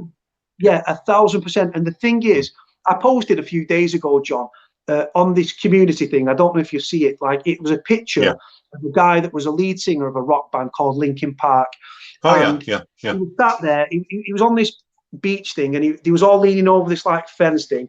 That's and he's right. smiling, I remember seeing it. Smiling. He's with his kids. He's with his missus. She's Topped taking herself a selfie. day after. Yeah, and she said, "This is what depression looks like. This man that looked happy to the world. This is what suicide looks like." And he's smiling from ear to ear. Yeah. And kids there and everything. In a turmoil, man. In a turmoil. Listen, you never know. You should never. I used to be right shit. I used to go out and piss. We all used to take piss out of each other, lads, you know, and we'd take piss out of each other's mothers, you know, like you do. Yeah, banter. Banter. It's banter, isn't it? But when you grow up a bit and you get a bit of common sense, a bit of white in your eyes, you realise that you don't know what that next. And since I had the accident more so, you don't know what that person's thinking. Anybody that's on this chat could see me in straight and think he's strung out on something, but they don't know that it were an accident and it wasn't my own choice and I didn't do it. Blah blah blah blah. You don't know what that person's going through, and you should always try your best to pay it forward at least once a day. I mean, I don't do much. I walking through Watley today, and there were a fella selling Big Issue, and I volunteer in a charity shop. So whenever I go there, I get a sandwich and a coffee from Greg's. It's a couple of quid. It's just duzzy feed, isn't it? But you get a little card stamped, and I had 2 full cards in my wallet, so I gave him one. I didn't want to buy a Big Issue off him because it's shite. Yeah. But I just gave him a full card so he could go get a coffee. And he was made up. That one little selfish act made his day. You don't know what people are going through. You should always try your best with people because you don't know what they're going through. Yeah. So Lee Fair, I can't see. Lee Fair says, yeah. Then Jay saying 100%. Oh no, he's saying Aki is talking to someone in the comments. Yeah, you never know what's going around in someone's mind. Nope. The thing is, you can walk around. It's like, I remember Robin Williams, right? The actor. He was in like Mrs. Doubtfire and all these fucking amazing films. And this was a fucking genuinely funny man. I watched him on interviews on Graham Norton and all these things. The guy made the world laugh. But while making the world laugh, this is a guy that was being consumed by his own thoughts, his own feelings, his own emotions. And to the outside world, you look like a happy-go-lucky, funny, king of the world guy. But then, see, this is the thing. People that are suffering with depression, like, and suicidal thoughts, are not walking around like, oh, fucking hell. They can be like this. I'll be honest with you, and I'm not making myself out to be mad, because I'm fucking not. But I suffer bad with my mental. Hold on, we're frozen. We keep fucking freezing. Right, so it's at my side. So I literally suffer with my own mental health. But I can't tell you, and I'm nobody, but I've become this sort of positive person. I never used to be. I used to I wanted everyone to be as miserable as me because I was a sad twat. And I thought I used to troll people. I was disrespectful and nasty to people because I thought, I want you to fucking feel like I feel because I'm fucking down here and you're up there and I'm down here and you're fucking. So I used to be horrible to people to make them fucking feel. So I felt better about myself, which is fucking shit. And I know exactly what he means. Yeah. And the thing is, even with the channel now, it's because like I'm like you, I'm a strong person, right? I've been broken, I've rebuilt, and I say to people, and I've said it 1,000 times, how can you know you're at the top of the mountain, as in a good place, if you've never been in a bad place or the bottom looking up, right? Yeah. But I battle with my own fucking demons, right? Some days are better than others, blah, blah, blah. But what I do, I take on, and I like it, other people's emotional baggage, which can fucking, when I'm having a bad day, I can go from When I'm strong and I'm like this, I'm like flying and I love it and I can take everything in my stride because I'm unbreakable. But other days when I'm bad and I'm suffering myself and my phone's getting fucking, people are like, it sounds bad because I love it. I don't care if it's a stranger, if it's someone that I know. It's sort of like, it's like drinking from a pint. People are supping. So your energy's getting sapped. But I'm like you. I don't have an outlet. I keep my shit to myself. I'm a man, and that male macho thing. It might be different for you, but my male macho pride taken me to the edge quite a few times. Definitely. Very much. It's just one of these things, man, and the life is fucking hard enough, right? Like I said, you don't know what's around the corner. That day when you woke up pre the accident, the day of the accident, you didn't fucking know at 7 o'clock, 8 o'clock what was going to come. And just a one life-changing incident impacted you. That impacted the family, your emotional state, your physical state, your relationship, sexually, fucking becoming addicted to super strength fucking opioids, albeit prescription. And then the knock-on effect to health and things like that, and then your psychological thing, and then you've got bipolar already. And like I said, you probably felt like with the missus, you must have been times where you said to the missus, "Babe, what are you with me for? You might as well just I've done, several times.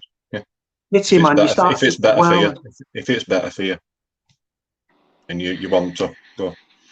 And the fact she stood by you and put up with all the shit that you put her through, like I said, but the thing is, it's not, you didn't wake up and thought, right, I'm going to start being a dickhead or hard work, or it stems from an, I don't know I'm doing it half the time. Don't even know I'm doing it.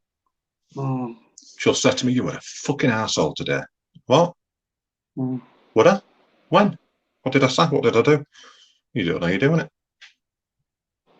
But is this when you're sort of rattling, as you guess you would say, or withdrawing? It's that as well. It's the pressure of that. It's the writhing around the bed when it feels like someone's trying to rip your legs off, but it's also the side effects. It was the side effects of the medication.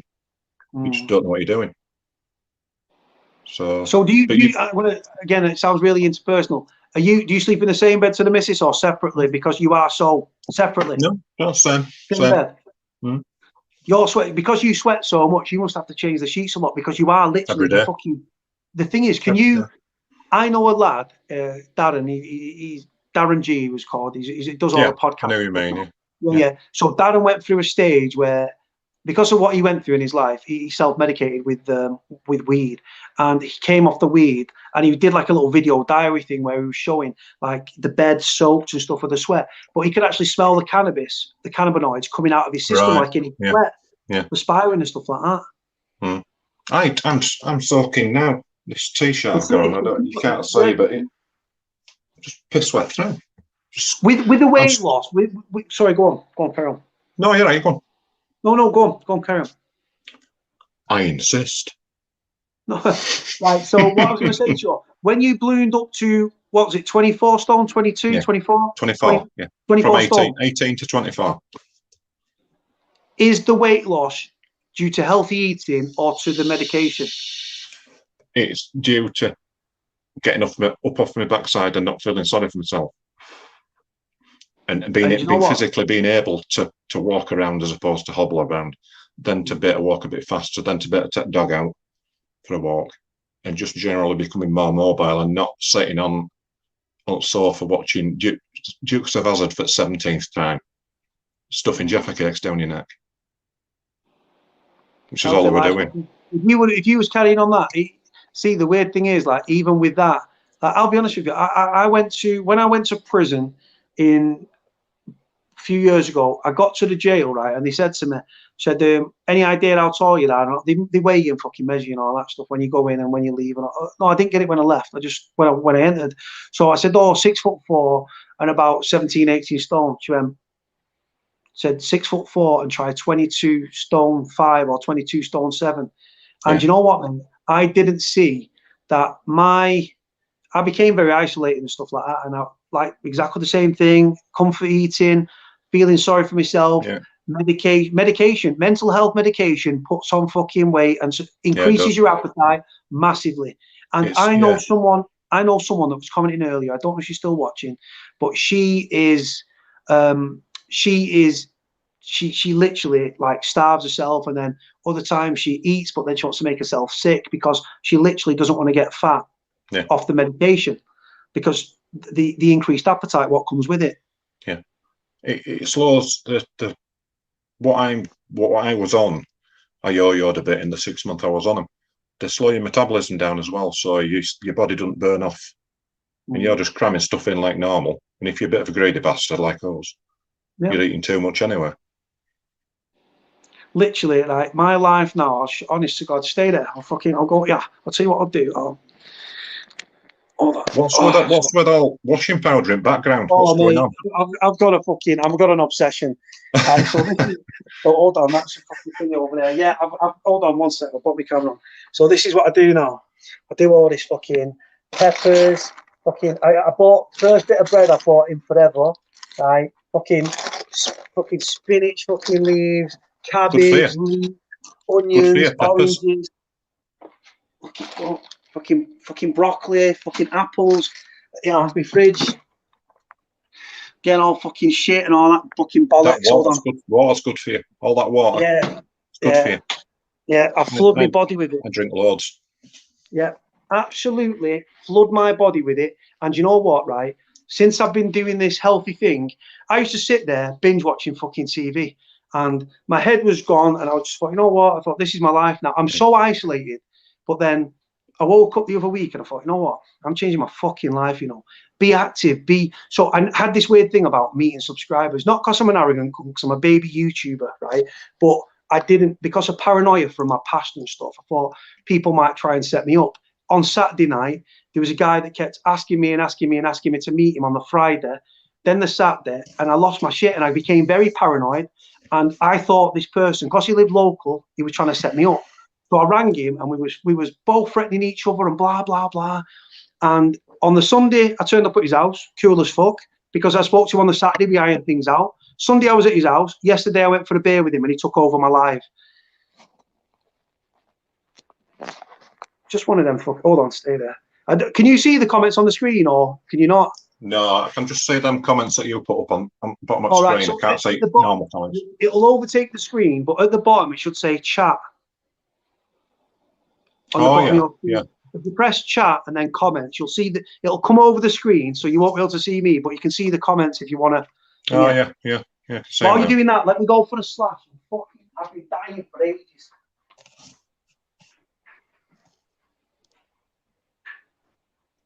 I didn't know you could. It's the first time I've ever been on here. Ollie Mabb, have you recently given up smoking, John? I gave up 4 years ago, and I'm still vaping. Stupidly, but I'm not taking all the crap in. It's just all it is I can't remember the name of it. It's glycerine and poly something or other. Your nicotine in your flavourings, and that's what I do now. I felt so much better giving up. But yeah, 4 years ago, give up.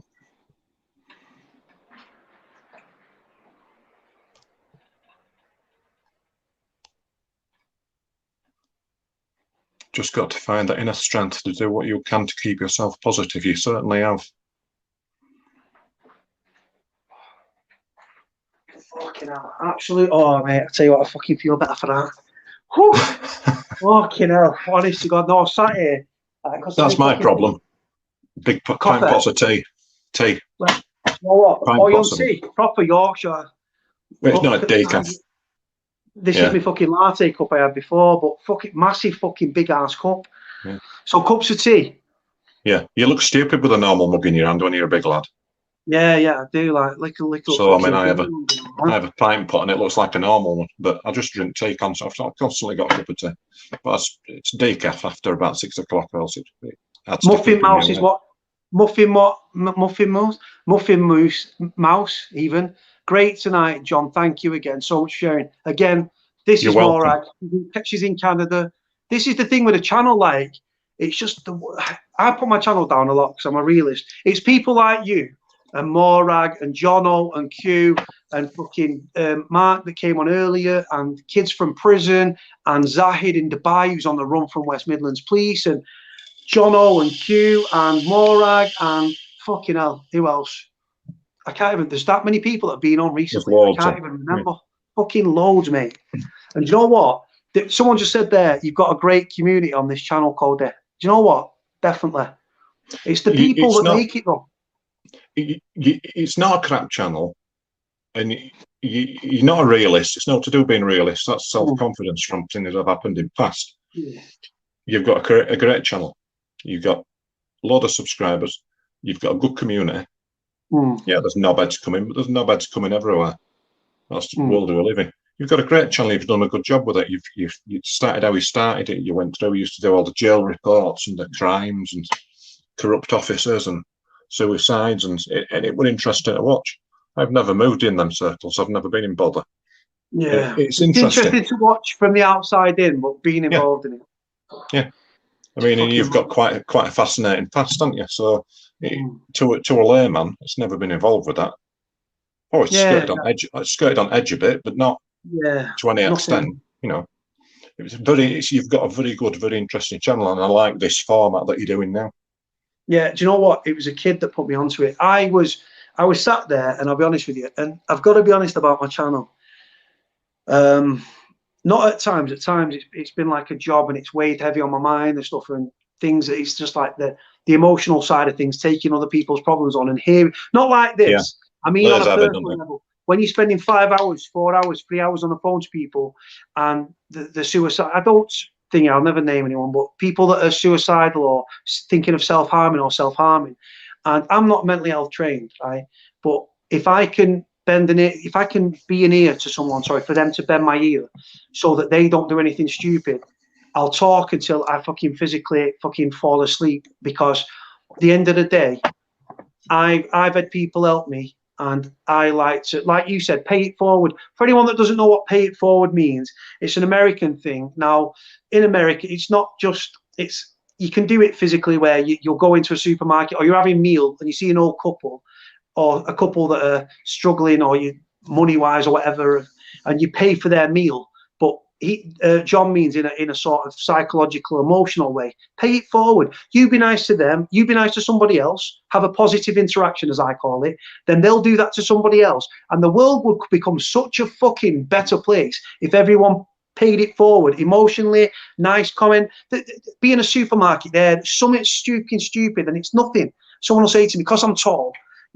I get it quite a lot, and someone say, "Oh, like the other day." Can you just reach that for us? Yeah, it was in the Asda, and it was the last packet of crisps. It was a 6-pack, and it was right at the back. And I've got super long arms like yourself, so I like Stretch Armstrong reaching in, and like an old man will come round the corner as I'm trying to turn onto the aisle that he's coming off, and I'll say, because he's an old boy and I respect my elders, I'll say, "Sorry, sir," and it's not sir to think just because he's an older man and I respect him, I'll say, "Sir." That's what's missing in this world. Yeah, man. But the thing is, people say to me, "Are you trying to make up for the bad things you've done in your life?" And possibly, I'm not sure. No, it's respect, isn't it? It's respect. Yeah. You've got to respect your elders, because, well, you just do. That's the way I was brought up. You respect your elders. Manners, my nana always taught me, manners maketh the man. Yeah, 1,000%. And she was a Yorkshire lass. It costs nothing to smile at somebody. It cost me nothing today to give that homeless chap that was selling Big Issue that coupon for a free coffee. It didn't cost me out. It cost me my sandwiches, but it was a free stamp every time. Might have made this day. I mean. And like I say, you've missed out on a free coffee, but the thing is, so what? When it comes to like things like, depression doesn't have a face. Mental health doesn't have a face. You can't look at someone and say, right, they're depressed, because the person that's smiling next to the person that might be having a shit day and looks sad, it might be the person that's smiling that's fucking suffering. The one thing, right, we live in this fucking society where the stigmas, and people are putting labels on each other, and we live in this fucking superficial fucking bullshit world where people are posting either like they've rented a fucking car and it's like it's not theirs, or they've rented an apartment and it's like, this is my best life, and they're showing off this bullshit. That puts pressure on other people, and it's like, oh, you've got to have the best things and this and that, and you just look. what a load of bullshit. Everyone's Don't interest walking them. around like no one's 100% comfortable in their own fucking skin. That's why you've got fucking beautiful models having boob jobs and fucking arse implants and fillers and fucking Botox and all these things. Guys are having fucking liposuction and all this sort of shit. It's because we live in this judgmental fucking fake fucking world of fucking social media likes and fucking bullshit. And the truth is, we're all walking around. None of us are comfortable in our own fucking skin, but we're all trying to coexist and live. Some people are trying to shit on other people, and it's like we're all treading water. Some people are trying to lift you up and keep you afloat while drowning themselves. Other people are trying to push you under because they're trying to save themselves. There's too many snakes out there and two-faced fucking people where they're nice to your face and they slag you behind your back, and then just people and I respect everyone's individual choices, but you people walking around, I identify as a non-binary, fucking pansexual. It's like, mate, listen, you can call yourself a full stop, identify as a lamppost. I don't give a fuck. If you're nice to me, I'll be nice to you. I don't care if you're black, white, Chinese, Asian, gay, straight, fucking transgender. Just be nice to me. I'll be nice to you. And if the whole world had a mentality of just fucking positive, like, the world would just be a better place. We're all suffering. People are walking around so insecure about themselves, but then, I wonder, like, paranoid, because I've been like this, where people, what are they thinking about me? They're looking at me, they're fucking making me paranoid. And then if you look at other people, they're walking around with clouds over the fucking head as well. And sorry, I don't know. I like to sit outside cafes and watch people go by. Sit and have a coffee and just watch people. Yeah, people watching. People are fascinating. So Nicholas saying here, the only thing fake about me It's my ma. No, ma, as in Scottish for me, lips. That's why she's put the lips emoji there. Right. I thought she said ma as in mum. You need to come with a translator, don't you, Nicola? Bless you. Scotland fucking done a shit of that to me, a wee prick. But she's all right. Listen, I'm going to get off because it's no worries, mate. You know what? Morning. I keep you talking all night, mate. What a fucking pleasure to have you on. What I'll do tomorrow, if you're okay with this, because I'm talking too much at the start of the whole video before you came on, am I okay to crop it and put in, like, John warns about the dangers of opioid prescription medication? Don't take fentanyl in capital letters. No worries. Talking about mental health and suicide and all that stuff, and what you do to yourself. No worries at all. If you ever need to talk, though, on a level, I know you keep things bottled up like I do, which can actually be our own worst doing, because that's why a lot of people, because they can't speak out, because you've got to be a man and mental health and stuff. And no, it doesn't matter anymore. Yeah, if you need to talk. What again? The crux of your message is what? Be very careful with prescription medication, especially opioids. And if you're offered fentanyl or anything near it, don't. Avoid at all costs. Try and find an alternative medication, whether it be natural or prescription. Try and find something else or another.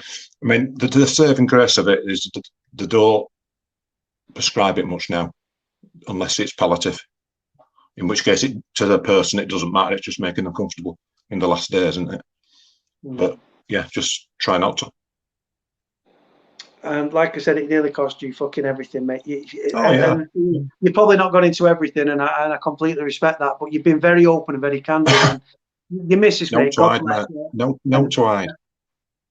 Yeah, man. I've loved having you on. Do you know what? Right. So can I just add one thing before you go? What made you tonight, of all things, just decide, you know what, I'm comfortable to do this? Because it's, I see what you're coming from, and I see it as a big thing for you that you've come on here and opened up and spoken so openly, because people can criticize, people can support, people can, do you know what I mean? It's a lot to come on a channel and speak openly in front of fucking people that once the tags go out, people could watch this in 6 months, 12 months, a week, whatever. Oh, no, him. Yeah. No, him. Yeah. When you've been through such a lot, you'll know yourself. You end up with broad shoulders, and that affects you. You don't give a shit. I don't give a fuck what anybody thinks about me. So my saying on live is, if you wanted to hear from an arsehole, you would fucking fart. That's my thing. I've always said that. Thank you, John, Poetry Power and Pistols. Click on the comments and have a look at the comments. Look, and then you can scroll up with your finger as well. You should be able to scroll up and down, and you should see some positive. Take care, John, from Maria. It's been a great Thank chat. you, Maria. Loads of things there, Dave. David. Yep, that's what I mean. Yeah, thank you everybody for listening. Some people it interests, some people it don't. If I've, like I said 3 or 4 times, if it helps one person, that's all that matters. And I respect every one of you. And just thanks and stay safe. Just be good and stay safe. That's all you can do, isn't it? 1,000%. Honest John, that's right. Yeah. The one thing, John, with this channel, and it never was an aim of mine. There was never an aim to start off with. I had to deal with my own mental health, and I put things on a video to help me cope psychologically. My channel's probably saved me. Right, it's kept me. When I walked away from crime, I felt like I died inside. Right, that's me being honest. Yeah, I lived my life at 1,000,000 miles an hour, and then I went from 1,000,000 miles an hour life with madness and craziness, armed police and fucking shit, to nothing, to a snail's pace, like a. So when I died inside when I walked away from crime. This channel, it used to be interviews that I used to look forward to interviews, and that was the blood pumping to my heart, right? But now I'm not even interested in the TV shit. This has become such it helps other people, I hope, in some part. It certainly helps me. And if we can break down the misconceptions and the stigmas and the bullshit and the fucking labels of society by real talk with real people talking openly, then hopefully it'll get someone else that might be suffering with an addiction, whether it be prescription or otherwise, to go and get help or speak out. Or I'll leave the last words to you, John. I'll let you wrap it up, and then I'll stay on and I'll let you go. You've basically said it all, haven't you? Thanks everybody for listening. And if it just helps one person, that one person might be might be a heroin addict who gets offered, try this heroin, it's got fentanyl in, because it's over here in heroin as well. Yeah. They might think, no, I'm not going to try that because I've heard it's bad. If it just helps one person, that's all that matters. Everybody stay safe. I don't know what you all think about this coronavirus. That's a different story, isn't it? But stay safe, look after yourselves and look after your family. Thanks for having me, Cody. Listen, you're a gentleman. What I'll do, John, when you're ready to go, just tell me and I'll bop you off, mate. John, if you watch this back tomorrow or something, when you've got the video, there'll be a thing. If you watch it on the proper YouTube thing again, and you'll say there live chat. If you press the live chat, you'll get all the comments up and down the screen. As it's going on. You can see what people are saying, and like I said, people can relate to it.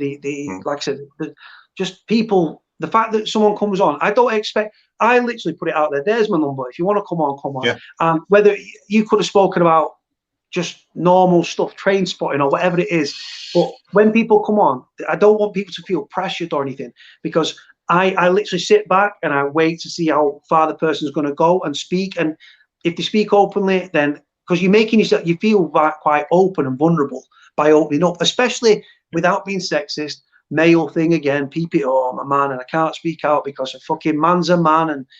And like I said, that man's a man mentality has led to hundreds, probably thousands, hundreds of thousands of people across the world leaving the world in body bags because they couldn't open up, or they couldn't, they felt they couldn't speak to anybody, or the stigmas and the bullshit and the judgmental side of things.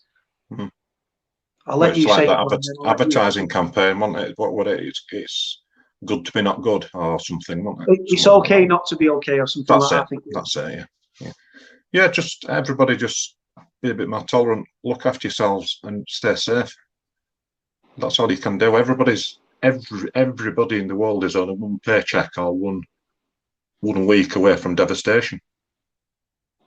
Everything can change. Suffering. Everyone is suffering. Everyone's got shit going on up here. I don't care how to the outside world, right? I've spoken to some fucking beautiful women over the years, right? And not in a sexual way, just like through this channel as well. Some stunning women, and to the outside world, they're beautiful and they're attractive, and not even just, it's not done just to apply just to stunning women, like everyone, males and females. To the outside world, you might be attractive, right? To the opposite sex. Everyone's got different horses for different courses, but like you might be attracted to them, but it's not what you see, it's what they see when they look in the mirror. If they feel to the outside, you could have a boob job, big lips, beautiful blonde hair, all this stuff, but if you're, it doesn't matter how the world perceive you, it's how you perceive yourself when you look in that mirror. Yeah, this is deep, man. I don't know, it's just I don't know no, what's I going know to what come. you mean. Yeah. It's mad. Go on, John, I'll let you finish up, mate, and then I'll let you Well, pop that's back. it. Yeah, We've done it all. just everybody look after each other. There's no, it's life's too hard. Yeah, Life's too hard. 1000%. Help. Try and pay it forward. Try and just do one good deed, even if it's only when you're driving down the road, let somebody out in front of you. Just makes them feel better for 5 seconds. That's all you need to do. Just help each other. It's been great chatting, Cody. I've enjoyed it. I hope it's, do you know what, in some sort of weird way, because you keep stuff emotionally bottled up like I do, like I hope in some way, even if it's a tiny little bit, mate, like even if it helps you sleep tonight or you feel like I don't know.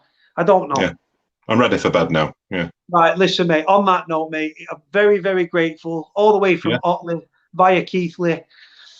You've got John, guys. Anytime, mate. Anytime. And I will all right, John, catch you soon, mate. Take care. Bye. Sorted. See you later, folks. Be good. That's John, guys. Wow. That was deep, you know. Deep. What a guy. And like I said, wow, that's just, I love that. That was, I really felt a connection with him through the way that we was both talking and everything like that. Really, really did. That was powerful, man. Really, really. What an interesting guy, guys. Put your comments there. Let people know what you think about John, guys. You'll probably be looking at the comments now as he gets wrapped up for bed. He was a good idea. He was a good guest, sorry. Ollie Mabbs. What a guy and what a story from Zip It. Comment scared him, Cody. I don't think so. I don't think they scared him at all, brother, but you're entitled to your opinion. We've been going for fucking hell, nearly 5 hours. Hold on. If anyone wants to dive on for a quick one, Andy Taylor was trying to get onto me earlier, so I apologize to Andy. What I don't want to do is get somebody on talking about one thing and then somebody else coming on talking about another thing, because the message can get mixed. And if you've got 3 or 4 people on the live, the person's story can get diluted or sidetracked. Or I just want to, if it was this discussion about drugs and things like that and prescription medication, we could have had like a 3-way chat or something. But Maria, brilliant. The thing is though, Maria, even though you've missed the start of it and everything, like, you can always catch it up later, sweetheart. You can watch it back on catch up. You can click on the live comments, so you can always go back and watch it should you choose to. Nah, brother, I didn't really open up. I've already opened up on the channel. Do you know what I'm saying? I'm nobody, brother. Passive aggressive behavior is acceptable.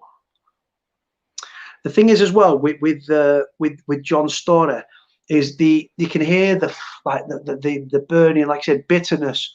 It sounded like frustration and anger, but like you said, he corrected me. He was like, no, it's bitterness. I'm bitter. And he's still consuming. He's still going through the mire now.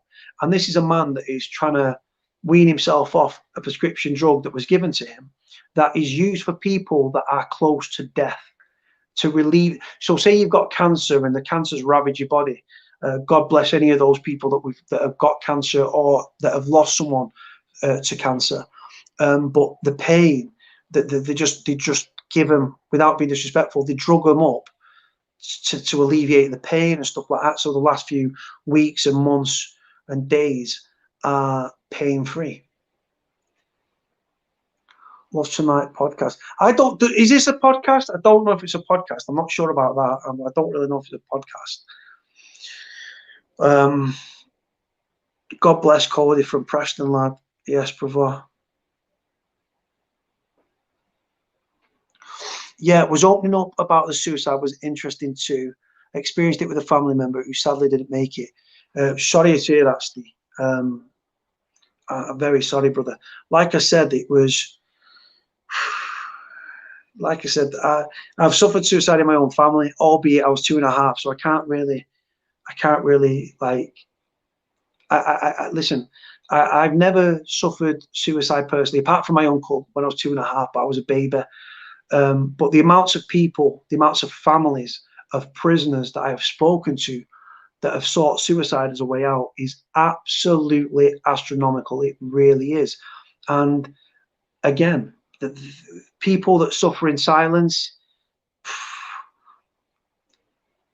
just please, if you have got mental health issues or depression or anxiety or depression and suicidal thoughts, right, just speak to somebody, speak to a stranger.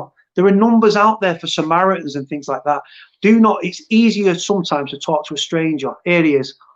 This is your man. This is John, guys. Thanks for listening, folks. Been a good night. Off to bed. Stay safe, people. There you go. Yorkshire's finest, all the way from Otley via Keighley.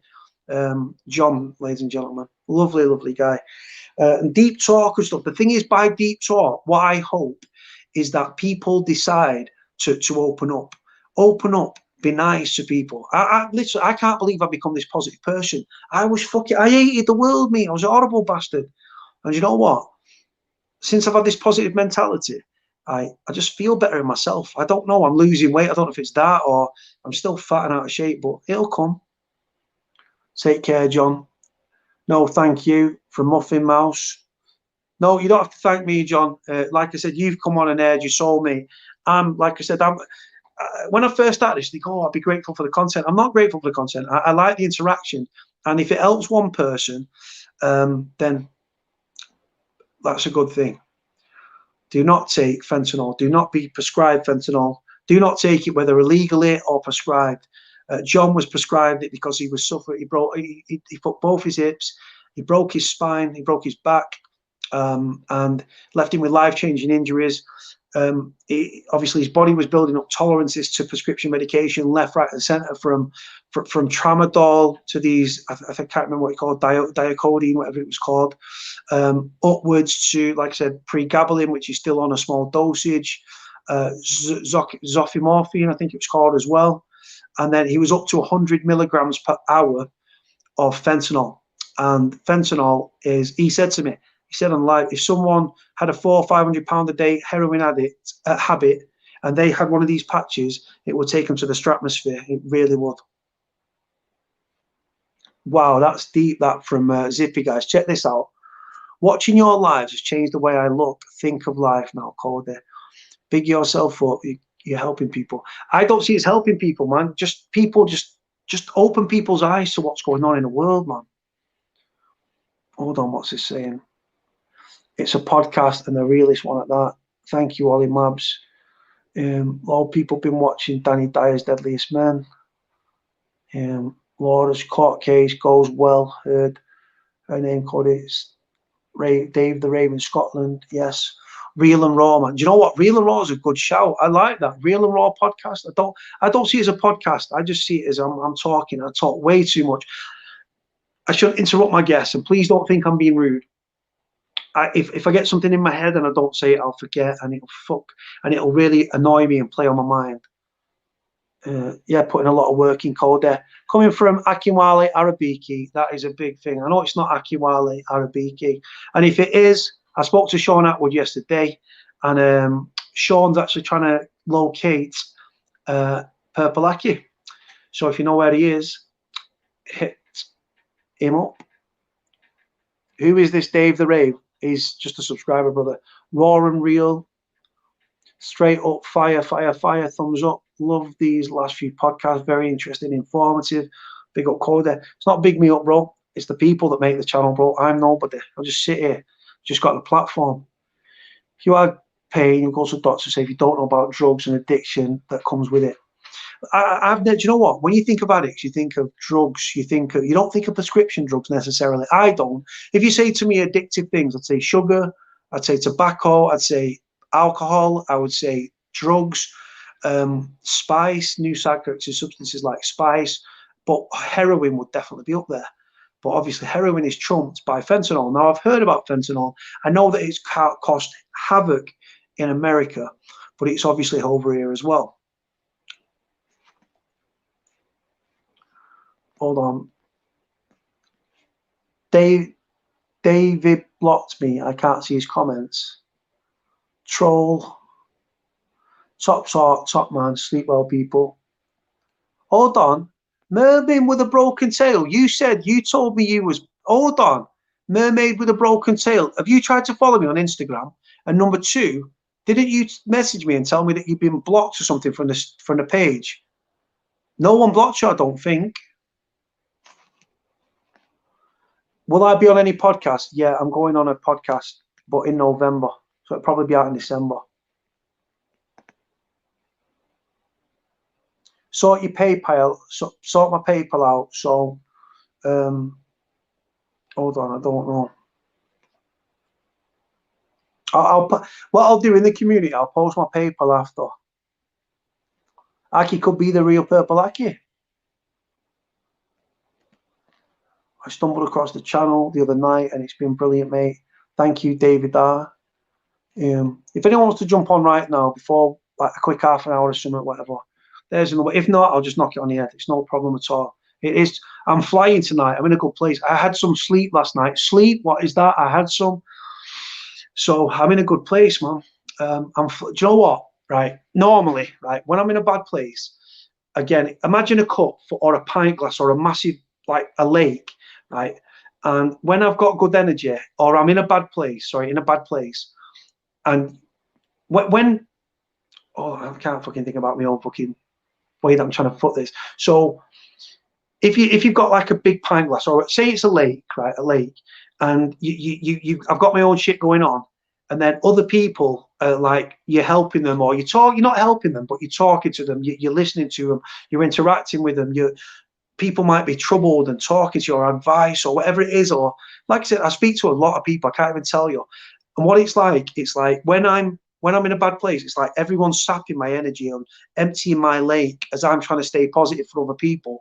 But then when I'm flying like this, it's like I've got like a leak, and I'm just like I'm flooding it, and there's enough fucking energy to go around, man. But there's a thing on the channel, right, that I posted the other day, and it's something that I'll show you now.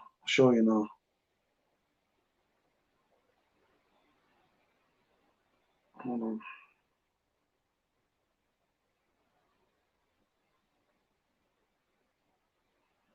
Hold on. I'll try and show you this community post, right, which I love. I love this saying.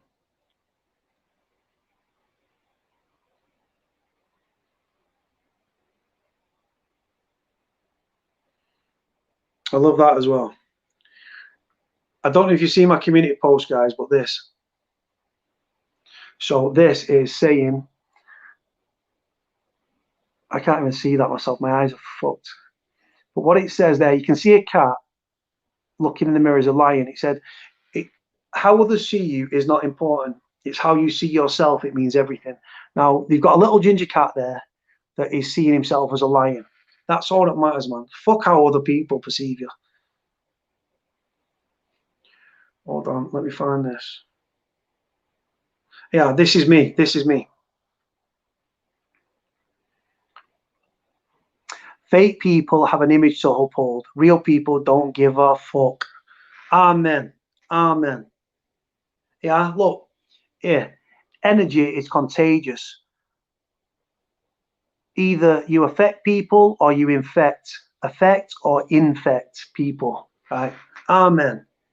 Your soul is attracted to people the same way flowers are attracted to the sun. Surround yourself with only those who want to see yourself grow. There's a quote about mental health here, and I'm getting goosebumps for some reason. I don't think people understand how stressful it is to explain what's going on in your head when you don't even understand it yourself. Right? Hold on, keep going. Here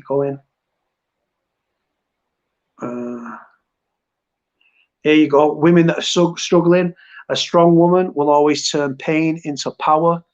1000%. Hold on.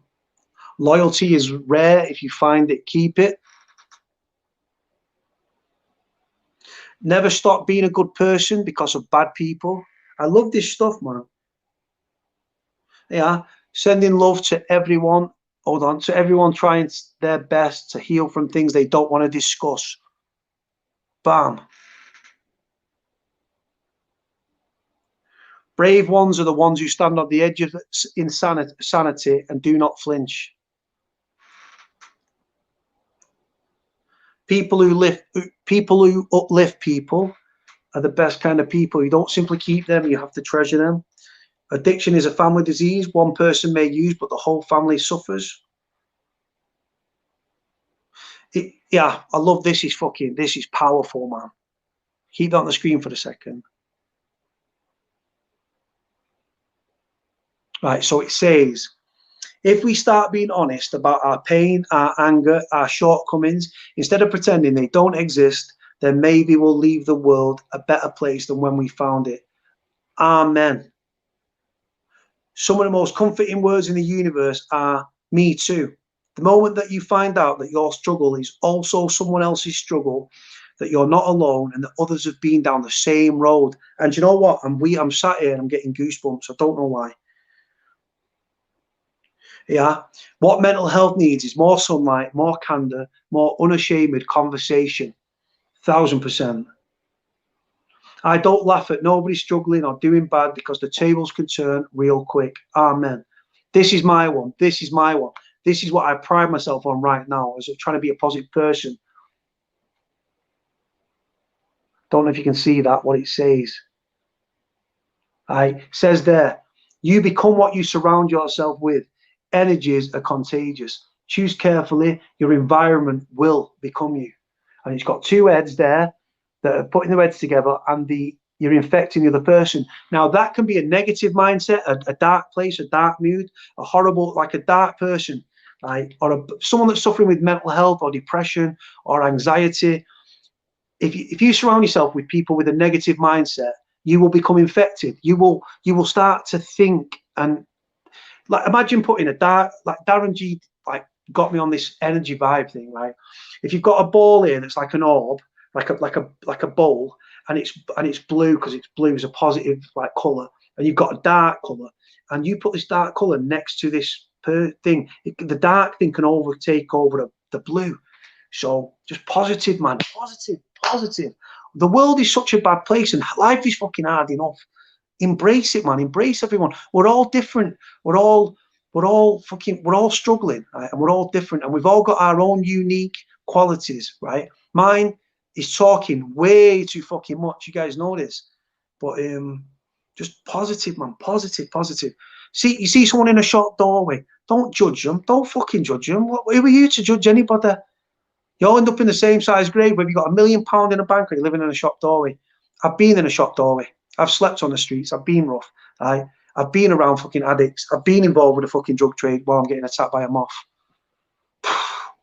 Energy, man. Positive. I feel, do you know what? After that chat with John, I normally feel quite drained after it, emotionally drained, right? You know, in a sort of like spiritual way. But do you know what? I'm actually flying. My energy levels are flying, you know. Funny guy. I'm not trying to be funny, brother. Not trying to be funny, but surround yourself with positivity. Yeah, man. 100% core there.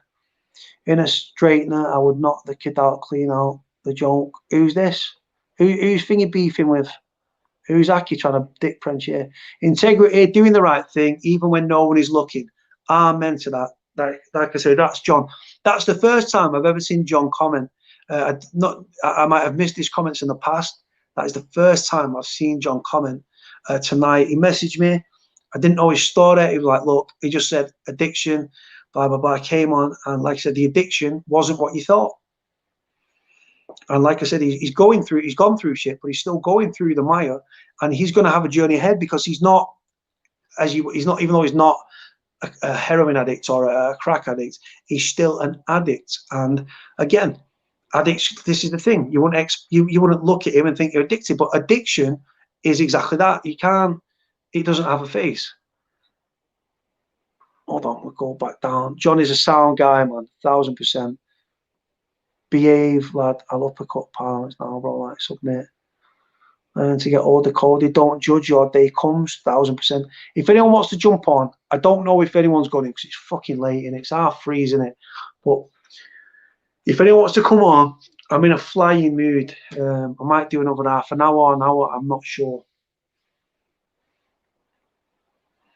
There's still 87 people, which is just a bit mad. It's 3:30 in the morning. And I'm flying. I'm really flying after that. John's a wicked guy. And like I said, he's so spoken so openly and candidly, and everything from bowel movements to obviously to it affecting his sex life because of the nerve damage, which again wasn't his fault. Someone said about my PayPal. On YouTube. Hold on, stay there. Hold on, stay there. Right, I'm going to go sideways for a minute because I'm trying to do something. Hold on. I don't know where my fucking PayPal is now. Right, so it's there. Stay there, people. Stay there.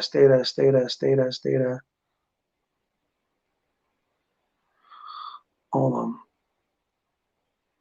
on. Someone's put a tenner in my account on my PayPal. Right, hold on. Let me come back to you. We going upside down. So right, yeah. So like, hold on. What's that say? Hide. Sure. What the fuck? Yeah. So with my PayPal, I don't know. Let me have a look at my own channel.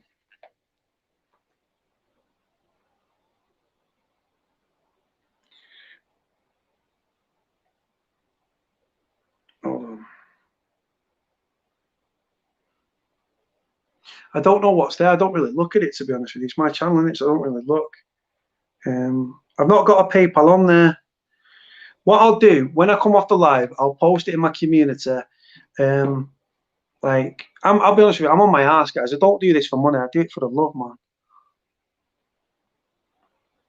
Good luck, Jamie. Good on you, Cube. What? Hold on, Cube. Watch out, power pistol. Frenchie's on Grand Street. Yeah.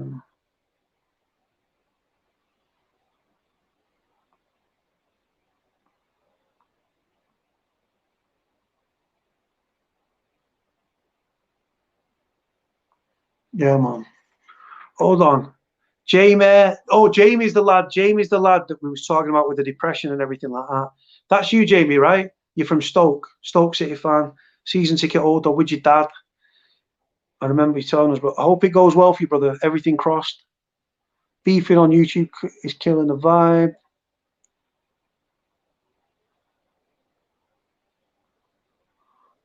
Right, even though Akinwale Arabiki is obviously not a purple Aki, right? When he says lad, you know he's a scouser.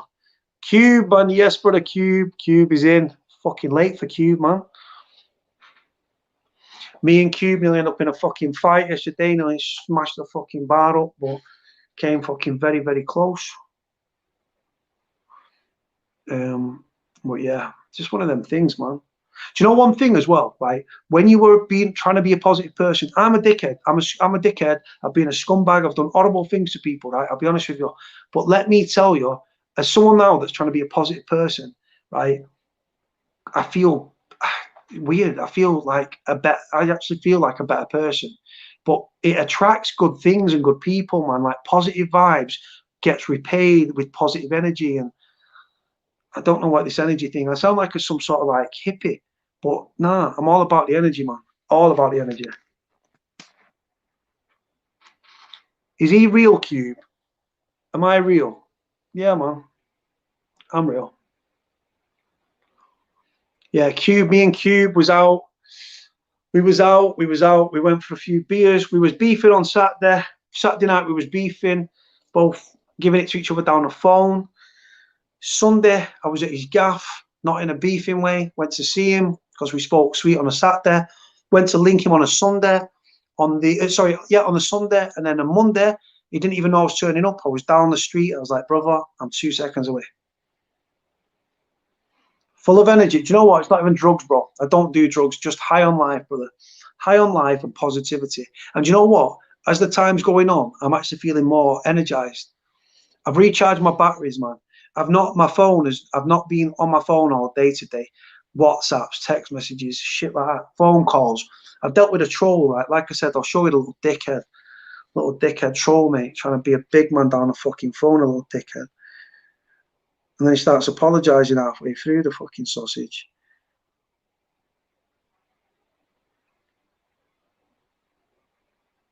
Hold on. There.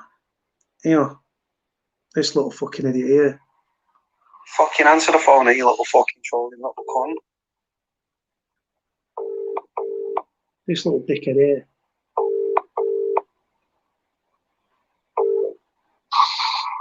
Hello. Go on, you little pussy. Why are you fucking blowing my phone up, you little muppet? But listen, though. Go on, yo. Go on, though, bro. Yeah, so the thing is, yeah, bro. Go on, bro. Why are you getting hard over fucking messages, you daft little cunt? Ring me like a man, yeah, and talk to me like a man, you little bitch. Fucking pussy hole. I messaged you, and you didn't answer. I messaged you, bruv, yeah? Listen, bro, understand one thing, and then you're threatening me, bro, like a fucking bad man, bro. When I see you, I'm going to bang your face, yeah? Well, bro, come to the ends, then. Anyway, let's not embarrass ourselves with fucking troll talk, because it kills the vibe, man. Again, positive energy, man. Don't let negative little dickheads, yeah? Do you know what? If this kid would have said, Cody, you know what, brother, I've messaged you, you've not got back to me, I understand you're busy, blah, blah, blah. But he just went in on me, starts threatening me like a little dickhead, like going on with himself, a little sausage, bro. I've got, bro, 15 minutes of this, bro. If you go on my channel, if you go on my video after this video, if you literally close this video down, or not close it down, don't tune out for fuck's sake, but if you pull it down to the bottom of the screen and you go on my channel, you'll see the troll call, brother. Fucking idiot. He's like, you fucking idiot. I said, no, it's idiot, you daft cunt. Fucking really wound me up. Anyway, negative, good karma, good vibes. It's all good. I've got the world's best subscribers. I'm nobody. My channel shit, but the people that come on the channel make it, man. And you know what? This new concept, this new setup, right? It's 36 quid a month. I've not really got it to fucking pay, but I'm on my ass, proper on my ass, paying all my little bills and everything, buying fucking shitloads of surf. It's not stolen, by the way. Farm Foods, 2 for 20 quid. Go and check it out. My fabric conditioner, literally there.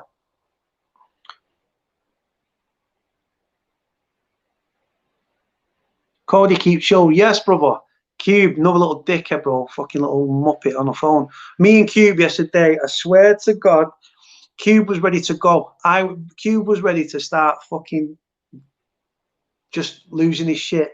Right? And these women were trying to cause an issue, right? And I just said to Cube, I said, brother, I said, because there was no, it wasn't like, there was no like guys fronting us. It was 2 women that were trying to speak on behalf of these men. I was like, well, tell them to be men and come and speak to us. Why are they not saying anything to us, but you two are? They were just being awkward, trying to cause an issue because we weren't regulars or whatever.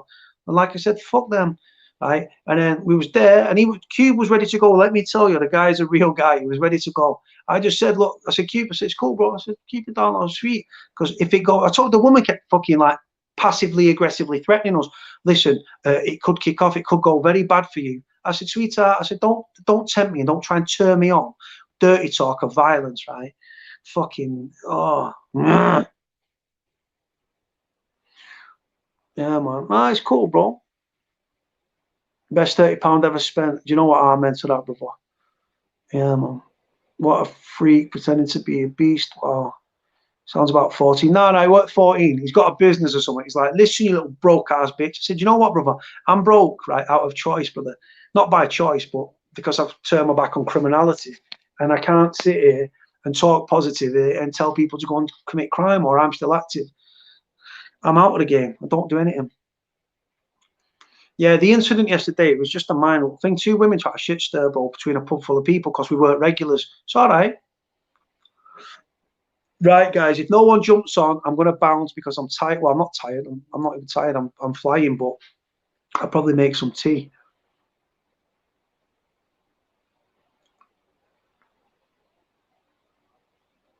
Right, so Muppets more either like idiots or douchebags, I guess you call it in Canada. Douchebags, is that an American saying? You fucking douchebag, like you ball bag, you fucking asshole. Like, yeah, Muppet is like I don't know what you call it in America, like lame or fucking idiot or something. If no one comes on, it's going to be 0161 do one, be off the phone. Someone was like, that black is your colour before. It's like, no, I don't look good in any colour. I'm gonna fucking, but my beard's going quick. I can pull it now. But yeah, if no one jumps on, I'll be jumping off. I've got 1,000. I can't tell you if anyone watches this on catch up or otherwise. If I haven't replied to you, please accept my apology. It's not an arrogance thing. It's not me being a dickhead. Today I've had a chill day. Literally, I've got some sleep. I was in a good headspace. When I'm stressed out or I want to just take some alone time, I come off my phone. I speak to people briefly, I leave it sweet, and then I catch up and stuff. And it might take me a day or a few days. I've probably got 110 messages from about 40 different fucking people, right? So I need to reply to them messages. I'm a polite guy and stuff like that. So Divvy Muppet, yeah. She's in Canada though, is more like. So I'm trying to explain saying that though. She's been over there, so she'll know. Talking to like she's never left the fucking Canada. She's Canadian via Mexico, via the UK, via Scotland. They're Mexicans, man. That food looked fit for the king, guys, right? So there was like some Italian-inspired food. It looked like bruschetta and some sort of pasta dish. And it just looks amazing, man. People drinking beers. I don't know if it's Desperados or whatever.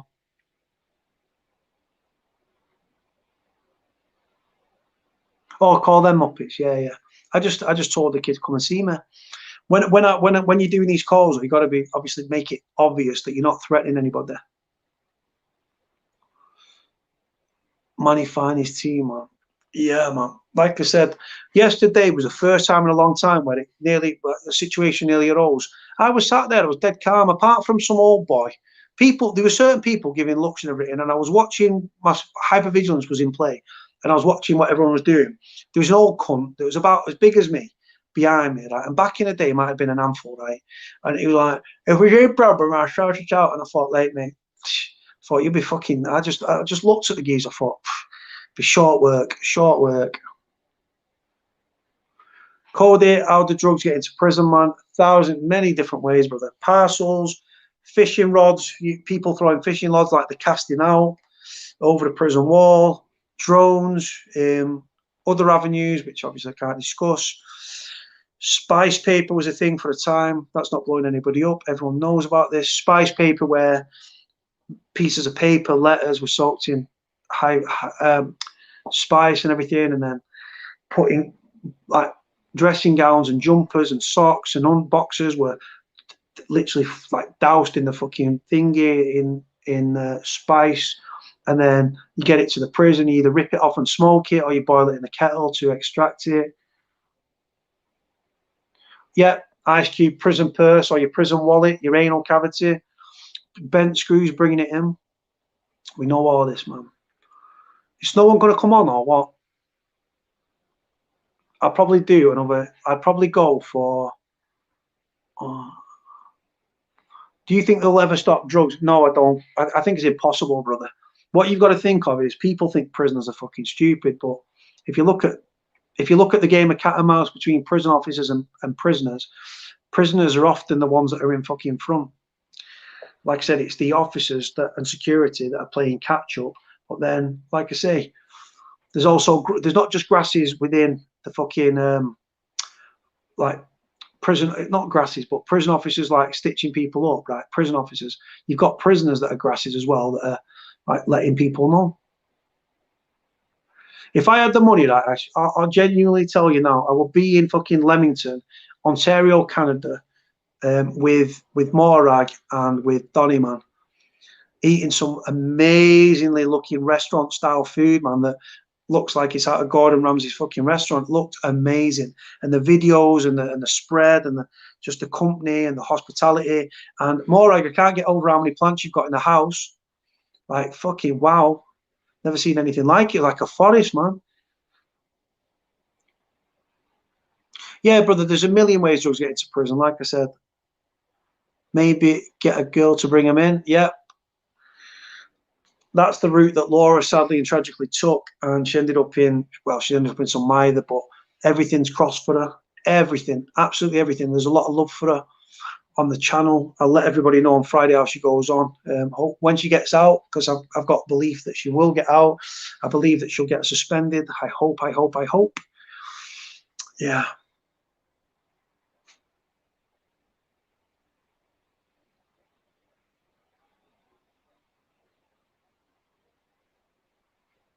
Hold on. Poetry, Pistols and Power says, code there. Does that Mark Johnson live by Laura, bro? He don't talk in the house, and when he gets off, so does Laura, and she tells him to go and etc. Then she disappears off the live stream and flirting as well on chat. I don't know, brother. I have no idea. I don't know where he is. I know he's from Peterborough, but he's not in Peterborough, but he's wanted. Yeah, man. I don't. The thing is, though, Morag, because of the way that the Canadian system is, and because of my record, I don't know if I would I need a visa, because I don't think I get a visa because of criminal shit. And even though I've never been convicted of a firearm, like I've got firearm markers and violence markers, but they shouldn't be taken in consideration. Try not to do drugs. Charge in prison. Why is you not called there? Why is you up about what? Hold on, right. People are saying that Laura and Mark are connected. I don't know if I sent them the numbers myself or they already did it away from Finger or whatever. I'm not sure. I think they did it between themselves. But like I said, she's single. She likes the black guys. If she wants to get on to Mark, I actually told her, I said, Mark's a good looking lad. I said, you can't go really wrong there. So he's a good looking lad. He's single, I think. She's single. Bit of matchmaking. Just one of them things, man. Trolls, mate. Why is it up about trolls, mate? What do you mean about trolls? Steve, I don't know what you mean. Oh, you're saying that poetry, power, and thingy? I don't know, man. Poetry, power, and thingy, though. Some things I've looked at and I thought, is he a troll? And then at other things, he's very valid in what he's saying. If he believes that Laura might be local to where this guy is, or he's gone down to see her or whatever, because she said to him, get in. So he might have been in the house. You don't know. Be a part of the Commonwealth. No visa needed. Oh. Do you know what, though? Poetry is a troll. Oh, that's not Stephen. That's not French, yeah. I'm not a troll, bro. I would love to go to Canada. Do you know what, though? They've got literally, like, they've got a pool and everything. But like I said, just Morag and Donna are just drawn to him, man. Like I said, she's just an inspirational lady. She's been through so much shit. And yet, she still has a smile on her face and she still gets up every day. Some days are better than others, like everybody. But it takes, like I say, this is a lady that just, some days she doesn't want to leave the bedroom, or a lot of the time she don't want to leave the bedroom. But like, yeah, and then other days she's hosting and stuff like that, and she like puts it, she like smiles and positive for other people. And Laura calls her mama, hey mama. Laura calls her mama because Laura grew up without a mum, really, and Morag is a little bit older than Laura, and like Morag's got that sort of maternal sort of instinct and stuff, and she's older and wiser, and that's the thing. The channel's away from YouTube, guys. There's quite a lot of people in contact with each other that are supporting each other.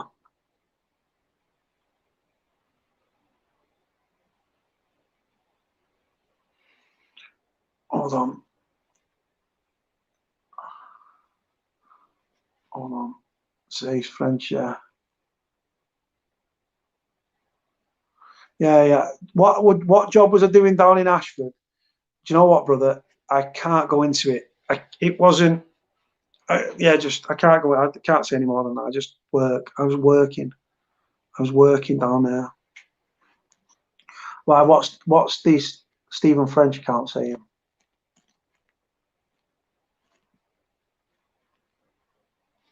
Yeah, people calling her a troll, right? That doesn't mean they're a troll. I'm not going to kick anybody because someone says they're a troll. Yeah. So Nixon, and like literally when I was down there, I went to meet someone. The work wasn't in Ashford. I just went to pick up a payment in Ashford, and I can't say more than that. Just leave it to your imagination. But me and a couple of the boys had to get paid. French is a troll, 100%. Right, guys, if no one's jumping on, I'm going to be jumping off. Do you know what? I can't go out on an even number, though. So I'll go till past. I'll go for 5.5 hours, so 12 minutes. Trolls will mess with your channel. The thing is, though, not really, though. Donny is baking cookies. Oh my God. Cookies! I'd literally, I swear to God, if I could live if money wasn't an option, I'd be in Canada and I tried to get into Hawaii, but Hawaii is an American state and it's a big island, well, a group of islands off the west coast of America.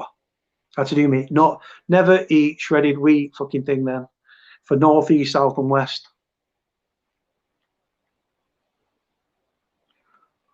Well, mate, Cody, comment. Yeah, but brother, yeah. But the thing is, if you don't like the comments, brother, just bypass them. Just bypass them. Hold on. 1:30 is nearly 10 to, bro. Oh yeah, shit, yeah. Right. So I see what you're saying. So I've got 12 minutes till fucking 4 o'clock.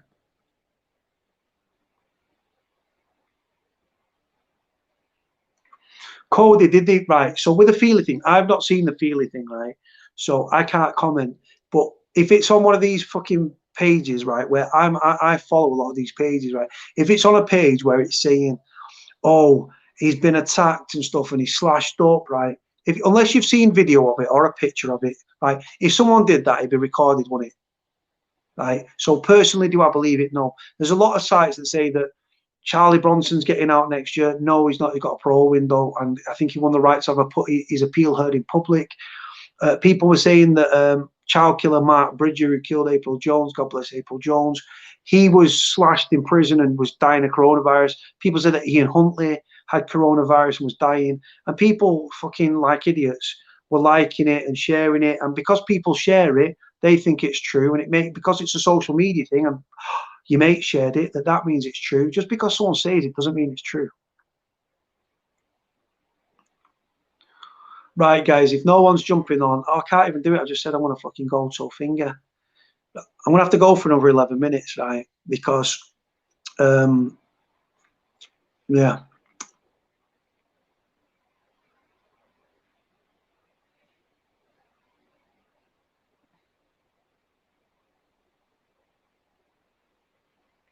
Fake news.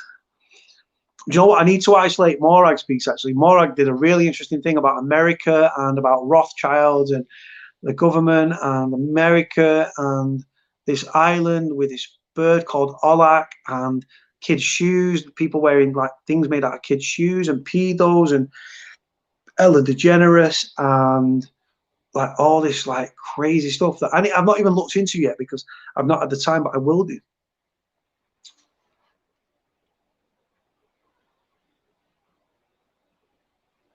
An honest, nice lad, if I'm honest. I don't know who he's talking about. It's one in the comments.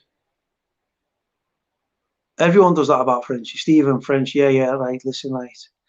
Now, Frenchie's coming. I text Frenchie yesterday, actually. But I'm looking forward to going on this other podcast. Going to be deep. Going to talk about when I was nonced, paedophile hunting, all that stuff.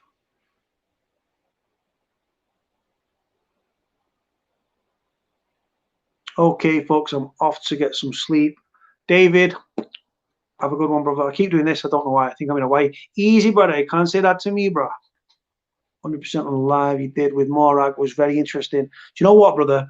Morag is, I've only spoken to Morag on like a human level, and wow, she was so informed and so knowledgeable she'd done her research, she looked into it, and fucking hell, like I couldn't ask her any questions because I didn't know. You know Frenchie Cody? Yes, I do.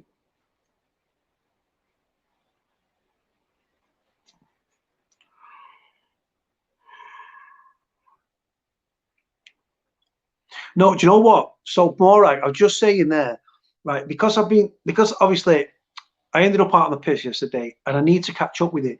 There's so many things that I haven't caught up with that I need to catch up with, and this whole thing, the John Podesta crap, makes you want to kill him. Right? I need to listen, and I want to get with a program because then I'd love to know more about it and question you or something. But it was so much for me to take in that because I didn't know anything. I was just like, I was out of my depth. I was like, shit, I really can't do this. But yeah, it was fascinating, really fascinating. Morag, can you come on live?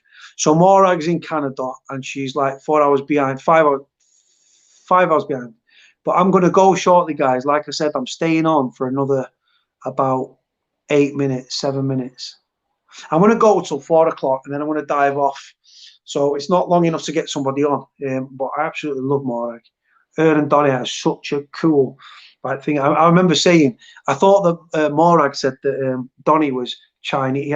He was Canadian Chinese, right? So I was like, oh, because you're Canadian Chinese. It was Canadian Japanese, and he was adopted by a Japanese couple, and he's just a lovely, lovely guy. And he was like, oh my god, Cody, don't bring the chinks into it, man.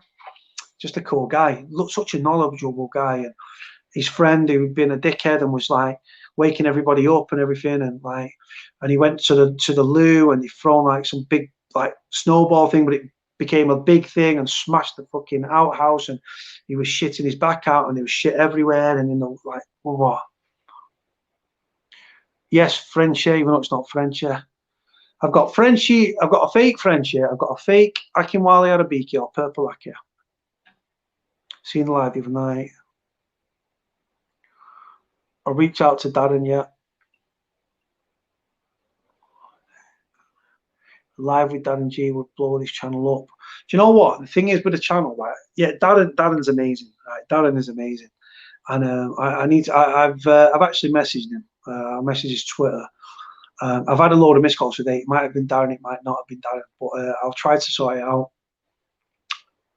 So I'm going to go in 6 minutes. I'm just talking for the sake of talking, and that's what I don't like.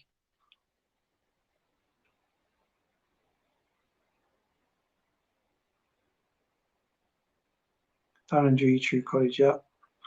So yesterday, Cubey, Mr. Cube, right, Mr. Cube. He's localish, won't say where. But yeah, Cube. So Cube's a massive Sean Atwood fan. So when I was with Cube yesterday, he didn't know what I was doing. I picked up my phone and I rang Sean. I said, hiya, Sean. I said, oh, you're all right. I said, got a friend there. He's a massive fan of his channel. And I said, can you have a quick word? He said, yeah, man. So I put him on, and like Cube's such a nice guy. He was like, I can't, like, I'm talking to you and all this. It's made me day and all this. Just a nice, humble guy, man. Just a lovely guy. But yeah, he had a little interaction with Sean. When I go on this podcast later this year, I've asked him if he wants to come down with me, come and meet Sean and Wildman and all this sort of stuff. So yeah.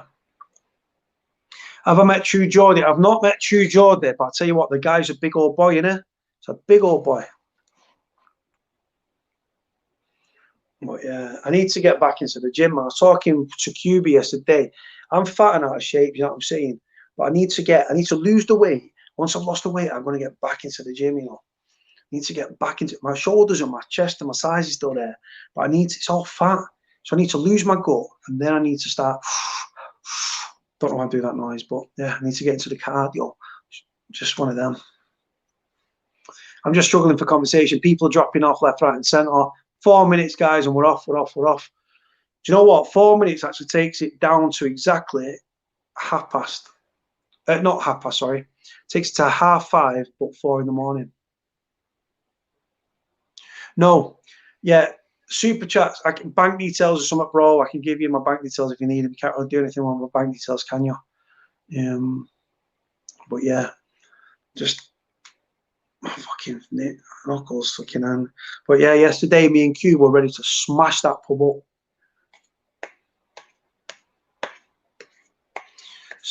I'm gonna hit the haystacks, out and about. Respect, brother. I'm gonna try to see you tomorrow, brother. No worries, man. Text me, brother. My number's on the screen. If you need me, need me. Him till you lose control. But yeah, if anybody needs me, message me, jump on. If you haven't watched the video about the troll, please check it out, guys. In one of the videos, I'm trying to do all this like YouTube thing, like I know what I'm doing. I don't know what I'm doing. I'm just trying to talk. Good night. Biggest lips in Glasgow, Scotland. No, not Glasgow. I don't know where she's from in Scotland, but Nicola, biggest lips in Scotland. She's getting off. Yeah, Woodley's finished, man. He's done, brother. He's done. But I don't agree with Dana saying that Donald Cerrone should knock it on the head. I like Donald Cerrone. 3 minutes. Everyone's saying bye. But I'm going to have to go till 4 o'clock because it's an even number and it's a round number. Stay there. Oh.